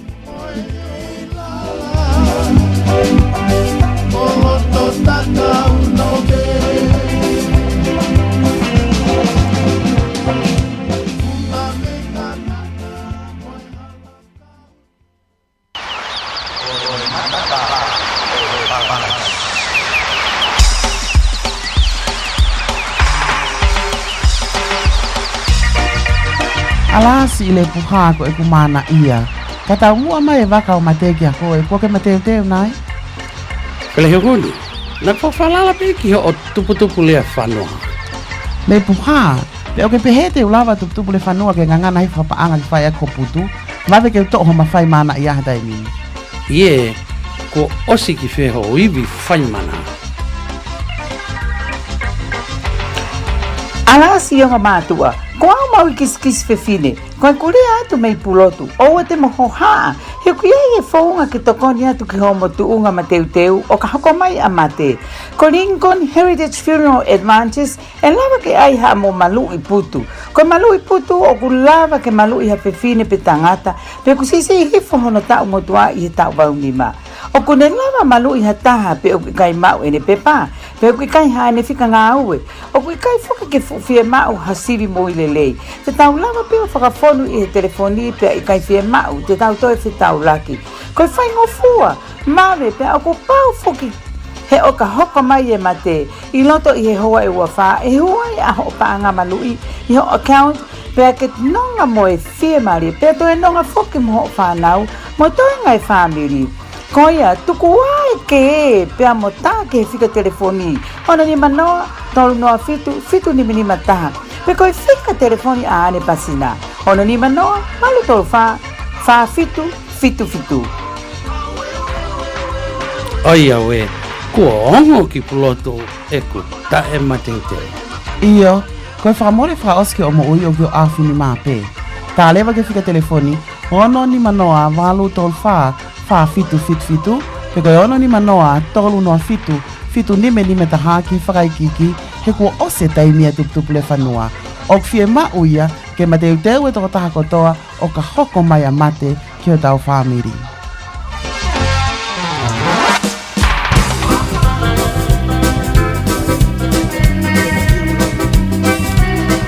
O ku ke te tau moau, o sea te ahu mo wike mo mahina mo e tau koe tau tatau waipe. Hau pe paanga mini te ua he te akauni ko puri atu mo e kailaipe, poho e. O walewa e sio pe ka kua yaa, o walewa lue ta e tokanga, o walewa e siwa amanaki. He koe whaito o poho e, koe ta lewa ke sinta, walu noa walu, tolu walua, hiwa ua tafitu. He te mo whetaki ni ma palani au paanga ke tupu pe tupu o tupu. He koe ne viso ne ke ngau e mai paanga ma au family, o lau i tau tangata aua, fika telefoni, walu na walu, tolu walua, hiwa ua tafitu kia sinta. He kohono la, te ke tok peherewa, ko te tika taha e ni tau wifo e mo ui. Fika telefoni, walu na walu, tolu walua, hiwa ua tafitu, ko sinta reike ni maia.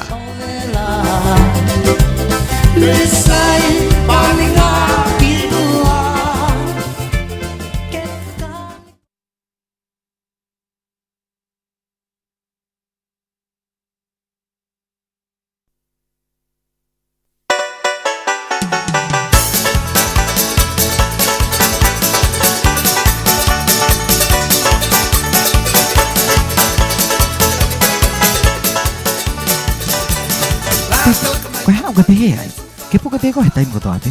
Tau alpe taimia pamo toi holo ako o hange koe o ke tau te au koe. Alo wa inga ka tu whatupu ita Hoi, o ke toi ita wame hange koe o. Lage kai koe hawhaka au namu. Ko rea kia koe, oua te ke hori iau. Teti, na o whanau au he reitio Vake Tali Folau, o ku iai e vai, o ku ngahi ne mame akau koe nonu. Ke mana tu e nonu i tonga. Iyo, koe nonu ngau ia ki e kui mo kui. Mo kui ho whae ke whaito aki he taim koe puke ai. Hange koe puka pepe, o au peki he kai lalahi. Pena e au ngā e konga kotoa peo nonu, kamata ia me he aka, sino o au peki ano lau, pia moe kiri foki. Pea? Koia teti, tā koe mea ia o ku fo i lore pehe whangita mai ki tonga Mari e teti. Talano mai o whanau le tio, ka e oa ke ri e manaka whiwhine pe te ke hoko ki ho ankolo. Koe vai foki o kui koe nuku hiwa. Ai aku nau ngahi akeni pe mihe nonu, pe aku nau ngahi akeni a ngahi ilo whakasaya nisi. Ai a teti, pe a koe fo hina koe taha, ai aku whiunga e ngahi iwi whakamo ui koe ai, e taha whiwangi au.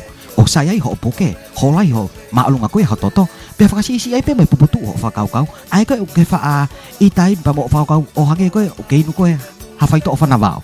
Pe e more tai pe foki ha o wha i te ita, pe ho i fia te volo. Pe ke ilo teti, pe e tupu ai pe pa mo ulu, pe e kai rewa, ke toi maa i koe mami, he taimi mo ai ke kakai. Tuku horea whi takatalahi e, ko horea kia koe. Hoi, pe aku maa vai i whe. Teti, te utalange kia mami ke tā ke whika telefoni, he koe whikainu ko mau, valu fitu, whahiwa valu, pe ko lea whakapalange o tai ai vai, pe ke ilo o ka paueni te tātā pe te talange koe te whanongo i he vai, i he reitio Vake Tali Folau, tena o mai e fu tis kauni whakanonu mo oni, pe ke whanongo ke he nau pōkalama, he taimi ni mai fiafi a California, he e hua tai pe foki ai, hafo i whakaukau, ki ho whakaukau. Hei awe, i kai ki wilo puka hoko ki hai, vai mo tala ke o tai vai. O a teti. Koe ai ho eki pa me kainga, o tarewa ha o nuku hiwa, he koe vaini o ku ngau hia pa me nonu, pea o ku sia e kurea ka aku amu atu a hono aunga, pea mo one hiwa supa baba, aunga i he mea kotoa be. Tarewa ke whika telefoni koe valu fitu, whahiwa valu, valu. Whika telefoni, valo fitu fitu fahiva valo fahiva balbalo. Ota now, Tom Wade. Prevention is better than cure. Tau foki kakai tonga ki he vai nonu, he tene whaafoki hao manato, he koe na tūlaia o e whakataugalu seuke koe nuku hiva aia ke ota ke valo fitu fitu fahiva valo valo. Yo va ke ta ko ta te mi to e mi te u fo ma ono ki e lima. Pea te tau klose pe ke tau unio ngo e mini. Malo.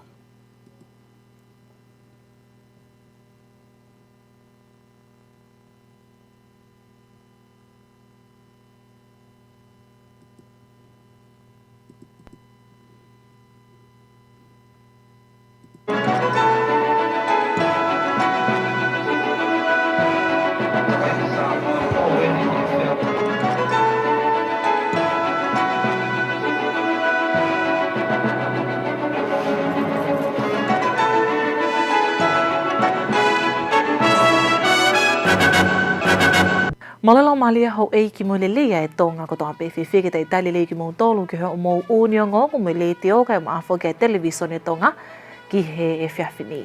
Wakai ki he ngahi ulu i o ngongo. Au ke pese te walu ni mai tonga ma te uteu e whanua ki he kolona vailasi. Tono noe whi a kau toto maulunga ka o e whi a kau e malawa ke ngai aki kono whetongi whakataimi. Pea ngawani pot ngai ngowe ke ngowe i ngai konga kere li aki ko e konga toka teu ki he koviti tahiwa. O te iai nga hio ngongo ke he pe ana iange pe whaketau wakai ke malai o e sipoti mo e whamatala ea. Ke wakai lewa eni ke whakai kiki. O kei whika o laki pēa polo kalamatanu hala e puli anga he kawenga na whemea aki i he komiti kakato i e pongpong e aho ni. E te tokanga e whakafonga kai koe tonga tapu whama tenta un pulelu ke whonga ngā we o kau kia anu whehu ia pe o si mau hawhale i whakalao. Ai nei pōpō ke whakamalanga koe tonga tapu whanga e whakafonga kai koe tonga tapu wā se misi sika. Mautui sea e ātakai oi aho ni o ku pere ngesi ke tau whai ha ngā ue peheni e ātakai whai ngā taa o tonga moi mā mani pe ia. Whai ekonomika mo whai paanga. Ko ia koe kore koe ai whakamara ala sea pe lawa o tokoni mai ai eiki minista paanga o whakahoko mai ai ni ihi ko o tau malu i koe hai ngahi pisinisi o ku malu i koe hai no ngahi tūpunga. Ka kuhinga ko o si whakahoko mai foki ai whonga ko o ku whakafatu aki ai teu ke whakahoko ake ngā ue. E whu tō mu ia sea ke tau whakatontonu i he hiri hono whakahoko e ngā ue. Ko taimi tonu eni ke tau mono atu mo tau tokoni i hono fatu o te wake ngā koe no. Nei whamala ala minista ako mo ako ngawe se o suwa leni ke whonga ngawe ai puli anga a whikau ake me tanu hala. Koe ke toko ako mi tonga tapu whaa whikau ake me kawingani. Pena e pōpō ke minista ako ai minista pa anga te vita lawe māua. Nei mui pe ai whao ko whatongia i he lao. Hono whamawhai mai kone kuptol taha ulaki. ABC kau mai ua. Koe kehe ai whakau ia pe opinion pe usai pe ikaia. Koe mea whawhoi tui ia pau tau whapapai pe. O pau pe he ia toa taha ia ko whingau kau kovi. Ko ne whai ko ne viu ia ana pau tau whapapai pe tau tolu. Ka koe whakau ne pule anga pe na e fou i he kupulao koe na ne whai kai whimia aki. Koe uhinga e kehe e tau tui. Pe kua tau pōpō, pe tai pōpō, o tai whakalao ai. Hange koe mea na whamalala tu, whika tōl taha, ABC, mui ton pe ki ai, ai misa pa mui pureanga. O ki kai ke lawa e tuku atu po ai ngai o taha koe ni. He koe process koe hono whai ngai koe ni. O ke i he prokiwa me nia, po ke i whahawamuan he area pāu me o mea koe a. Pau te kia ki, ko hinga o ke lawa ke mau whahoko atu. O ke whatontono atu sea na taki. Nā tui whamahina whoki e sea koe komiti kakatono pele tui a whitu ki he hau eiki me mipa. Ai maho inga koe ki whaapa i a ngahi tuutu uni koe ia e whale. Pea kau ki ai ai ngahi tuutu uni na e whahoko e he kabineti. Mo ngahi whamatala oku whapulipuli ai u keiki whemau ke whakahaen i he whemea aki i he komiti kakato. O kulaka e pese te walu noa ai tu unga ma teu teu e potunga e mo ui ki he ngahi ngai koe atoka teu whikau aki me kolona vailasi.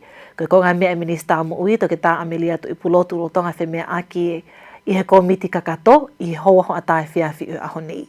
Tuunga ko ia ma teu ai por ngai mo ui o i e pese te balu mo fulu manima. Ai tuunga ma teu whakalou ko fua. Ki he loki ko ia o ku e tauhi ai misini, o ku whakahoko ake CV, o ku tūkunga rerei au pito ngā ue ki ai, ko ngahi ngā ue whaose o skiloto, ki ono ngahi nau. Ko ngahi nau CV, ko i hene nau CV, ko ua afe tolu mea ua noa. Aia ko ngahi nau CV ko ia, ke whakahoko ake CV, e mea ngā ue ko gene expert, ka o mai mea ngā ue ko PCR. O lolo tonga ota foki, taritaria ke toko o mai, ai ngahi nau ke whakahoko ake CV, ke au ki he ua mano. Aia i e tūkunga ko ia o e ngahi reagents, pe ko test kits ko ia, ko pau ke tau ke tuku ke au mai ai ngahi nau ka toa ko ia, ke tuunga ma teu lelei au pito e whonuani, pe tok whakaukaua ai ka hau o e kau a whonua o Tonga. Ua tonga ni nei me ai minista koe potunga e medic pāsi teo whaia tā kēti ke ahta hawa koe o sune ke taime whakaatai ai kau a whanua.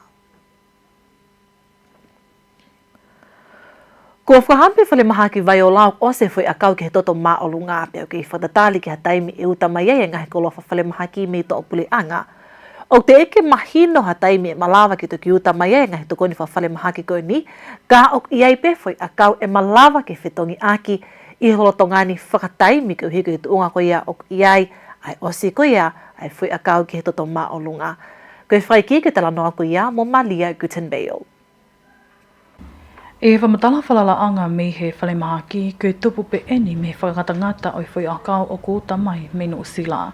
Koe uta whakamui mui i he mahina kua osi, nei osi pe ai ngahi whai a kau koe ni te eki lava ha mahina. Pea koe tatalian ki huta hoko i he mahino e tuai, ke uhi koe whataptapui o i whewhalo aki tupu me COVID tahi wā. Ai koe whakapuna pe e taha i he wike o ko uta mai ai ngahi whai a kau whale maha ki. Nei te whamahina me whale maha ki koe whai a kau pe ke toto maolunga o tōnou nou o i kai kāwai ai whai a kau ki he suka. Koe ka wingani whoki nei o hake i whale a lea o pehe o ko tōnou nou ai whai a kau toto maolunga pehe ke whai a kau ki he suka. Ma ai ngonga le tōma televisioni tō ngā kua Maria Guten Bale. Ko hoko mo one e mise ko silio whengai aki koia ai kau tauhi monu manu a Tonga ke whotu hana ofisi fo o. Ai whailonga i he pongponga aho ni ka kāta ngāu ke ofisi whakataimi koe nei ko silio whengai ake e kau tauhi monu manu ai i toko mololo. Koe polo kalamani ne e tono alisitu pou ne mai whaiki ke talanoa ko ia. I e whamatala ai sea o i poate ai ko silio whengai ake una tokanga i kina e whangamanu o wen mula, koe tau mua ahono whakatoe o ofisi fo ke tokoni ki hono tokanga i kina ma kehe o i whangamanu. Koe ta whakon ke mea kai koe whangamonu manu o ku whie mau au pito ke whai hato koni e ta whakoia. Pea i taimi ka tau pēna e te si ofi mo i tunga kou koe whangamonu manu i tonga ni. Ko whakau ke holo ho nau tuunga pe ko nau quality maka tunga pe ia he interpret koe u hako koe fuoloa na i tonga ni. Pa koe na whotua tau mua e ua, ke ngā au kai ko sirio koe ni, ai koe mea kai mai whangamonu manu, ma hako whoou, ke whakalakalaka ia ke whangamonu manu i tonga ni. Nei whama mawhai ai e he tokoni pulelahi o potu ngāwe ana pi whereti, ai whea mau ke whaivia e sektoa ngāwe koe ni, koe uhika mau inga o i malu whamea tokoni. Koe ngāwe ko mau whai ono hake ki, ai whaunga, pea mo i tōonga no tauhi o e whangamonu manu, o ku tau sio pe ki ai he ahoni. Pea kua tau whanongo i he wharearea, i ono tāla ngai, ai ki polo kalama tokoni koe ni o kwhai ki he whangamoa.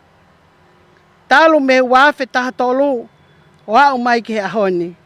Ko iai e tokoni ai pure anga, ke whakaivia, pea mohono whakamalohi, mo wheenga ke liliu ai whakakaukau, ai kau tauhi monu manu, pea mo kau whewhine, mo ngahi kulupu whakalakalaka, ke whawhanga ha whangaki monu manu, tau mateu teu ai pe, ka hoko mai ha whaingataa, kua mateu teu.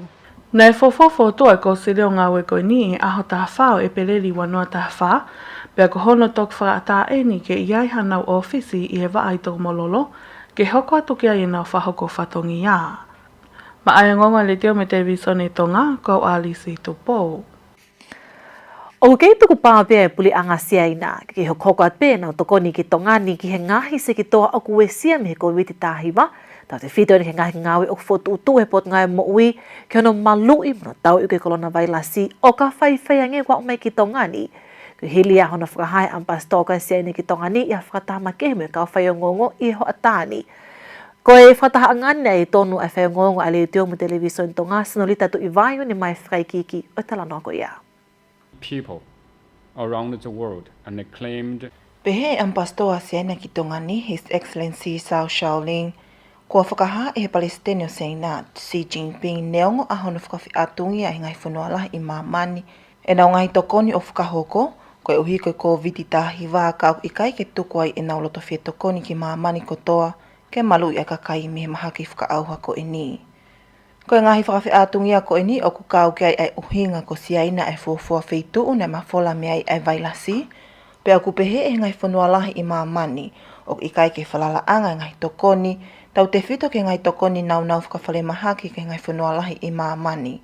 Ka aku pehe he puli anga siaina o i kai kua whounga ia ke whakahai ai ngawe whakataha ke malu i a mamani me he mahaki whakaauha koe COVID taha hiwa. Lolotonga e polo kalamana e whakahai ngahi vitio me he whanau wako o kunau lolotonga ako i siaina e nau whakaha loto fie fia ki ngahi tokoni kotoa pe o ku whakahoko e puri anga siaina ke tek nau tolu pe o kunau malu i ngahi university o kunau whakaunga tā maki ai pe o i he tuunga whawhia mali e pe ahono tauhi e nau ngai fia mau whakaaho o kau ki ai mono tautou sivi e nau tuunga mo uilelei. Pehe ampastoa siaina ki tongani ko tātu o lahi ngahi tokoni o whakahoko mai ki tongani me puri anga siaina koe whakatau mua pe ke toi lelei ange ai langa whakalakalaka whaka-ekonomika mo toi wā ofi ange e whingawe aki i he wā whakadiplomatika a tongani mo siaina. Nai whamalo ia e pehe ampastoa a siaina ki tongani His Excellency Sao Shaolin ai puri anga tonga i he ngahi tokoni ko toa pe ko whakahoko ange lolo tonga i ke hiri whaki ai whakatap-tap whafonua koe uhi koe COVID tāhiwa. Mai ngonga le teo me televisione tonga, ko au senorita tu i vai. Ko mahino e ni i he whamatala e pule lahi koe potunga e ngowe, koe lahi taha ngahi konga kelekele o i kai ke ngawe aki i lotongani ke konga kelekele ia o ni i he tonga o ngau lotonga i to ang pule anga. Pe au kwhaya ngawe ke ngowe e ngahi konga kelekele koe ni ka o kwhia mau e ngawe lahi ki ai. Malia Guten Bail, moe whakaikiki. Koe toka ngā koe uhi ke tunga malu whamea tokoni e whanua mo i mahu inga ke ngō wei ai ngāhi ko ngā kerekere o ku i kai ngai aki, koe toka teo ke ngahi we sia lahi tupu me COVID tāhi wā. Koe mahi koe kerekere na kamata aki, ne atu ai whainga maari ke potunga ngō wei, koe nau siofpe o koe ke toe fu niu e wangeau he api. Whakafoki le vai o report ke minister whanua, atare ke minister whanua ke ne toe api koe me he toko taha o koe ke ne ngō wei. Awa ki toko taha ngō. Pea neongo koe mea koe ni e whae wālau lahi. Ai koe konga lahi u api koe ni koe api kakai o kui muri. Ko ea o kui muri. Pea koe konga lahi pe koe u api o kule sita. Pea koe u api koe ia o koe ke nau ngō. Pako mea koe konga lahi u whihia i koe whihia e. Tofi koe u api pea wahe o le sita whawhau tui. Pea neongo koe whukoro aina e.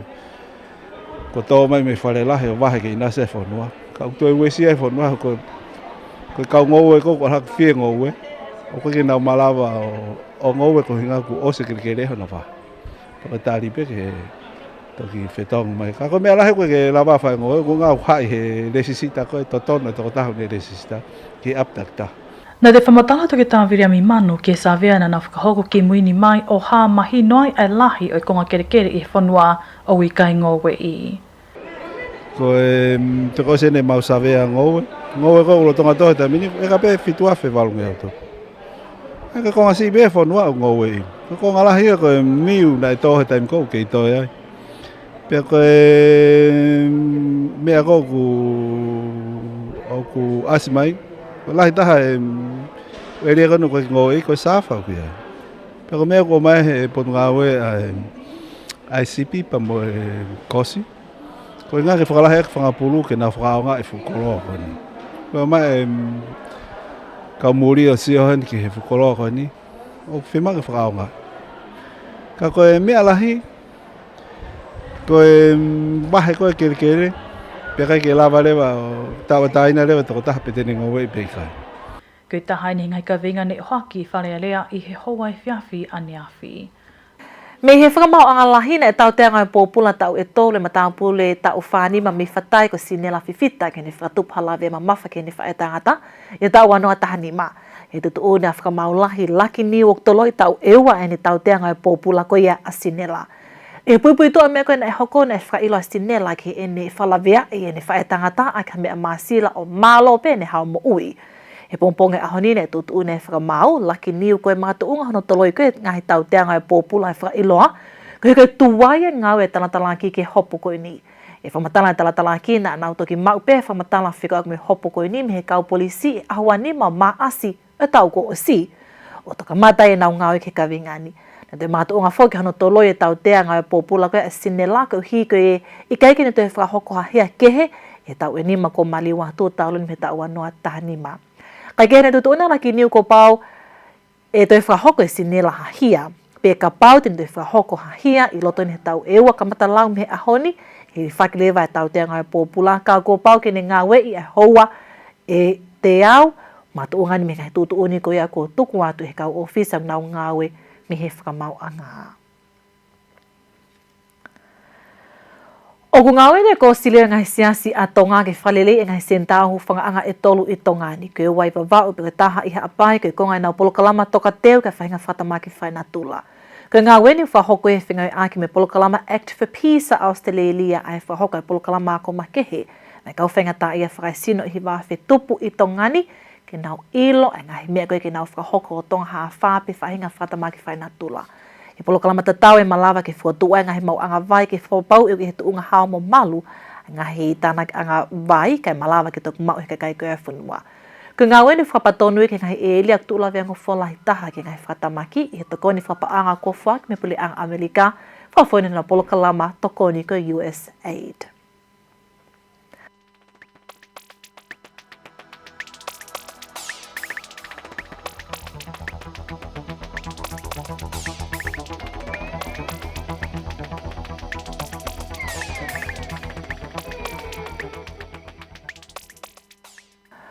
Ko e whamatala e ape, te wakai mua ke ngahi ulu i o ngongo. Hao ke pese te walu ni mai tu unga mateu te wa Tongani ke kolona vaila si me wakai ke mahina katu u ke kau awhunua.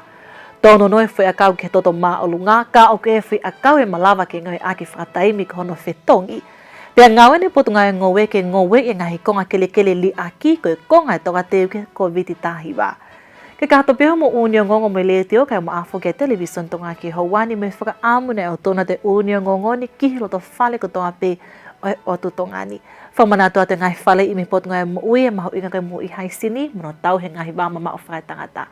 Whamalat ke tau kei whi au mai ka mo mea.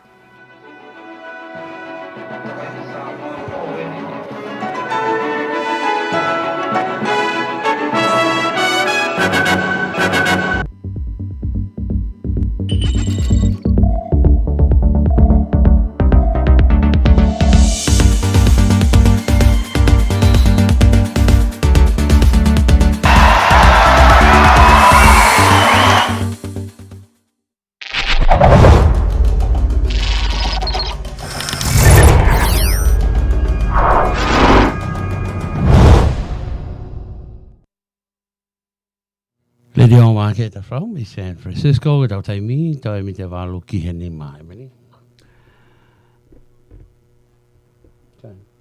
Ko tau, tu mo tau wakai whainga maari e ko ni ke tu kunga kia i COVID-19 i he taimini i mamani. Tau wakai ke tu unga kia i Amerika ni, ka mafu ke ngai state i Amerika ni. Oku lawa peke o ate ki i. Ia. Ko iai, oku... Kako ki mua e ko whaampe ke tau e atape ka pau ke tau whie tā mai. O vai mai ko hana tu unga o ku iai. Komo i e. Ko hana tu unga o ku iai ai COVID-19 ia ki ho mo ngahi api. Ngahi lockdown ka mawhoki ai ngahi Whaunga koia mo kei puke ai, pia mo kei Hawaii ho mo ngahi api, pia mi he COVID-19. Ko ngā ke tau lele pe tau toenga hoa koe ni, pia he taim tau pe ko tue tuke ki hafo a whaosi, whai ai ki porokalama ano muka. Ko e tukunga koia kuia e COVID-19 i mamani katoa. O ku whiunga mo kakai e toko ono miliona ma ni mamano whaafe te au walfitu. Hau mai koe ki he... Hau mai koe ia ki aneafi, ai ako aho wahiwa, ni whiunga mo kakai e toko ono miliona, ko tau aue ni koe ki toko ono miliona, aneafi ne tau toko 5 miliona pe, aho ni tau a toko ono miliona. Ono miliona tupu e kakai umau he COVID-19 i mamani katoa. Aus maloloa kakai e toko 3 kilu, ono mano waluafe ono ngeau ma wha. Pia, o ku kei taki pia Amerikani, ka e tunga ko? Ka e tunga ko ia o ku iai koe ai fika. Tunga ko ia ku iai koe ia ai fika o e COVID-19 e aho ko toa pe o ku aluhake pe o ku aluhifo ianga ko ia o e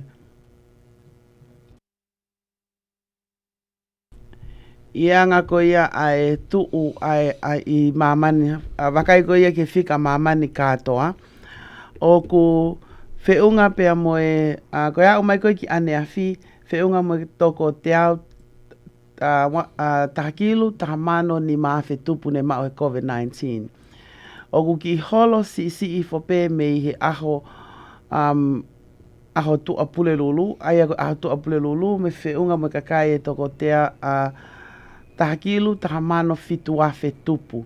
Ai au aneafi ne ki aluhake aluhifo o tahakilu tahamano ni maafe tupu. Ai au aho wavalu ko ia o me, peko aho e ua ko o siko, aho e ne tokolahi tahai kakai ne mao e COVID-19, i aho ko ia aho tu apule lulu. Peko aneafi lewa ne ki holo. Neongo ne ki holo hifo ki e tahakilu tahamano tupu, ka aku kei maa o lunga ko ongo aho ko ni, ko ongo aho maa o lunga tahaia, o kua uki ai fika e kakai ku mao he COVID-19 i maa mani whakakatoa. Iono o mai e he website ko ia Johns Hopkins University and Madison. Pate tau wakai ki Amerikani pe. Ko Amerikani pe whiunga mo kakai e toko taha miliona fitu kilu ono mano ono afe wangau ni matolu mao he COVID-19. Pea ne malo olo e kakai e toko taha kilu ma tolu afe ono ngeau walu nima. Pea me he coronavirus aia o ku tau ova ki tau tolu he taha kilu, ko tau ewa tau tolu ki au ki e toko taha kilu taha mano tupu i he tahi mini. Ko e tuko he tahi mini, tau wakai ko ia ki he ngahi aho ko toa pea moe new cases each day. I he aho toa pule lulu, ne whiunga mo kakai e toko wamano wafe ono ngeau tupu ne mao he COVID-19, pea umai koe ni ki he aneafi, ne whiunga mo kakai e toko ua mano whaafe tonu ngeau tupu. Aia, na e ogutoi ki hiki hake aneafi, ai kakai koe o mao he COVID-19 i loto pe i he foi houa e ua whaa koe ia ko tau toki si tu a mei ai. Ka pau te tau wakai ko taha whakena whanua o ku wawe au pito ai tupu koe ia COVID-19 i ai. Ai ko whanua ko niko Brazil, pea ko Brazil o pehe ko there's a new epidemic he tai mini i maamani katoa. He o ku tupu pe ai o to alu ke toi toko lahiange ai kakai o mao he COVID-19 i Brazil. Ai a koe aho uawalu ko ia o me, peko aho to plelulu, ne a o kakai ko ia ne mao he COVID-19 i loto pe hoe ua whako ia i he ki he uamano no afe tupu. Pea i he ahoni, i a whalaite ane afi, ne a kakai o toko uamano o no afe tupu. Ai au alu pe ke toi toko lahiange ai kakai o kumao ko ia he coronavirus i Brazil, peko taha ia e ngahi o ngongo o tau whanongoa i he le televisione, whika aki pia mo Brazil, taha ina whanua o ku tuu whatu tamaki au pito ai e COVID-19. Whawhufua ke kakai e toko wa mano walua fe tupu kumao ko nau si malo lo pia me he COVID-19 i Brazil at atape. Ai ko tuko e fika ka Brazil to si ipe pa na wa ke toko vai ua miliona o kumao he COVID-19 i Brazil. Whawhiona koe ki he population pe koe toko lahi koe au Brazil o ku tu uia i tunga whatu tamaki kompea mai koe ki Amerikani. Te tau wakailewa ki he tūkunga koia o kuiai ai ngai statei, tau te whito pe ke ngai statei koe ni o toko lahi ai ho tau ka ai ngā i Amerikani mo e tuunga o kuiai ai COVID-19 pe koe coronavirus. O tui o mahu inga o pito ke tau wakai ki he whamatala koe ni, koe uhi he tokoniat ke te koe ke tuunga o ke iai he taimini ka pau na ke whakakaukau ke alu ke graduation party a pompongi pe koe mōni te, ko tui peti ke toi whakakaukau wange i e tau wakai koe ia ki he whika o e coronavirus i he ngai statei. Ange koe aku mo mea iho e kumo kainga koe talu ai kamata koe ia ke whakaawa ai ngā hei businessi i he ngai statei pe a moe kamata ke toi hiki hake ai pe ai toko lahe kakai a koe aku mao he COVID-19 i he taimini. Ai kapate tau toi whoki pe ke tau mape koe Amerikani, ko e ngahi mape koe ni te mo wakai mai ki ai, o koe e ngahi wheituu koe o kutoi ki i mālohi ange ai ne lanu melo, koe wheituu ia o ku kei mālohi ai a hono ai whataptapui, peu te kei ke whau hono whakaawa o ekonomika i he ngai wheituu koe ni ai aku kauai a New Mexico, kauai pia mo California, kaua California ai he wheitu o te kei ke whau a hono to o koe ngai whataptapui, kauai a Minnesota, kai o mafo ke New York, of course a New York, pia mo Michigan. Ai a koe ngai wheitu ia o ku kei mālohi au pito ai whataptapui ai te kei ke pehe ke whau a hono whakaata. Kane ongo ia, ka pauta wakai pe ki Alabama. Hange koe ki ongo na wakai ki ai ane nai, koe ngahi statei koe ne ulua ki kamata mai a hono to o koe whakataptapui. Hange koe ngahi statei o kutoe kakai, pe kutoe tokolahi ai kakai o mao e coronavirus. Ai a koe tuu koe ne tau wakai koe hange ko Alabama, o ku nai talu hono to o e whakangatangatai i Alabama e aho wawalu o Epeleli. Pea ne kamata i pea hono whakawa koe ai ngahi businessi, pea koe au koe ke aho ni ka tau wakai ki he whika koe Alabama, aho wano me na me ke kakai toko no ngea wono whane mao he COVID-19. Pa neongo o ku holo, ka o kai ke pehe ki alu ke toko si iange. O nau wheto aki pe a Alabama i he taimin, pa nau pehe koe o laia a hono whakawa koe o ekonomika. Hange ko Alaska, nai kaua Alaska e peleri a houa ne kamata ai hono whakawa koe o ngahi businessi, pe a o mai ki me a tahiwa ko o si whakawa kotoa a ngahi business kotoa pe Alaska. Pate mo wakai ke whika koe ni e aho, me aho tahiwa peo me aho wahiwa me ne toe tokolahi ange kakai ne mao he COVID-19 i Alaska. I aho wahiwa me ko ngā koe ngai to'o koe ngai whakangatangata. Kaua alisona ia i he whanua ne kamata hono to'o ai whakangatangata i aho oua e peleri. Aia pia aho i me aho taha tolu ne kamata hono to'o ai whakangatangata koe ki e gym kai o mawhoke ngai swimming pool pia reopen natu mo ngahi casino. Pia i me aho taha ono ne kamata lewa ke whakaawai e ngahi sipoti, kawai MLB, NBA mo NFL, ne kamata lewa ke whakahoko ia kai ke ata ke kaumamata. Aia ko me aho ko wakai mai pe ki he whika ko ia a Alaska, a ia koe ki aneafi, aho ia ne toko lahi tahai, ai kakai koe ne mao he COVID-19 i Alaska, i Arizona wha mole. Whe unga mo kakai e toko fitu ngeau hiwa noa, ne mao e he COVID-19 aneafi. Pea i he, nei talu e ne hiki ki o lunga, ai whika o kakai mao he COVID-19 i Alaska, pea me aho wa fitu o me, ha o mai ai pe ko ia ki he ahoni. A mai ki he ahoni o whiunga mo kakai toko fit ngiau hiwa noa. Toko lahi taha ia ai kakai o mao he COVID-19 i Alaska le kotia talu ai hoko ai pandemic pe koe mahakwa auha koe ni. Toko lahi o tau kakai o tau nofu Arizona. Pau tau wakai ki California. California he tai mini o ku kei tā puni pe ngahi wharekai ngahi wharekai me mego ngahi o tipeni pe ngahi county ano whakaawa koe ngahi wharekai ka o kei tā puni pe ngahi chim ka o mai ai mau metoko ni lote wharekai ngahi pāmwe night club ko ngahi movie theatres concerti ka o mawhoke ngahi sporting venues ka neongo ia ko California o kunau toi hiki ki nau tolu ia pe toi tokolahi ange kakaia o mau he COVID-19 compare pe whaka wheho anaki ki ngahi aho ki mua.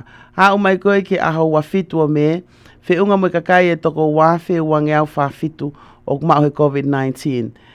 Ha umai ki aho wawalu toi aluhake wafe fitu ngiau tupu.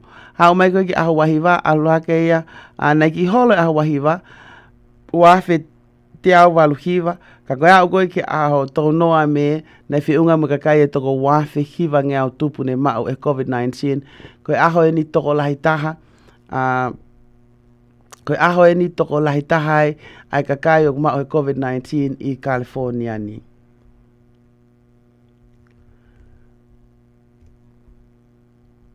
Whainga maria pesio ne patuku ia taki i whanongonong whamon.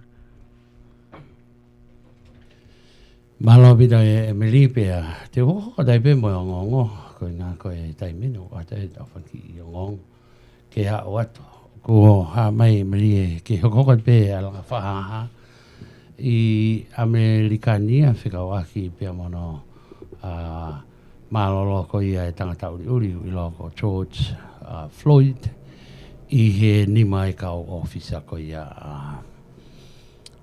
Minnesota pea ene pehe ke ko aloni ngahi la faha ko ya ke ki ngahi state ai o ka California o ngahi kolo ka wa San Jose ane afi ko Los Angeles ka wa mo Okalani ane po Henry California o tui maha fahinga e mo toni mo mea mai peke ngahi mau fa hoko i ngahi la faha ko ni pea mahino pea loto mamahi ka ko tau tapa ko me ko wana ka pe ka meia o ngahi kolo ko toa we heard you ma whanongo ato ki ho mo mamahi ka i he taim te nau pe o ko whai ngā aue ki ai pe i kai ke ngātai te nau whahoko nau re rei ta hae meri ke nau hanga o solowa e palapare mako ini he o hoko whake ngai palapare mako ini ka te whamanatu pe ia ki kakai ko ia tara te whito ki nā tōka o uri ai o nau pehe tō lahi ko e isi ko ni hange ko tau to e whoki rā tō ria ki he taimi ko e 1960 o so e meri pea i hele peo kai bendi ngai ata heni ki o ate ngai mau ko i ne whahoko ka ine ki lai ata me si ka ko hono mau i merere ai kau polisi pe ko e pureanga lahi awito ai ngahi ka wai pea moe ai ata koe ni ono tutu o i me arere kai pehe foki ki hono mau i ngai wharikoloa. Lahi apita ngai wharikoloa e meri na whahoko e looting piko nau hanga o whahi a window ka e hoko atu ki hono o mai ko ia ai ngahi koloa whetuku e ngahi koloa ko ia ai hangi ko tāketi. Ko tuipe maa tō lahi motomo si mea i pe o ngā koe tau si kautou re ka whi mau peke o atu ai ngahi isi uko ni ulotonga hoko ia i Amerikani pe au tau whaampe e waweni pe hataimi ke lava ke whakasisi iai a ngai palapare manu hoko kau pe ki Minnesota o si mau e kau tau manu i whanua ko ia Amerikani o nau nofo pe o mataritari mo mateuteu o pau e whia mau ki nau tolu ke hoko ato no tau he meri no ko me hoko kai ke ko e wakai a koe ki ngahi laka whahaha i ngahi kolo ko ia i peko ngahi state ko ia I Amerikani ai au kaua ia Atlanta ko lahi apito Californiani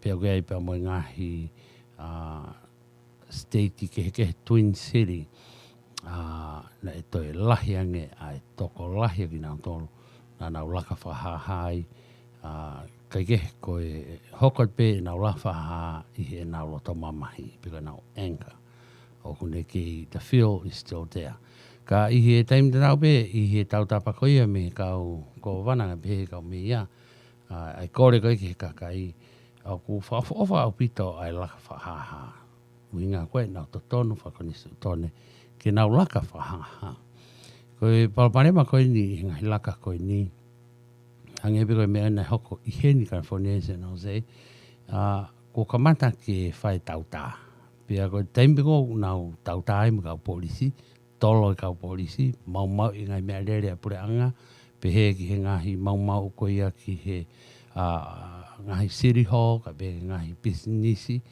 pia koe rewa ia e nau tolo koe whataanga ko ia is no longer valid pe uku I kai ke toe kai ki toi koe nau toi mai nau toi mawhai ki he laka whahaha ko hinga koe mau ko hoko pia koe iau tu uni ke kakai ki ta whoki kono api ko hinga he koe kai ke toi o kai reu ke toi tari ko mea koe o pana nau laka whahaha pe I he funga merino mo whahaha nau loto kai ka palpare mai ka koe ni alboe kamata ke whai tau tolo tau whahi o au pe kau polisi ni nau tō ki whalemaha ki ane pō e whiawhi ane awhi I San Jose ane pō toi hoko mai ki Okalani ai nai kamata ki pe nau kolosi he freeway nai o ngō lori lalahi e ua taha lori lahi e taha 18 wheelers e nu tā nō ke lori ai Safeway ka pe ki he lori ai Amazon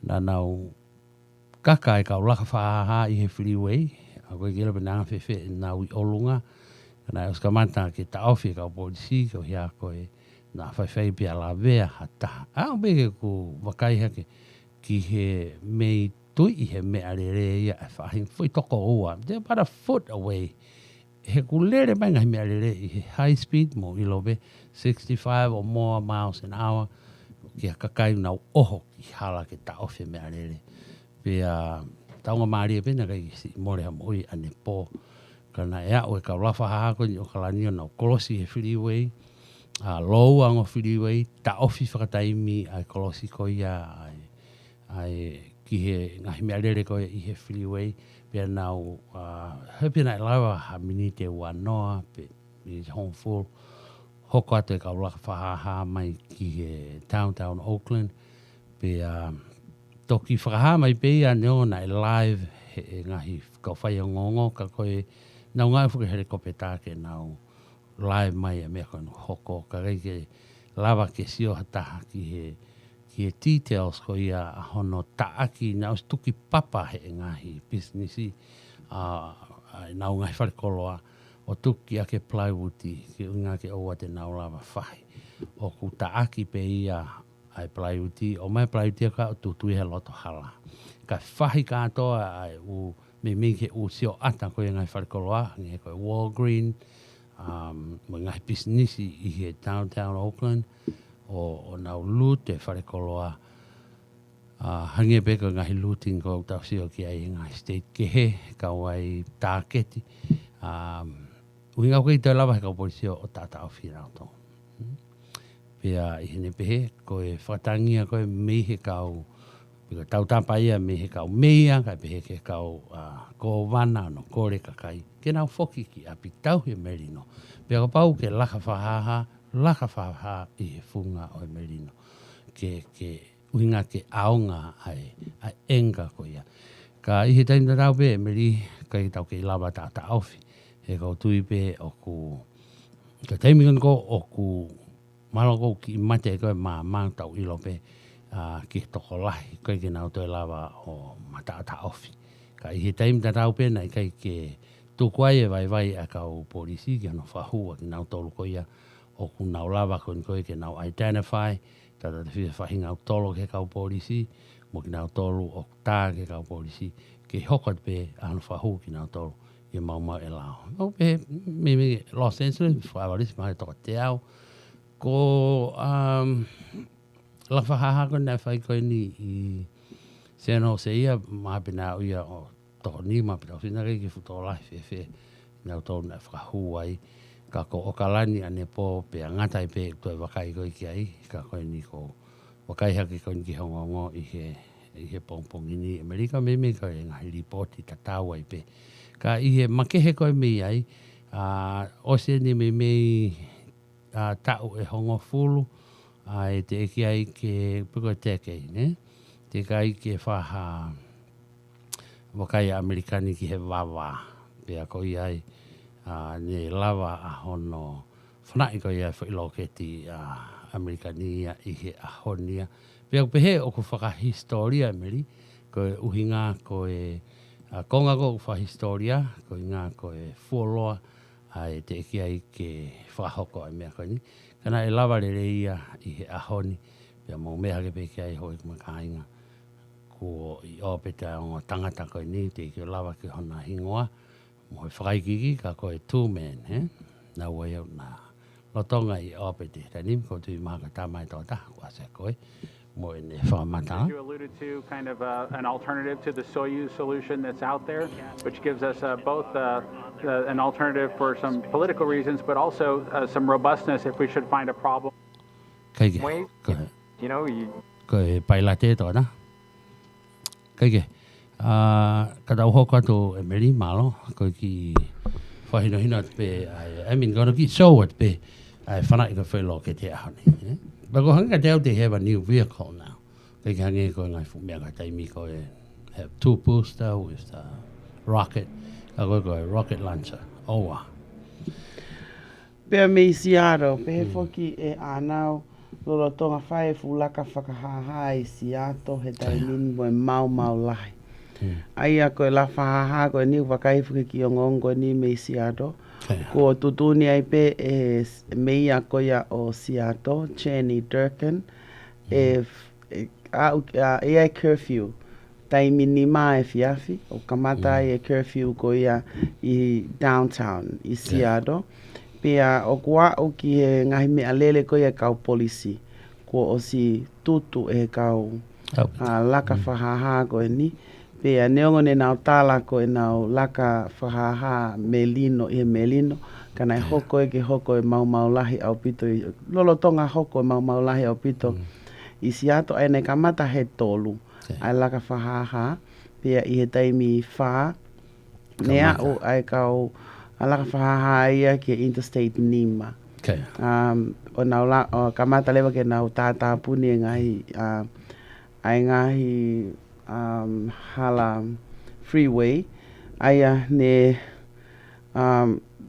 osi mau au pito e ngahi wheitu keke. Kawai ai ngahi mea lele koia e kau polisi ne tutu e kau laka whahaha.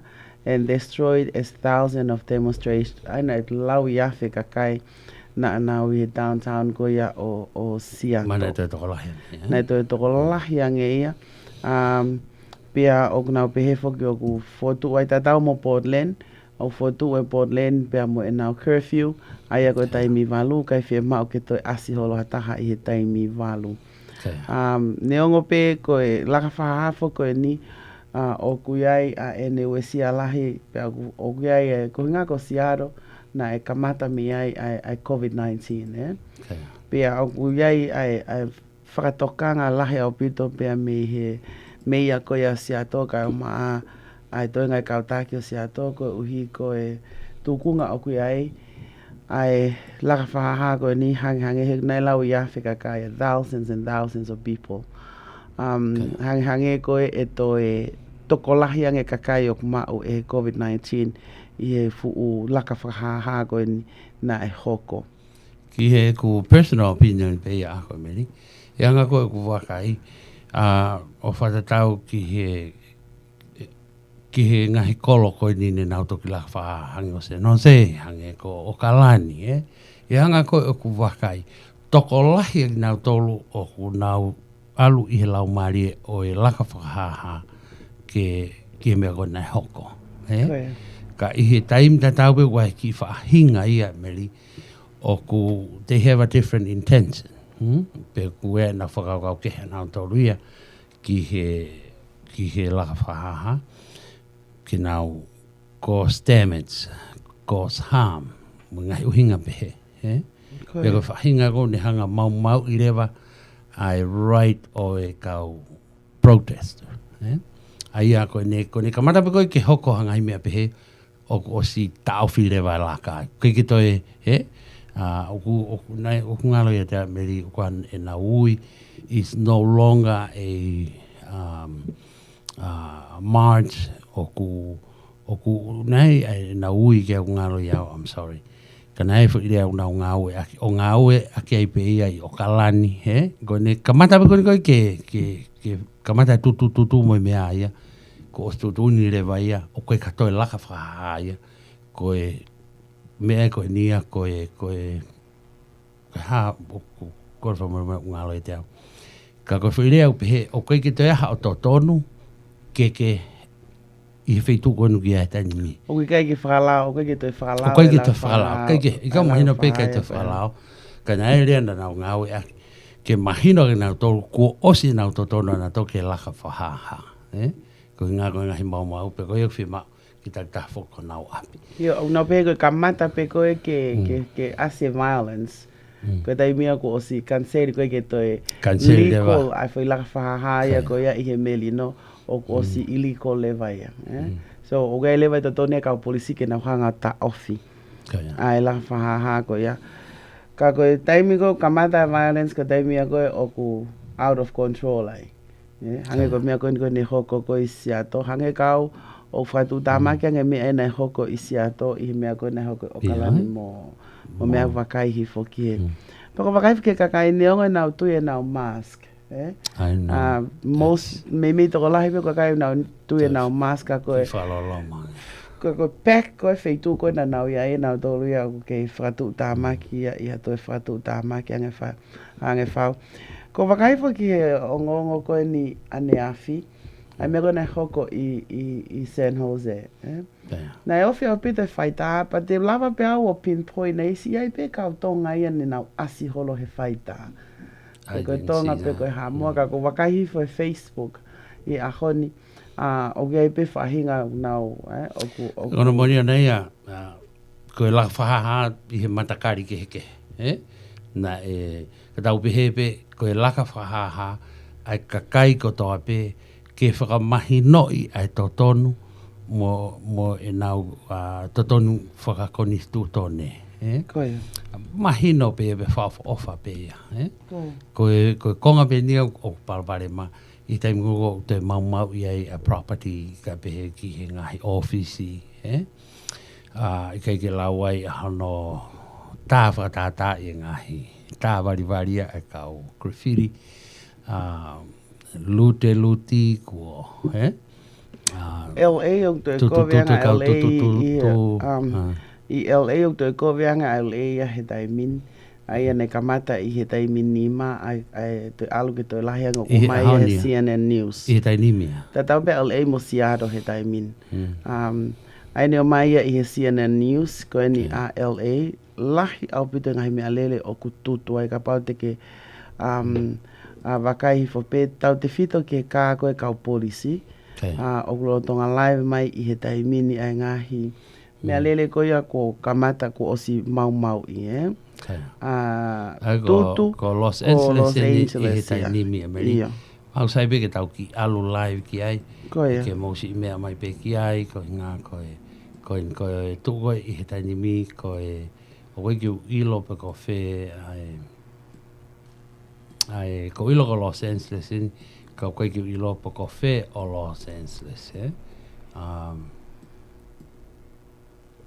aia koe lai mai nia me he Fox aia ko Los Angeles I he tainimi alu ke seko temo to lai pe ai temo te whatu tāmaki pia I he taim te rau pe ko tui lai pe ka kai nau tui e nau mask Ka i he taim te tau be me li o ko whatu tā maki. E koe osi e ka tau hoko ato ki he hiki tō a mea koe mālolo. Pa koe peka toi loia. E kai ke loi a statistic, kai ke loi ka kai ko os mālolo. But if people are willing to put their life at risk, mea whawhoi tui mea tawa tāina, ka ko ko ki whatu tāma. Koe tahaina ngahi ata koe me LA. Ai ko LA ni. Iyo ko LA ni. Koe Los Angeles protest, a massive protest is underway in Los Angeles near Pan Pacific Park. Near Pan Pacific Park. Pea ko iai tuku peke o toi o atu pe mua hatoi hangi ka teo koe mea koe ni was 3 hours ago e meri kai tuku ange ke tau sio ange ke hangahi live hen Alau peke o atu a live koe i he ladies i o te lava o mai hena o mai ho e langi atu koe live koe ni koe live ia koe i Seattle mea no koe tonga hoko i Seattle he taimini ai a koe ka pau te ke o ato e lewa mea nua tonga hoko i Seattle he taimini kaya kau keha no sound i ka e koe sound o pake huka mai hen but anyway te tau ki isi o beki ai he o ko maho inga koe e ke me lo tong ko downtown iyo e Olivia ka ko Seattle e naia o ko ki tuhaka pe koho mea ki pika po pe kaya. That's fine.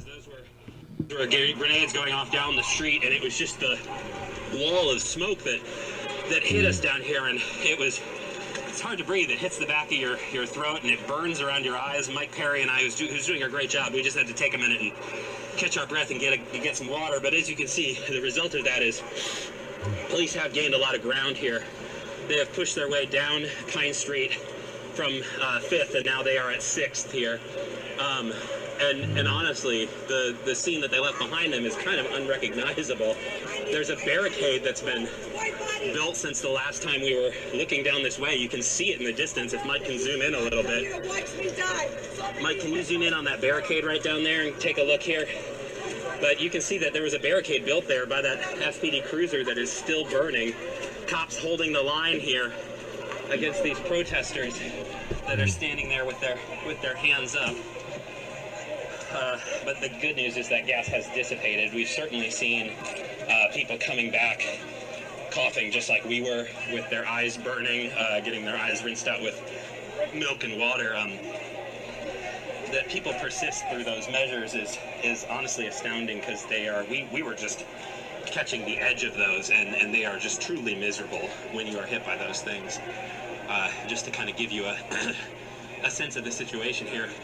I am trying to see, but it looks like there's another line of officers on the far side of this empty space here, holding a line against protesters there to the edge. And we're going to walk back here, but there's a barricade that I believe is from construction anyway for pedestrians right up here that we're looking at. And then looking down 6th Avenue towards Soto. Not a ton going on. We've got about a block worth of people. I have not seen, I should note, in the last 20 or 30 minutes, maybe 15 minutes, much damage happening. That appears to have been halted a little bit once police upped the pressure and came back in this way on these protests tonight. I think, Mark, you made a great point while we were listening, while we were recovering from that irritant stuff, that we are not assigning who is committing these. We are just showing you the pictures of what is happening here. Certainly, we see a mixture of signs, Black Lives Matter, and some George unusual and difficult time.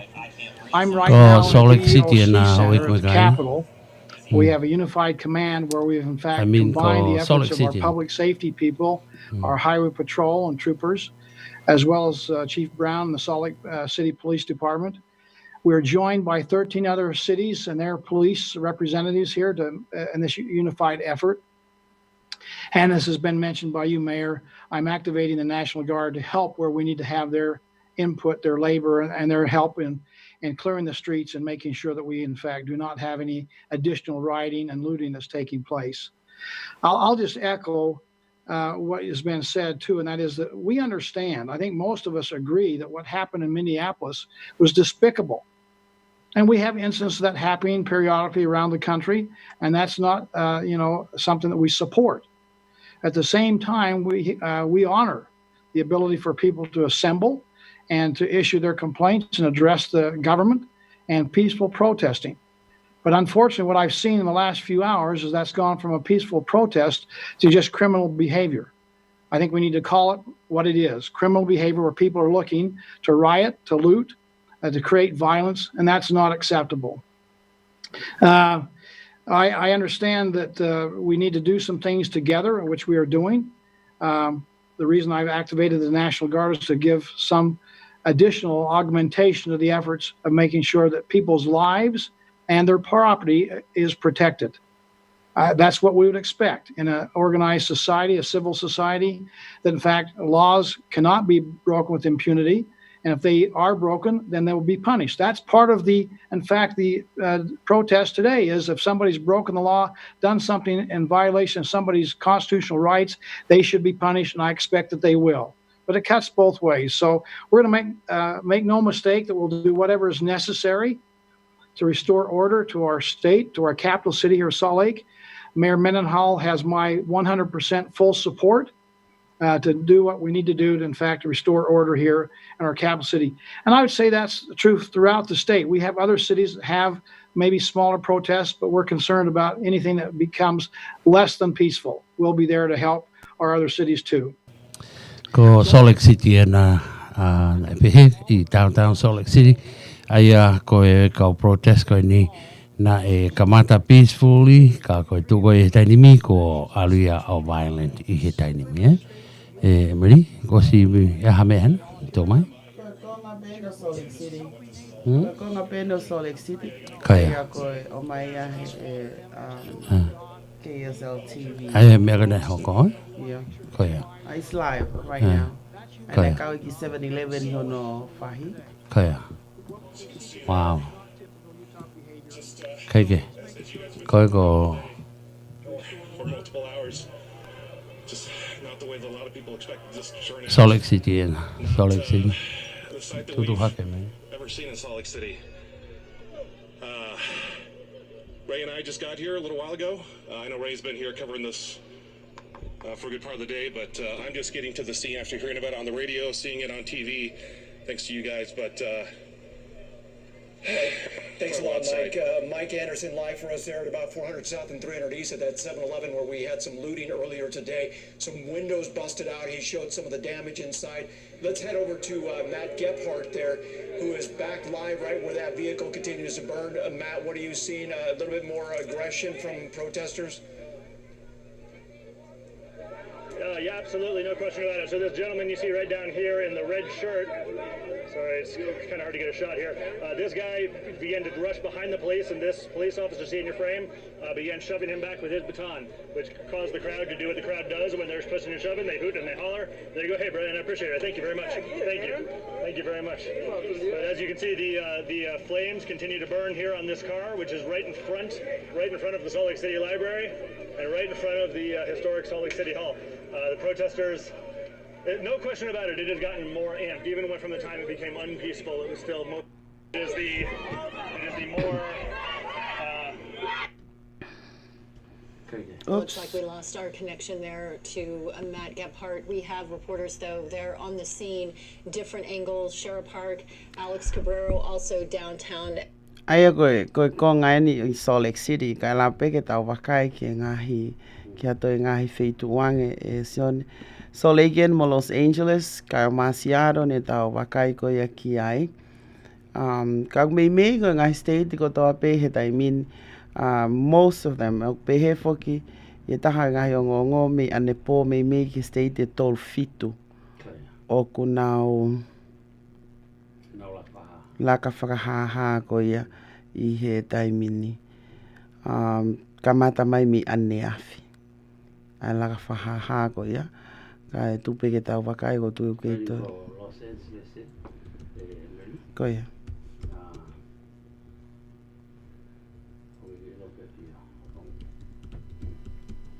Ai ko kai ka no o ti o ia ona ko e. Kai ka no o ti o ko e fu ata pena.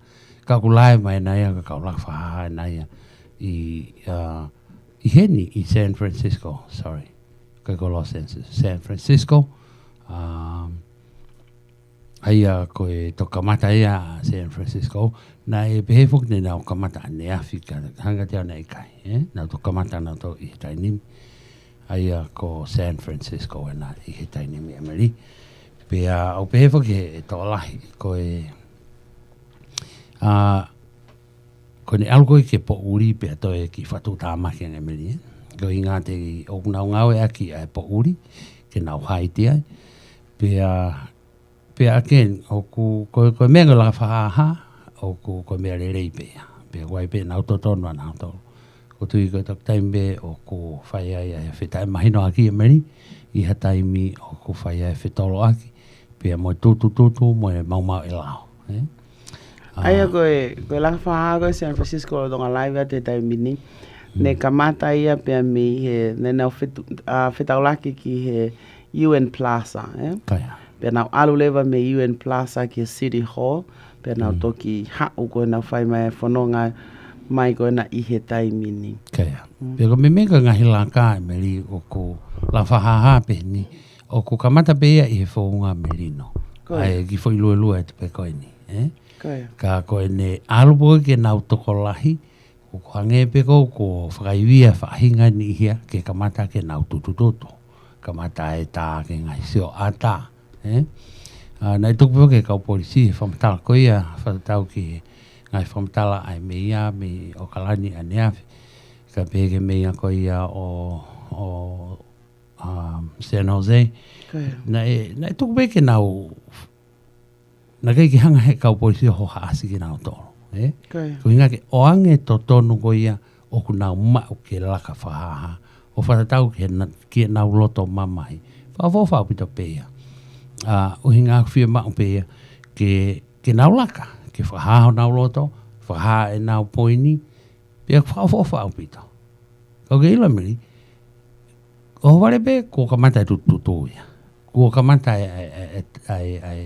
ai taaki mai ngahi newspaper stand ngahi tam star kon ko ngahi business toho mai ki hala pe na honga to ngai tam star o teke ake ngai sio atake ke fai ake matapa ngai matapa ko lo ka na ngau ake ko ngai mena so ko ane ane po I ngo pe mo ngai live ko ya ka ko se ko tu ko ni mi ko la ka ko nai fa pe ka pal pare mai ko to time ko e pal pare mai I time ko e kamata ko e feta aki mo e kamata ai pokoi ki nau feta aki nau toria ai kau protesta ai kau lafa ha ia nau tolo ko feta aki ko nau tolo kau polisi tolo ake hina vai tolo ake maka tolo ko kita me ake ke hono tolo pe wa pe foki a lavea e fahinga he kau ofisa I te taubi o kalani pia mo se no se ko ane afi e laka whaha ko ane afi e fo e tai mea whiawhi ne whae laka ko ia ka ako o kalani ana upehe kamata taimi ni ma o upehe taimi kamata puko ki e ono fitu wha popo uri ka mo kamata e nau kaka na to e freeway wa ko e whaafata ha au ngo wha uri ki lori he nai alo e kaka e meri o kaka na to e pone te me arere pia Pero tem ko hoko pehe ai o kusi whaawha e whakauri ia. He's so defenseless. He or she cannot defend him or herself. Ka koe mea rere pe na nofoloa pe na ua ia I he na mea rere na keke na hu mai ki toa. Pea hoko ato e nau. Keke pea koe ni, koe tausio koe ni San Francisco hange e anga pehe pe. Koe ni ke peaceful pe. Pea ange peko mera na e asi Salt Lake City, the same thing, kamata peaceful, end up violent. Ka koe whakatangia, me he kau mea, ka pehe ke kau ki he kau kōwana. Tau whanonga peki ai. Whawha laka, I ngā whima o ke hā mōloto. Ka koe taimpe kon ko oku Ko taimi kunu ko o alo kunu ko ke au ka taimi o ko na mau I ka pege tutu mo no whahinga businessi. O ku I kaireba ke toi whakaralao e fu I laka whahaha. O ku no terms, I don't know what you're going to take to pop it out. Ka o koe nau terms o nau lau ke he nau hanga ko whahama I he bullhorn. Nau pehe no longer legal. I march koe ni. Therefore, please go home. And if you don't go home, then I will come and tell you now arrest. And they did. We whahinga na e o eki lopo ko no whahuki nau tolu. Have enough prison to whaoegi nau tolu I kai ke tau ilo. But somehow they'll take them in custody, probably take the information before they release them. Kai ke tau ilo. Ai ngai whaikiki ko ia. O mea mena o tau ilo. O ku alo ni a ngahi lakwa haape ni. Kene mau I a ngahi kololahi. Pe wai be whatangi ai a o pe ke kakai nau pehe. Why damage your city? Why? Do your protest with respect to George Floyd, by doing a peace protest. And you respect that he passed and let it be in his memory. Ke whamanato aki ai tamayo ai koe. Koe mea ko hoko koe tau toi lau tau to reverse. Ko hoko ia. Ko New York ai koe aho ke ni e tolu ai protest koe a New York. Pea koe nei fuki kau laka whahaha he White House I ane pō. Pea pehe he Palestini koe ia o Amerika he laka whahaha koe White House. Nane whamalo ia e ngā oe ai kau what do you call Secret Services, E nau hanga ko malu I koe nau tolu. Ai na nau hanga whakaata ai kau I he White House. I he White House. Nani hana nau hanga na tō whakaata ai kau protesters pe koe kau laka whahaha. Ke nau kaila I ele o lahi taha te nau lava. Ka ua na nau tolo pe te nau, Ka nau they were allowed o whakaata nau tōre ke nau kaila. Ai na nau kaila pe au ke vai pe ospe nau maa tupu ai pe. There you go. They can scream all you want. But please, don't damage the city. He go ahead. He anau o ko si ora e ko vana a national card. Ai ko mau lahi au pito ngai business ia I downtown, And police can't do anything. That's why they ordered a national card. Yeah. Ko me e hoko ki ai ko hu mai e kau so tiao. Ko me hoko American he tai mini. Ko mea hoko Amerikane tai mini ngai laka whahaha koe ni. Pea ku mau lahi ai. Mei ko tuko tai mini nau pehe ko state ene city. Ko ngai city ene e tolu walo. O nau lolo tonga laka whakahaha he tai mini. Ko e kakai kawa e pia ui mua ui e no whihui. Ko hame koe ki ngawe a kia national card, He ko uhi ngā koe ke ula ki uto si e kau polisi pia kai ngā tai uhi ngā koe ngā hilaka whahaha o hoko me kolo ki state mo kolo mo ha. Pia uwhi mau me kau polisi kou nau o si e kolo kake nau nofu mau ato ngā nau kolo nā whai ka whahalaka. Aia koe mea ngō ke mahina koe kau ke nau ngāwe ake a national card ke protect properties mo ngahi ofisi. Ka I he taim ta tau be hangi te au na ai ki whamatala ki moa na whanongo ai na nau pehe. Koe taim koe ngāwe koe kau sōtia e meri o ku kehe ia. He koe kau sōtia ia, they are not peace officer. They are trained to kill. Pea I kai ngā tai ia ka whaihala tataha maha urak whana ia. So ko mene hoko koe I Okalani ne si malolo ai Federal Protective Service Officer. Kaya. Pea ni lave ai pea moe one of them ka police ni I he tau whana. Kaya. I Okalani ane po. Na wilo pena e toko ua maha pi toko tolu na e ki whirmai. Kana it was lack of information, details ko ia. It's just so much going on right now to sort out any of those details. Pero me ne hoko ko White House ane po ane fiafi ne lave ai to ta hai ka whaiongo Fox News. Pe ne turia pe tiga ngata ai kana turi ki turia e ka angry e ka protesters ai ka whaiongo e Fox News. Ko ki mo tonga na mo mui ai la fa ko ane afi if you have ane afi I San Jose fa fo ma ke taimi hiva pe ko valupo uri pe ofiki ai na fe finia pe fa matala na lele mai SUV ko me lele hina lele mai SUV o korea ke ka protester ke now please give her the room to go through because she got a baby pe tau I lai foki hoi mo kai go tau mo ni ka ko me ben nai hoko na langa fe fine ia ne me lele ki mo horo mui malake masi eta haya kana kai ke mate ia na asibe o mahino pe ula vea ngana os kaka me lele ai pe lele ka polisi hono tonga ia give him attention ka take off fe fine ko ni pe ko ka te fa tolo ma ke ia ki ai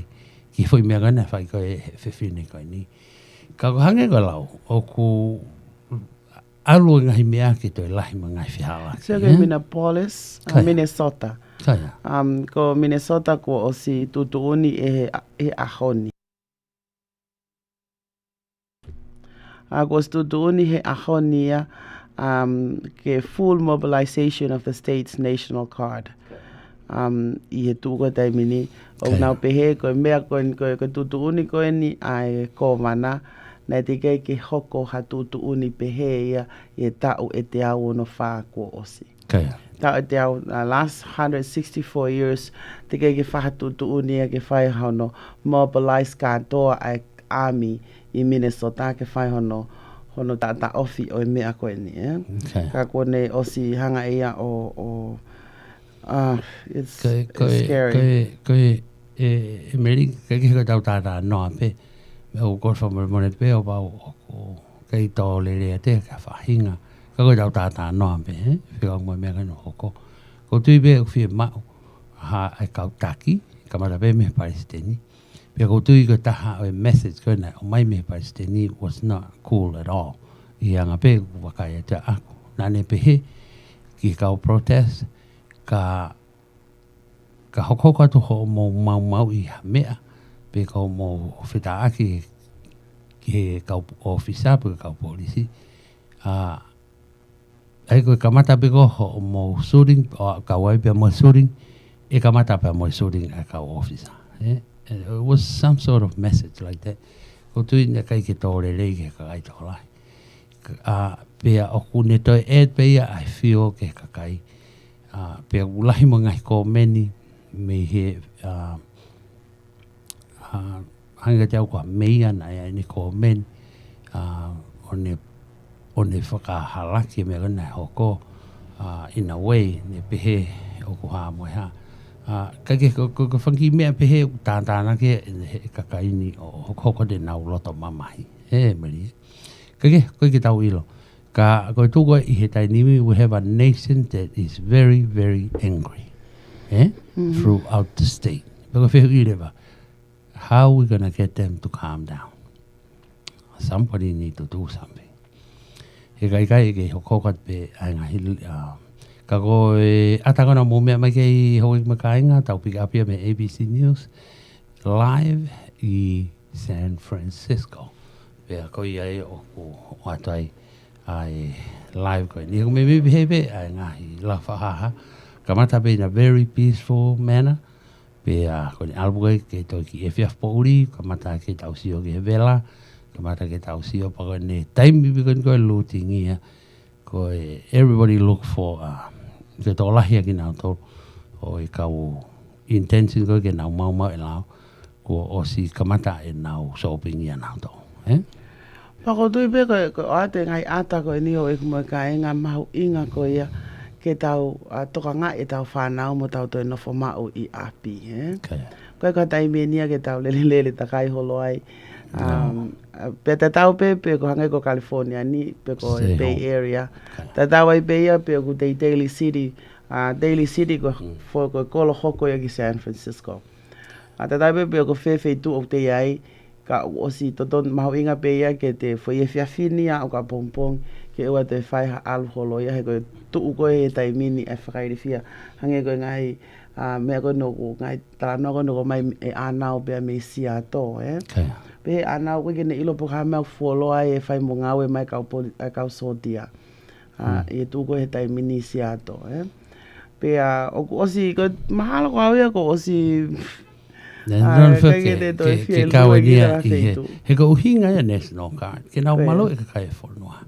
Ka ua e tari ke orewa ke toki lahe mau ka tau whai maloi na osi ilo pe ka ihi taimi da tau be meri o ke tau ilo I ngahi legality ki he totonu koe ki he nau laka whaha ko os mahino they have the right ke nau laka whaha and they need to do so whawhawhaya ko taimi me kone ko oku I kai ke sai e taimi koe e kamata e nau mau I lao pe o tui koe ngahi mea ia ko oku is a concern, but kako mea koe ke laka ai. Mea koe nai hoko koe I Okalani.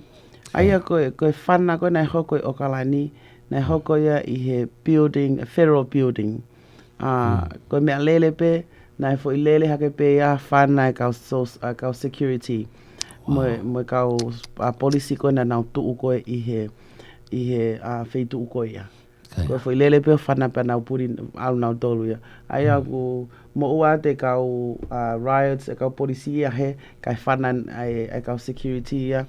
Aina kau e tama federal protective service officer koe ne si mate. E koe nau ko kamata ke whakatahtaha mai ai kau la whahaha koe ia San Francisco, koe nā koe wheitu koe niu pe he I he me wheitu koe na oku ia e kau la whahaha. Nei tala mai area e meri kake o ko te wiki o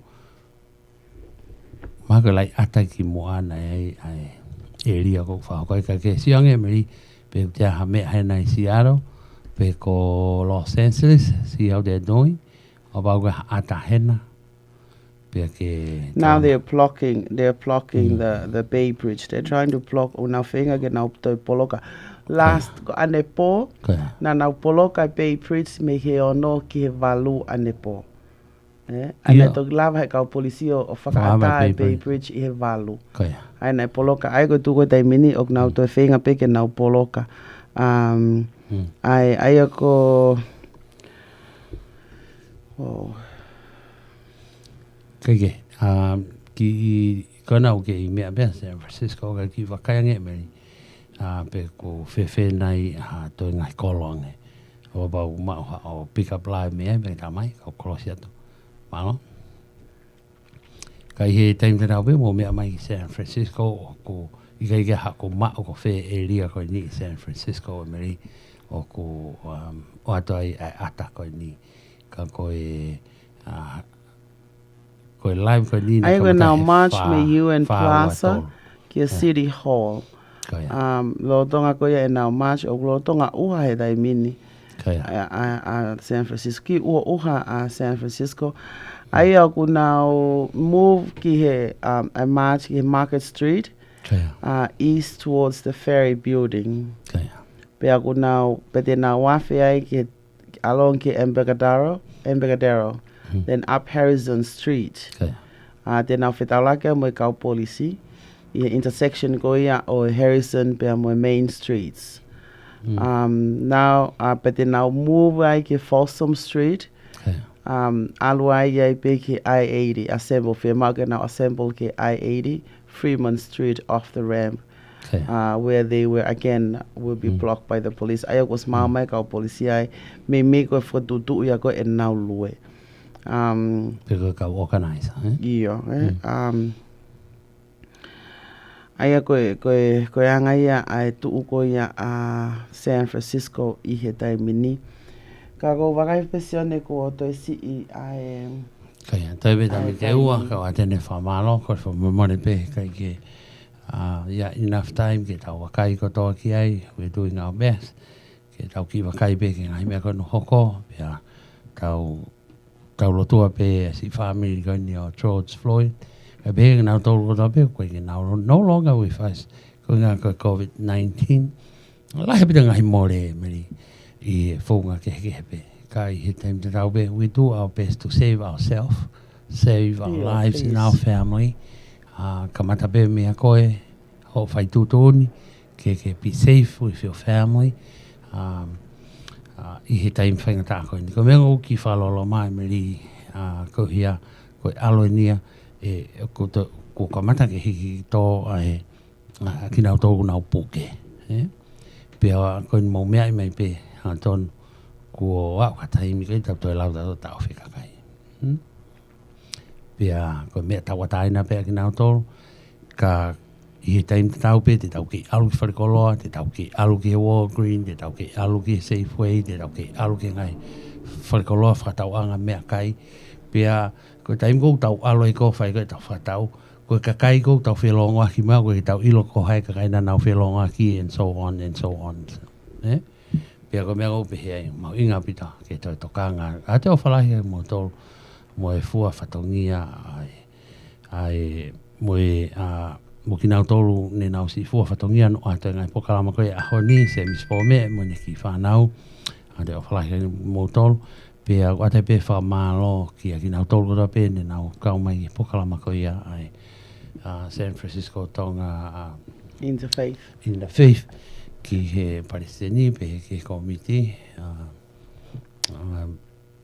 ane pasina, ka pe he ki a lea whātui tata mai pe au, pe mana whahoko pokala mau inga koe ni ki whaloto lahi. Ki a toi tāsela pāna pasa, ngā koe ne tokoni koe ia I he prokalama koe ia toi kakai, kai o ma a cherry, green, kai ngalo foki a sela tūkia, ko se la whalangi o Tonga Amerikanina ne kau mai pokalama ko ia o San Francisco Tonga Interfaith pea mo whai whikau.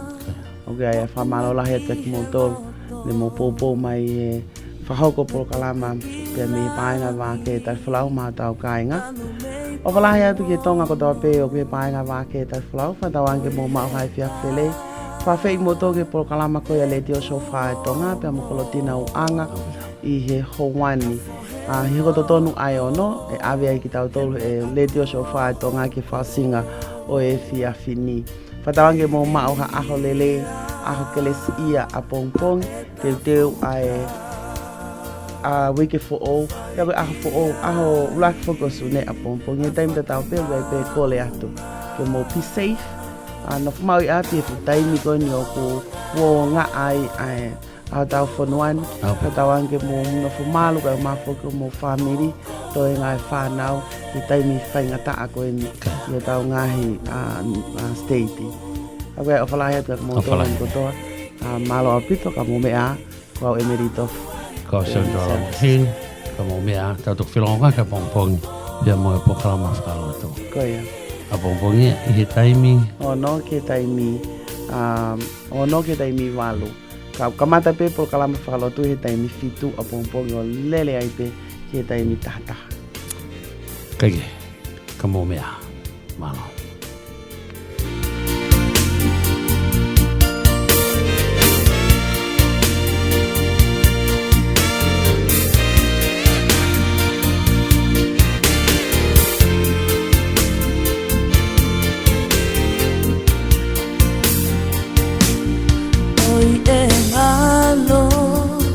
Engalo nai afe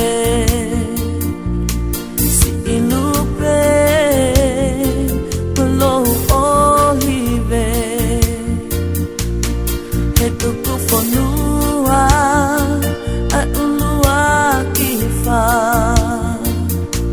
o tua motonga toku tofia tonga manatu ki hotupu anga koe lotu pe a eta koloa